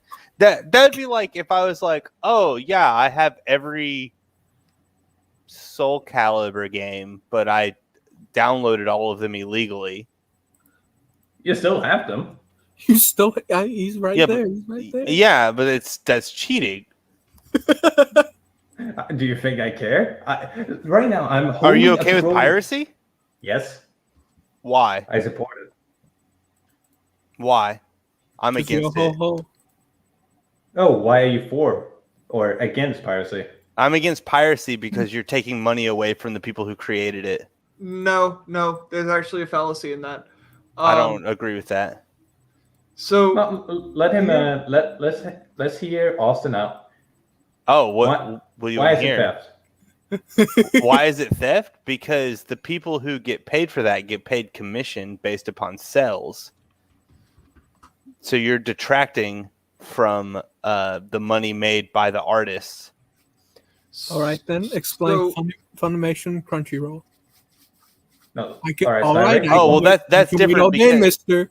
No, that's different. The same with like Google Play and YouTube is that every time you watch a video, you pay the artist. Oh, it's different when it's fun. Yeah, no, it is because like the way the contract works is every time you watch it or listen to it or download it from certain apps, a commission gets kicked back to the artist. But if you illegally download it, there's no money exchanged between any hands. What if I just don't want to get scammed? What do you mean by that? Scalpers. What if I don't want to get scammed? Scalpers? No. See, buying things secondhand market is also not giving money to the creators. Well, then fuck it. Just give me a copy. So here's the thing, though. What if, and not saying that I pleading the fifth on this one. What if you say buy a comic, and instead of ruining the pages with the comic, you find the comic online to read instead of reading the physical thing? You already paid the money. Yeah, that's legal. Yeah, you own it. Or something What if else. I lost my copy of Ratchet and Clank? Then you can download it for free. Yeah, you already paid for it. Yeah. So here's another thing that happens. People, whenever they hear about something, they like manga. Manga is one of the biggest piracy things there is. And Japan knows it. They don't shut it down because they know that. Well, they can't, but at the same time, it shows what is popular and what people are going to watch for it to be made in anime. But another thing that happens with that is the chapters will release, and then whenever the volumes release for the manga, they'll see a huge spike in sales. If you want to see a perfect example of that, any of the big recent M mangas like Shingeki no Kyojin or Attack on Titan, every time a chapter drops, nobody will shut the fuck up about it. And they always go to the newly released manga chapters, which are illegally shown, but holy shit, are they profitable. Yes. And then like selling manga isn't the profit that goes to the creators. It is people buying figurines and stuff because the creators license those out, and that's what people buy. And they get a cut of that. The funny thing about the Warhammer stuff is that the models I'm surrounded by are inspired by Warhammer, but are paid for by other creators. Like this one I'm holding right now is Troll Free by, I believe it is a man called Matthew. I'd have to find him his specific name, but Alexis says piracy is an issue of service, not price. Because there's a lot of series that what does are that not mean? sold. There's a lot of series that are not sold that people want to buy, but they haven't been imported yet, or they've been imported poorly to where the translations are completely wrong. For reference, it took a long ass time for the Gundam anime to come out to Western releases. I tried to buy a service that had them. Yeah. None of them had them. By the time I'd gone through all of Gundam, then Netflix started buying the property right for Gundam. And then they started releasing them on Blu-rays outside to the rest of the world. Till then, it was all fan subbers. All fan subbers releasing it. If something is exclusively sold in one country and not another, I don't know how I feel about that. Like, I feel like it should be available everywhere. So, like, I don't have an actual stance when it comes to taking something that is exclusively sold in one country in order to have it because you're a fan. Like, I don't know. I don't have a problem with that. The thing I'm trying to say is that if a CD comes out or a movie comes out and you steal that movie, you're taking money away from the creators of that art, that piece of art. And then that art creator is not going to make enough money to make more art. This is where I will... Do you understand what I'm saying? No, I absolutely understand. As a person that has not created anything of note, as a person that's generally not released anything that is worth money, if I was to make something, again, I'm not saying this is something anyone should recreate. If I was to say write a book where I'm writing my own world and stuff, I would not put copyright on it. Yeah. Well, I got to say I don't have names offhand, but some of the people I respect the most are actually artists who give their stuff away for free. But that's because they're not reliant upon revenue from it. But there are professional artists who are relying on making a portrait, selling that single portrait for money to make another portrait, to sell that next portrait, right? And to pay bills and stuff like that. And if someone just came up, took a picture of that, and then sold photos of the art or gave all of the photos of the art away for free, then why would anybody buy the original, right? Like because there's status in it. There is. That's a good point. There is status in it. What'll happen is, and this has been shown for comics as well, people, whenever a new issue is released, they will look at the online version of it for free, and then if they like it, like Common America is a good example of this. Common America is a Indiegogo campaign comic, and it was a limited release, and there are now like 4 volumes of it, and the 4th volume is about to go up on sale.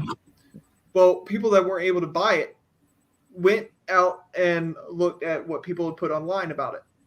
And then whenever volume 4 is coming out, there are more people coming to buy it, or they'll buy it off of eBay, where the creator has put up extra issues that had gotten ordered and then people had canceled on it.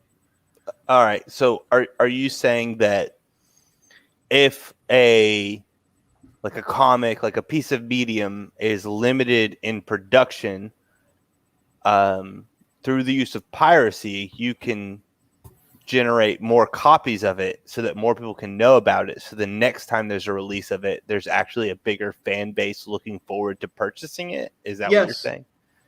Okay, that's interesting. I think because that is proven true with Common America. Yeah, I guess I think that depends on what it is that and a lot of other like One Piece and what JoJo's. you're selling, I guess, is what I would put it at. Like, what are you selling?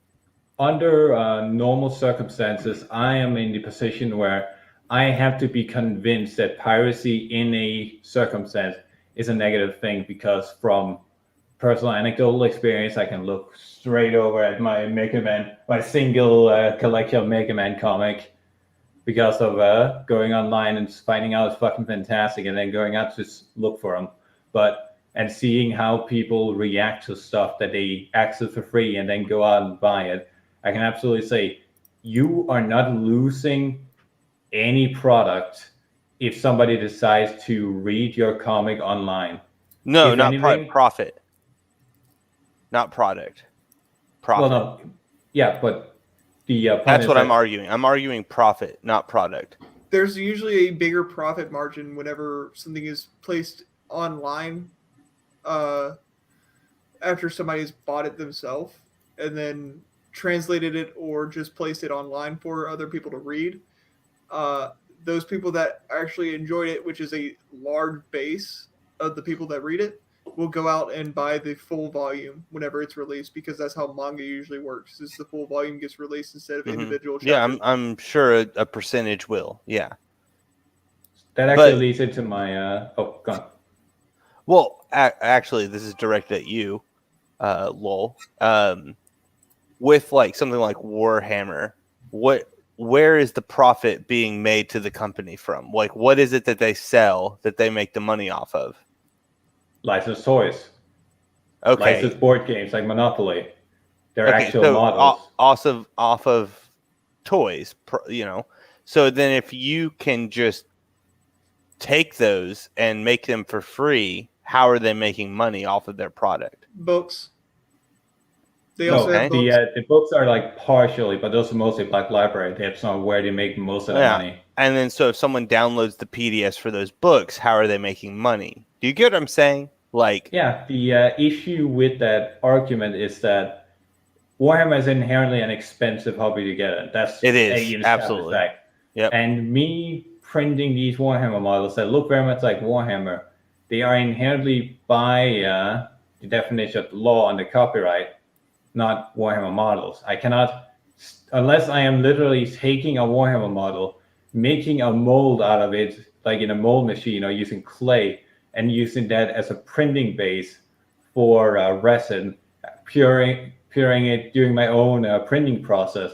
I am not stealing a model by printing a model somebody has uploaded that looks very similar to, for example. Well, you've already changed the entire thing that I was arguing about. So are you saying that you... Let me finish. Okay.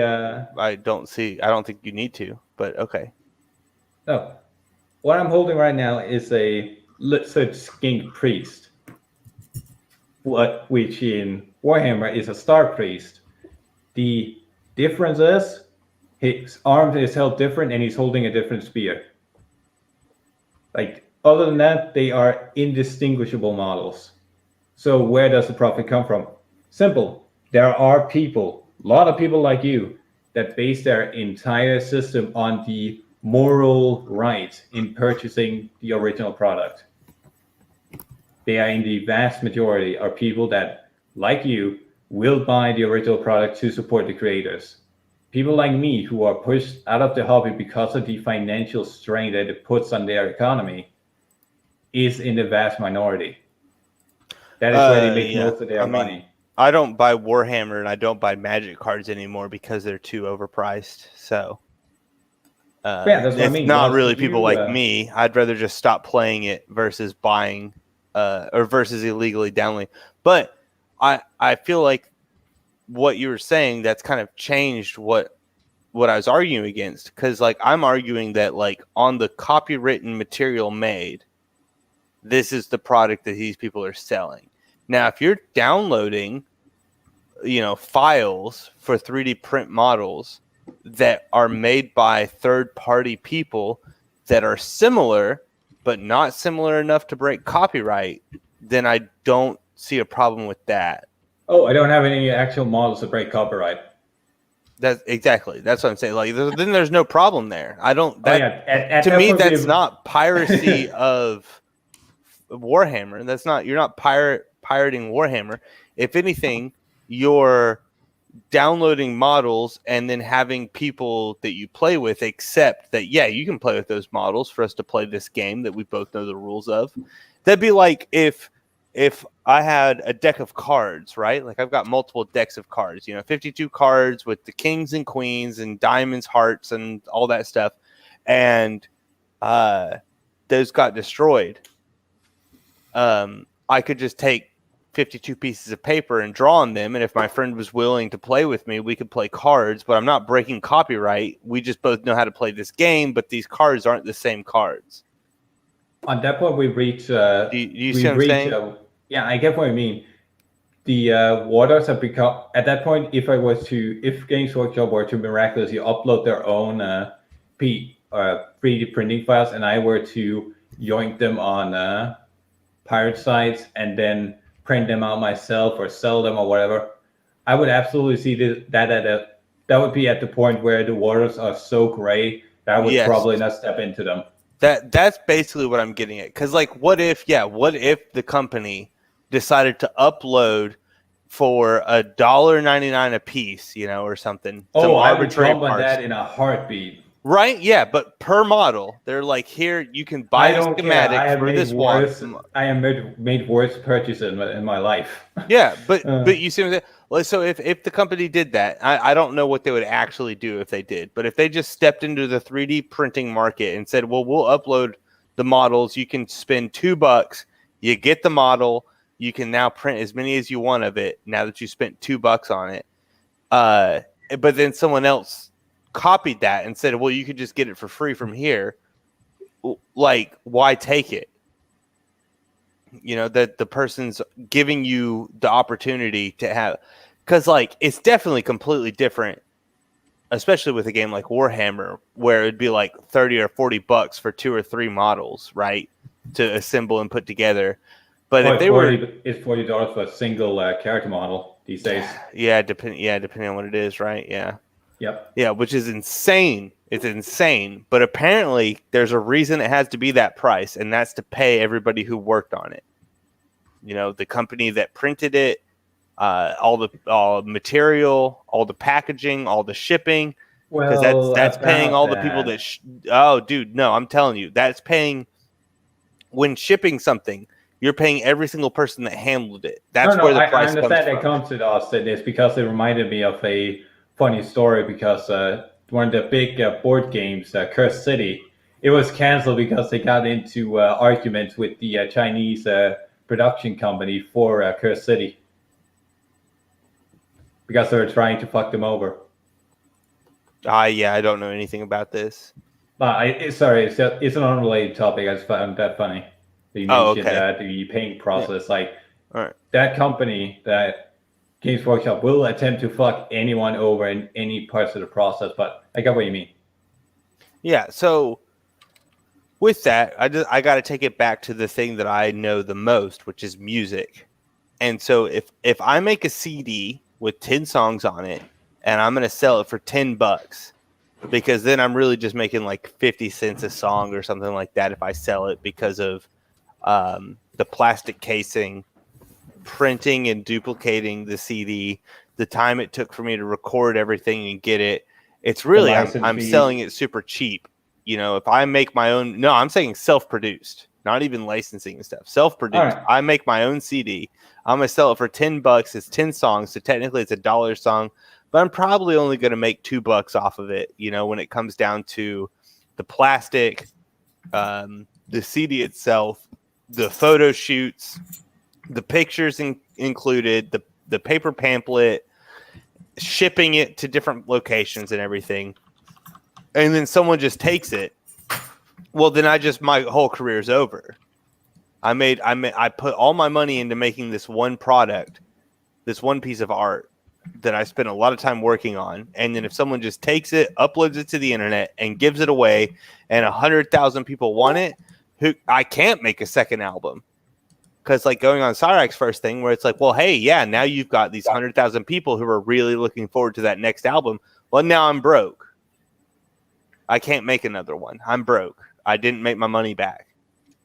That actually reminds me of something that happened to the what are they called? Give me like half a second. I have them at the tip of my tongue. That I listened to their fucking soundtracks all week. I've been listening to them for the past 2 months, like kicking myself for not knowing them. Also, who keeps cutting on and off of Discord? Mike. My bad. The Megas. The Megas. The Megas was are a musical group that makes mostly retro-inspired music. In this case, Mega Man. Where a big part of their early careers, like 2008 to 2012, they made no official posts on YouTube. They had their own site where they were selling these CDs for like $10 an album, and they made pittance in it. Right. The only major financial boon that they made, as far as I understand, was a tour they made back in, I believe it was 2006. Yeah, that's 2013, 14. Most musical performers make money on the road, not from CD sales. Yeah.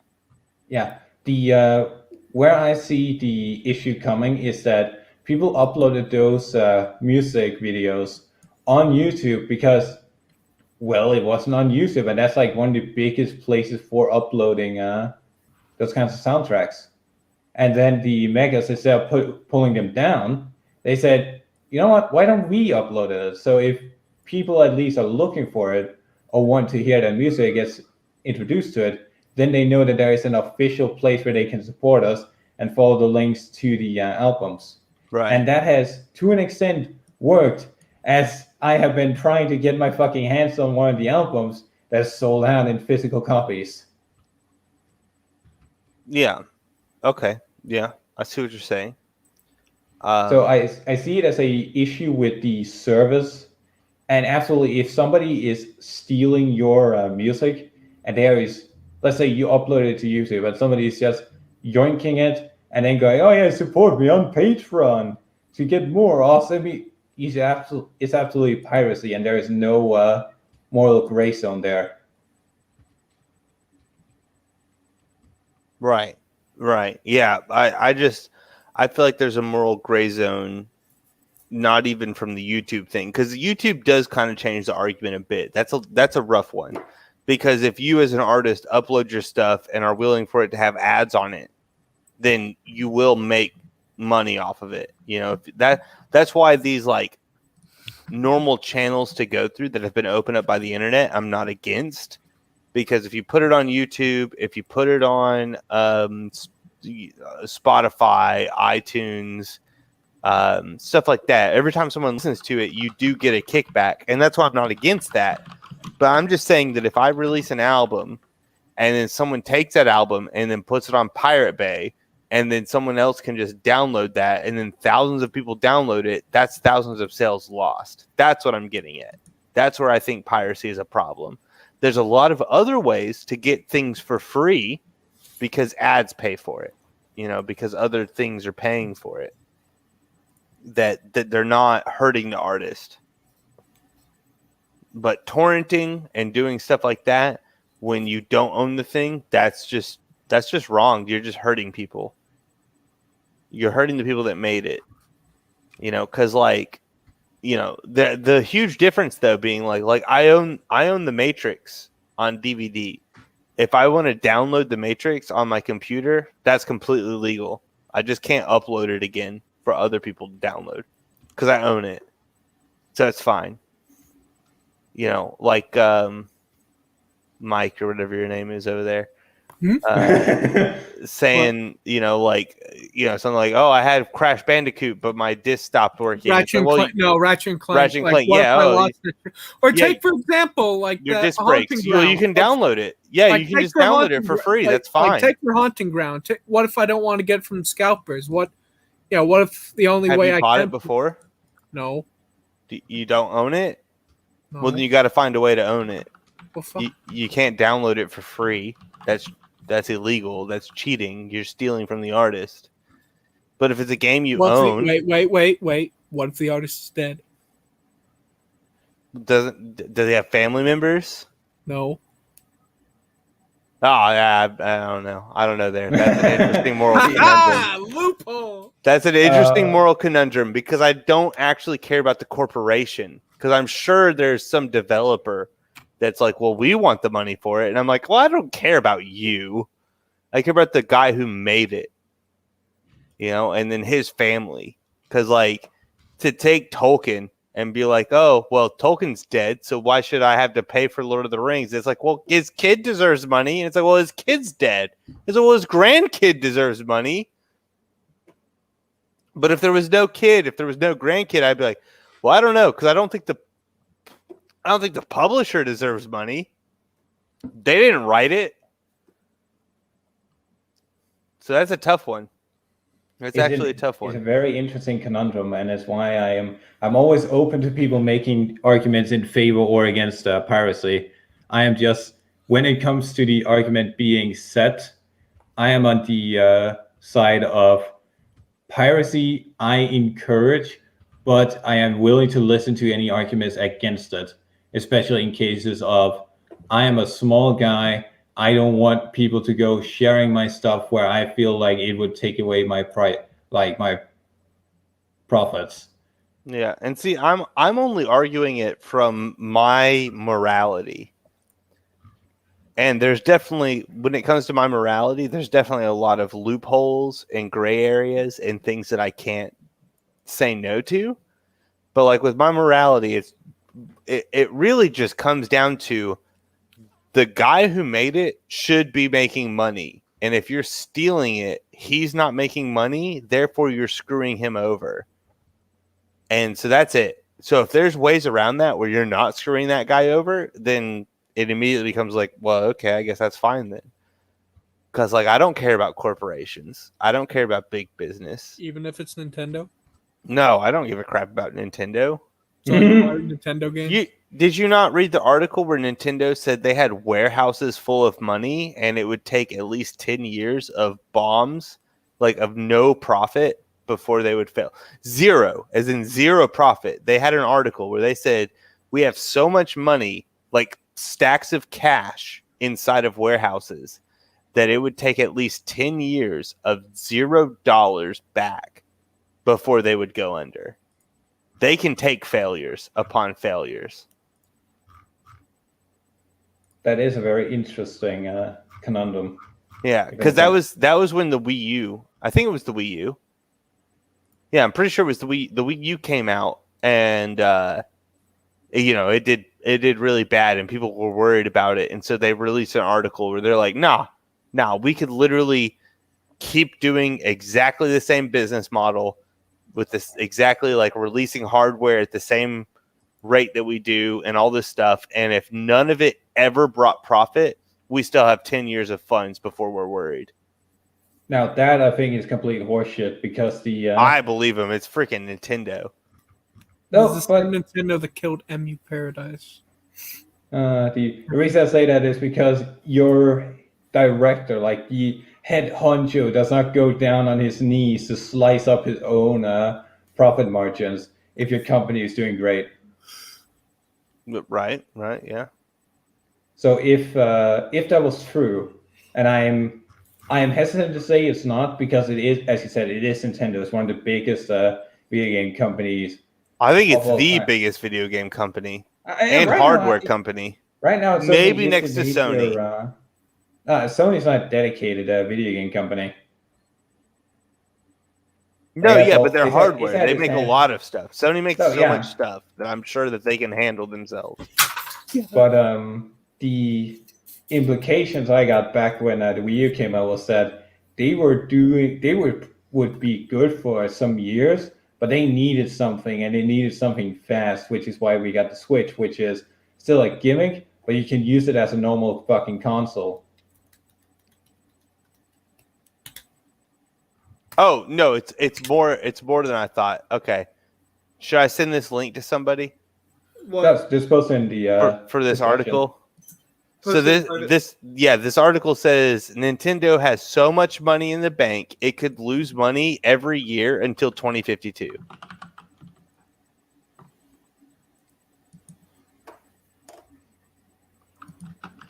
Huh. Where am I putting it? Private chat. Private chat? Oh, like in the StreamYard?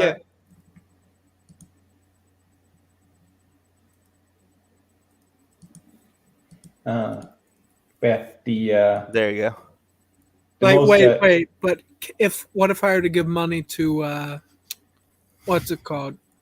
Like, say I can't purchase the game, but I could still give money to the creator. How much are you in contact with the creator? Because there's actually with that there was a book I wanted to buy, and it cost something like $20 before shipping, and then I found out that the creator lived an hour away from me, and so I emailed him and said, "Hey, can I just drive an hour up to you and give you $20 so I don't have to pay shipping for your book?" And then he was like, "Yeah, it's fine." So instead of me having to pay like $30 to ship it, it's like, oh, $20. There you go. So like in that kind of case, yeah, why not? And see, there's something that I'm doing currently because I don't want to buy from translators. You don't want to buy from them because then you're giving the translator money. You're not giving the artist money. Yeah. So I don't want to buy from Viz or what have you. I want to buy from a company I know will translate it properly. If it was like in-house, like if Toei or whatever company owns the certain properties that I want to read, translated them in-house, which hopefully happens soon because they've been talking about it. Wasn't that one company that decided that they were going to do their in-house translations? That was the Kadokawa. Yeah, those guys.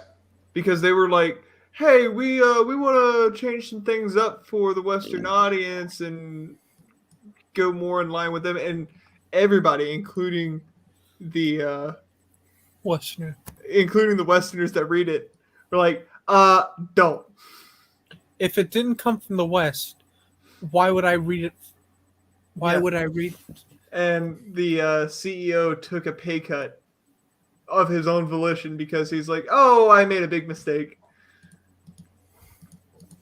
And so they decided, "Hey, we're going to just translate in-house." What year was this article? That's something else I want to know. 3 years ago. So, Three? What, 2018? Yeah, 18, yeah. And so they're saying till 2052, they're fine. They can lose profits until 2052 before there's an issue. Because they have $10.5 billion in the bank.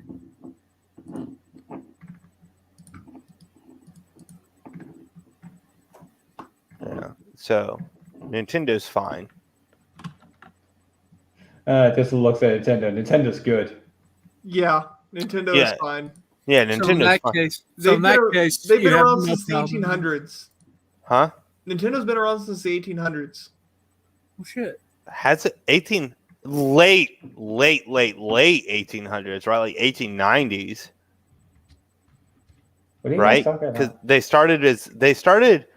Nintendo started as a game, like a toy manufacturer. They manufactured toys, and then I think it was the son of the original director when he took over. He said, "We're going to move into video games," and everyone said he was crazy. So they did half and half. They still made toys, but then they made the Nintendo or the Famicom. They made card game. That card game, yes, that's like one of the most famous card games ever. I want to play it someday. But well, the thing is, that card game, Nintendo didn't actually invent that card game, by the way. No, they just started printed printing it. Yeah, that's an old card game because apparently playing cards or something like that got banned because of the depictions on them and because of gambling. I think it was more to do with gambling. Yeah. And so they printed a different card that everyone knew what the cards actually meant so they could still play the same games with these new cards that weren't the same. It'd basically be like if playing cards all of a sudden got banned and then Yu-Gi-Oh cards were printed and there was a set of 52 and everyone was like, oh yeah, Blue Eyes White Dragon, that's an ace. You know, and it's like, we're going to keep playing our card games, but now all the cards look different. That's all it was. Well, back in 1959, they struck a deal with Disney to allow them to use them on their cards. To use Disney characters on their cards. That's amazing. So yeah, Nintendo's. I knew Nintendo had been around for a long time, but late 1800s, I didn't realize. I thought after World War II was basically when it started, but no, it started before World War II. Kept going after. Game & Watch was their first handheld, right? When was the Game & Watch? A long time ago.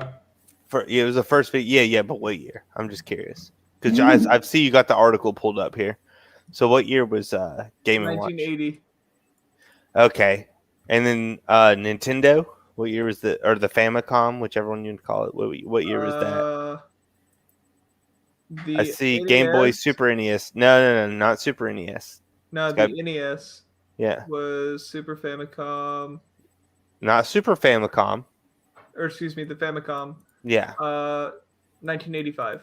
How the fuck do we find ourselves from the Kingdom Hearts rabbit hole? No, Legend of Zelda. We went from Legend of Zelda to Kingdom Hearts to Ruby to Kingdom Hearts to fuck Aladdin.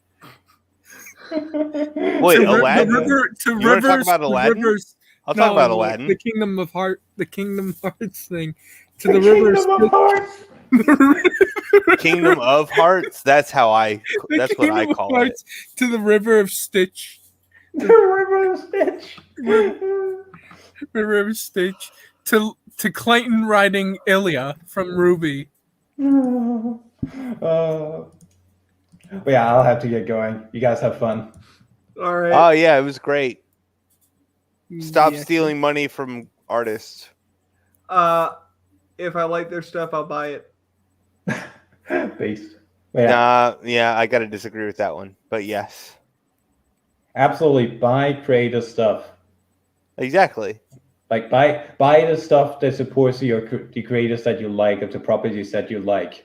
If they're making what you're liking, support it. Exactly. I agree entirely. Like there could be all kinds of reasons they stop making what you like, but don't give them a reason. Yeah, and the thing is that if you buy it from a third party, that's at least better because at least the guy who bought it that didn't like it originally doesn't lose money on it.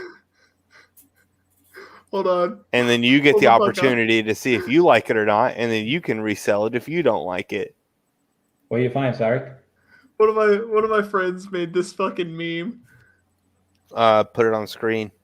I am. I'll take a look at it, but I am about to take a small break before we come back because I'm pretty sure there's another video we were supposed to watch.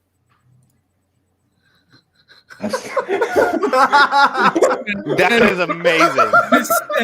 That is an amazing meme. I spent $1,030. I love it. I love it. That's so good. just send it to Smud. I absolutely love it. The whatever photo they used because that's the Tony hand. Stark. That's Tony Stark. That's Tony Stark. Okay, because the hand to me personally sells it. Is that hand the way the hand? He looks so shocked, like the suit, but then the hand, because the hand is telling you everything. I've spent 1,030 on Kingdom Hearts. That hand is selling the entire image to me. Like that's a beautiful, beautiful Photoshop. Great meme. Good job, whoever made this. It's perfect. Flint Glockwood. It's perfect. You did a great job, Flint. Cyrix checking memes. Oh no. All right. Well, hey, I'm gonna take a small break. I'll be right back. Give me like 5 minutes. Dude, lol, it was great to talk again. Yeah, it's always nice. Glad we're not talking about Ruby this time. There it is. It'll come up eventually. That's the silver lining to this conversation is it wasn't Ruby. Well, we did mention a lesbian chameleon being ridden by a man who was hung. What? I shit you not. I don't think I was here for that, so I'm glad I wasn't. But look, I'm gonna go smoke a cigarette. I'll be back in like 5 minutes. Whoever's still here, it'll be great. Otherwise, I look forward to more live streams with you, lol, and just talking in general. I'll see you, man. Have a great evening. Later. Did you see it? Yes. I want to see. Yes, I did. Wait. You fucking tagged Smudboy too. Wait. Is it not? Is it gonna be in? Wait. Where's it gonna be in? Look in memes.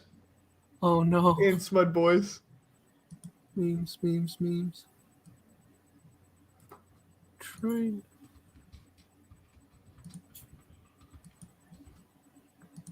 Fuck, I can't find memes. It's right on the memes. politics.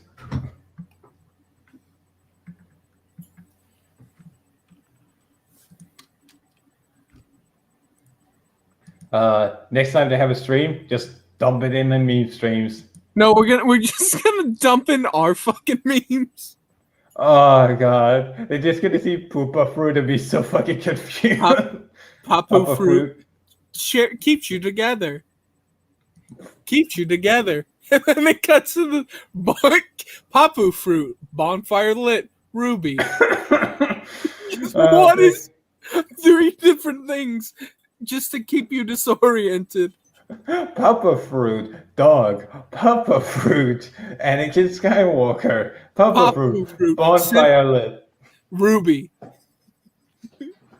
That would be great. I like the response. Why? A flat Y. No, can we just take someone needs to take the image of just Stu Pickles of it's 4 o'clock in the morning. Why Nerf? Did you buy this many Kingdom Hearts games? Because I've lost control of my life. It's just Kingdom. Replace the chocolate with fucking Kingdom Hearts. Anyways, you guys have fun. Later. Wait,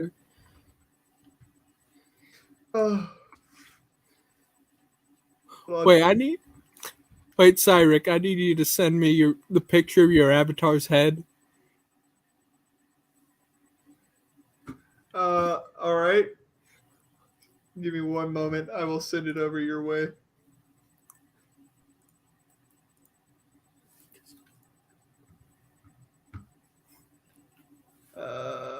Let's see. Where did I put it?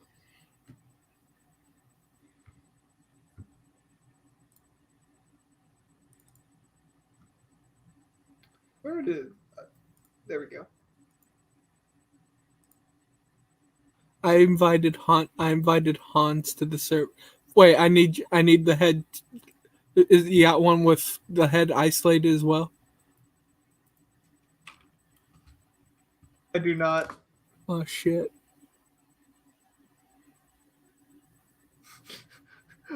I replied to the why with I'm a man of dedication. The reply to that was of what madness? We are the Knights of Madness.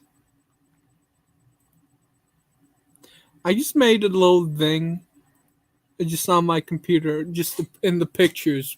It's just a file of all the fucking fever shit that we just said and got for memes. Yes. This is. Who else do you know that has spent over $1,000 on a series that makes absolutely no sense? Absolute no sense. You know, besides Ruby. That show is fucking. Dude, I don't understand it anymore. I used to, and then it just devolved into petty squabbles and genocide.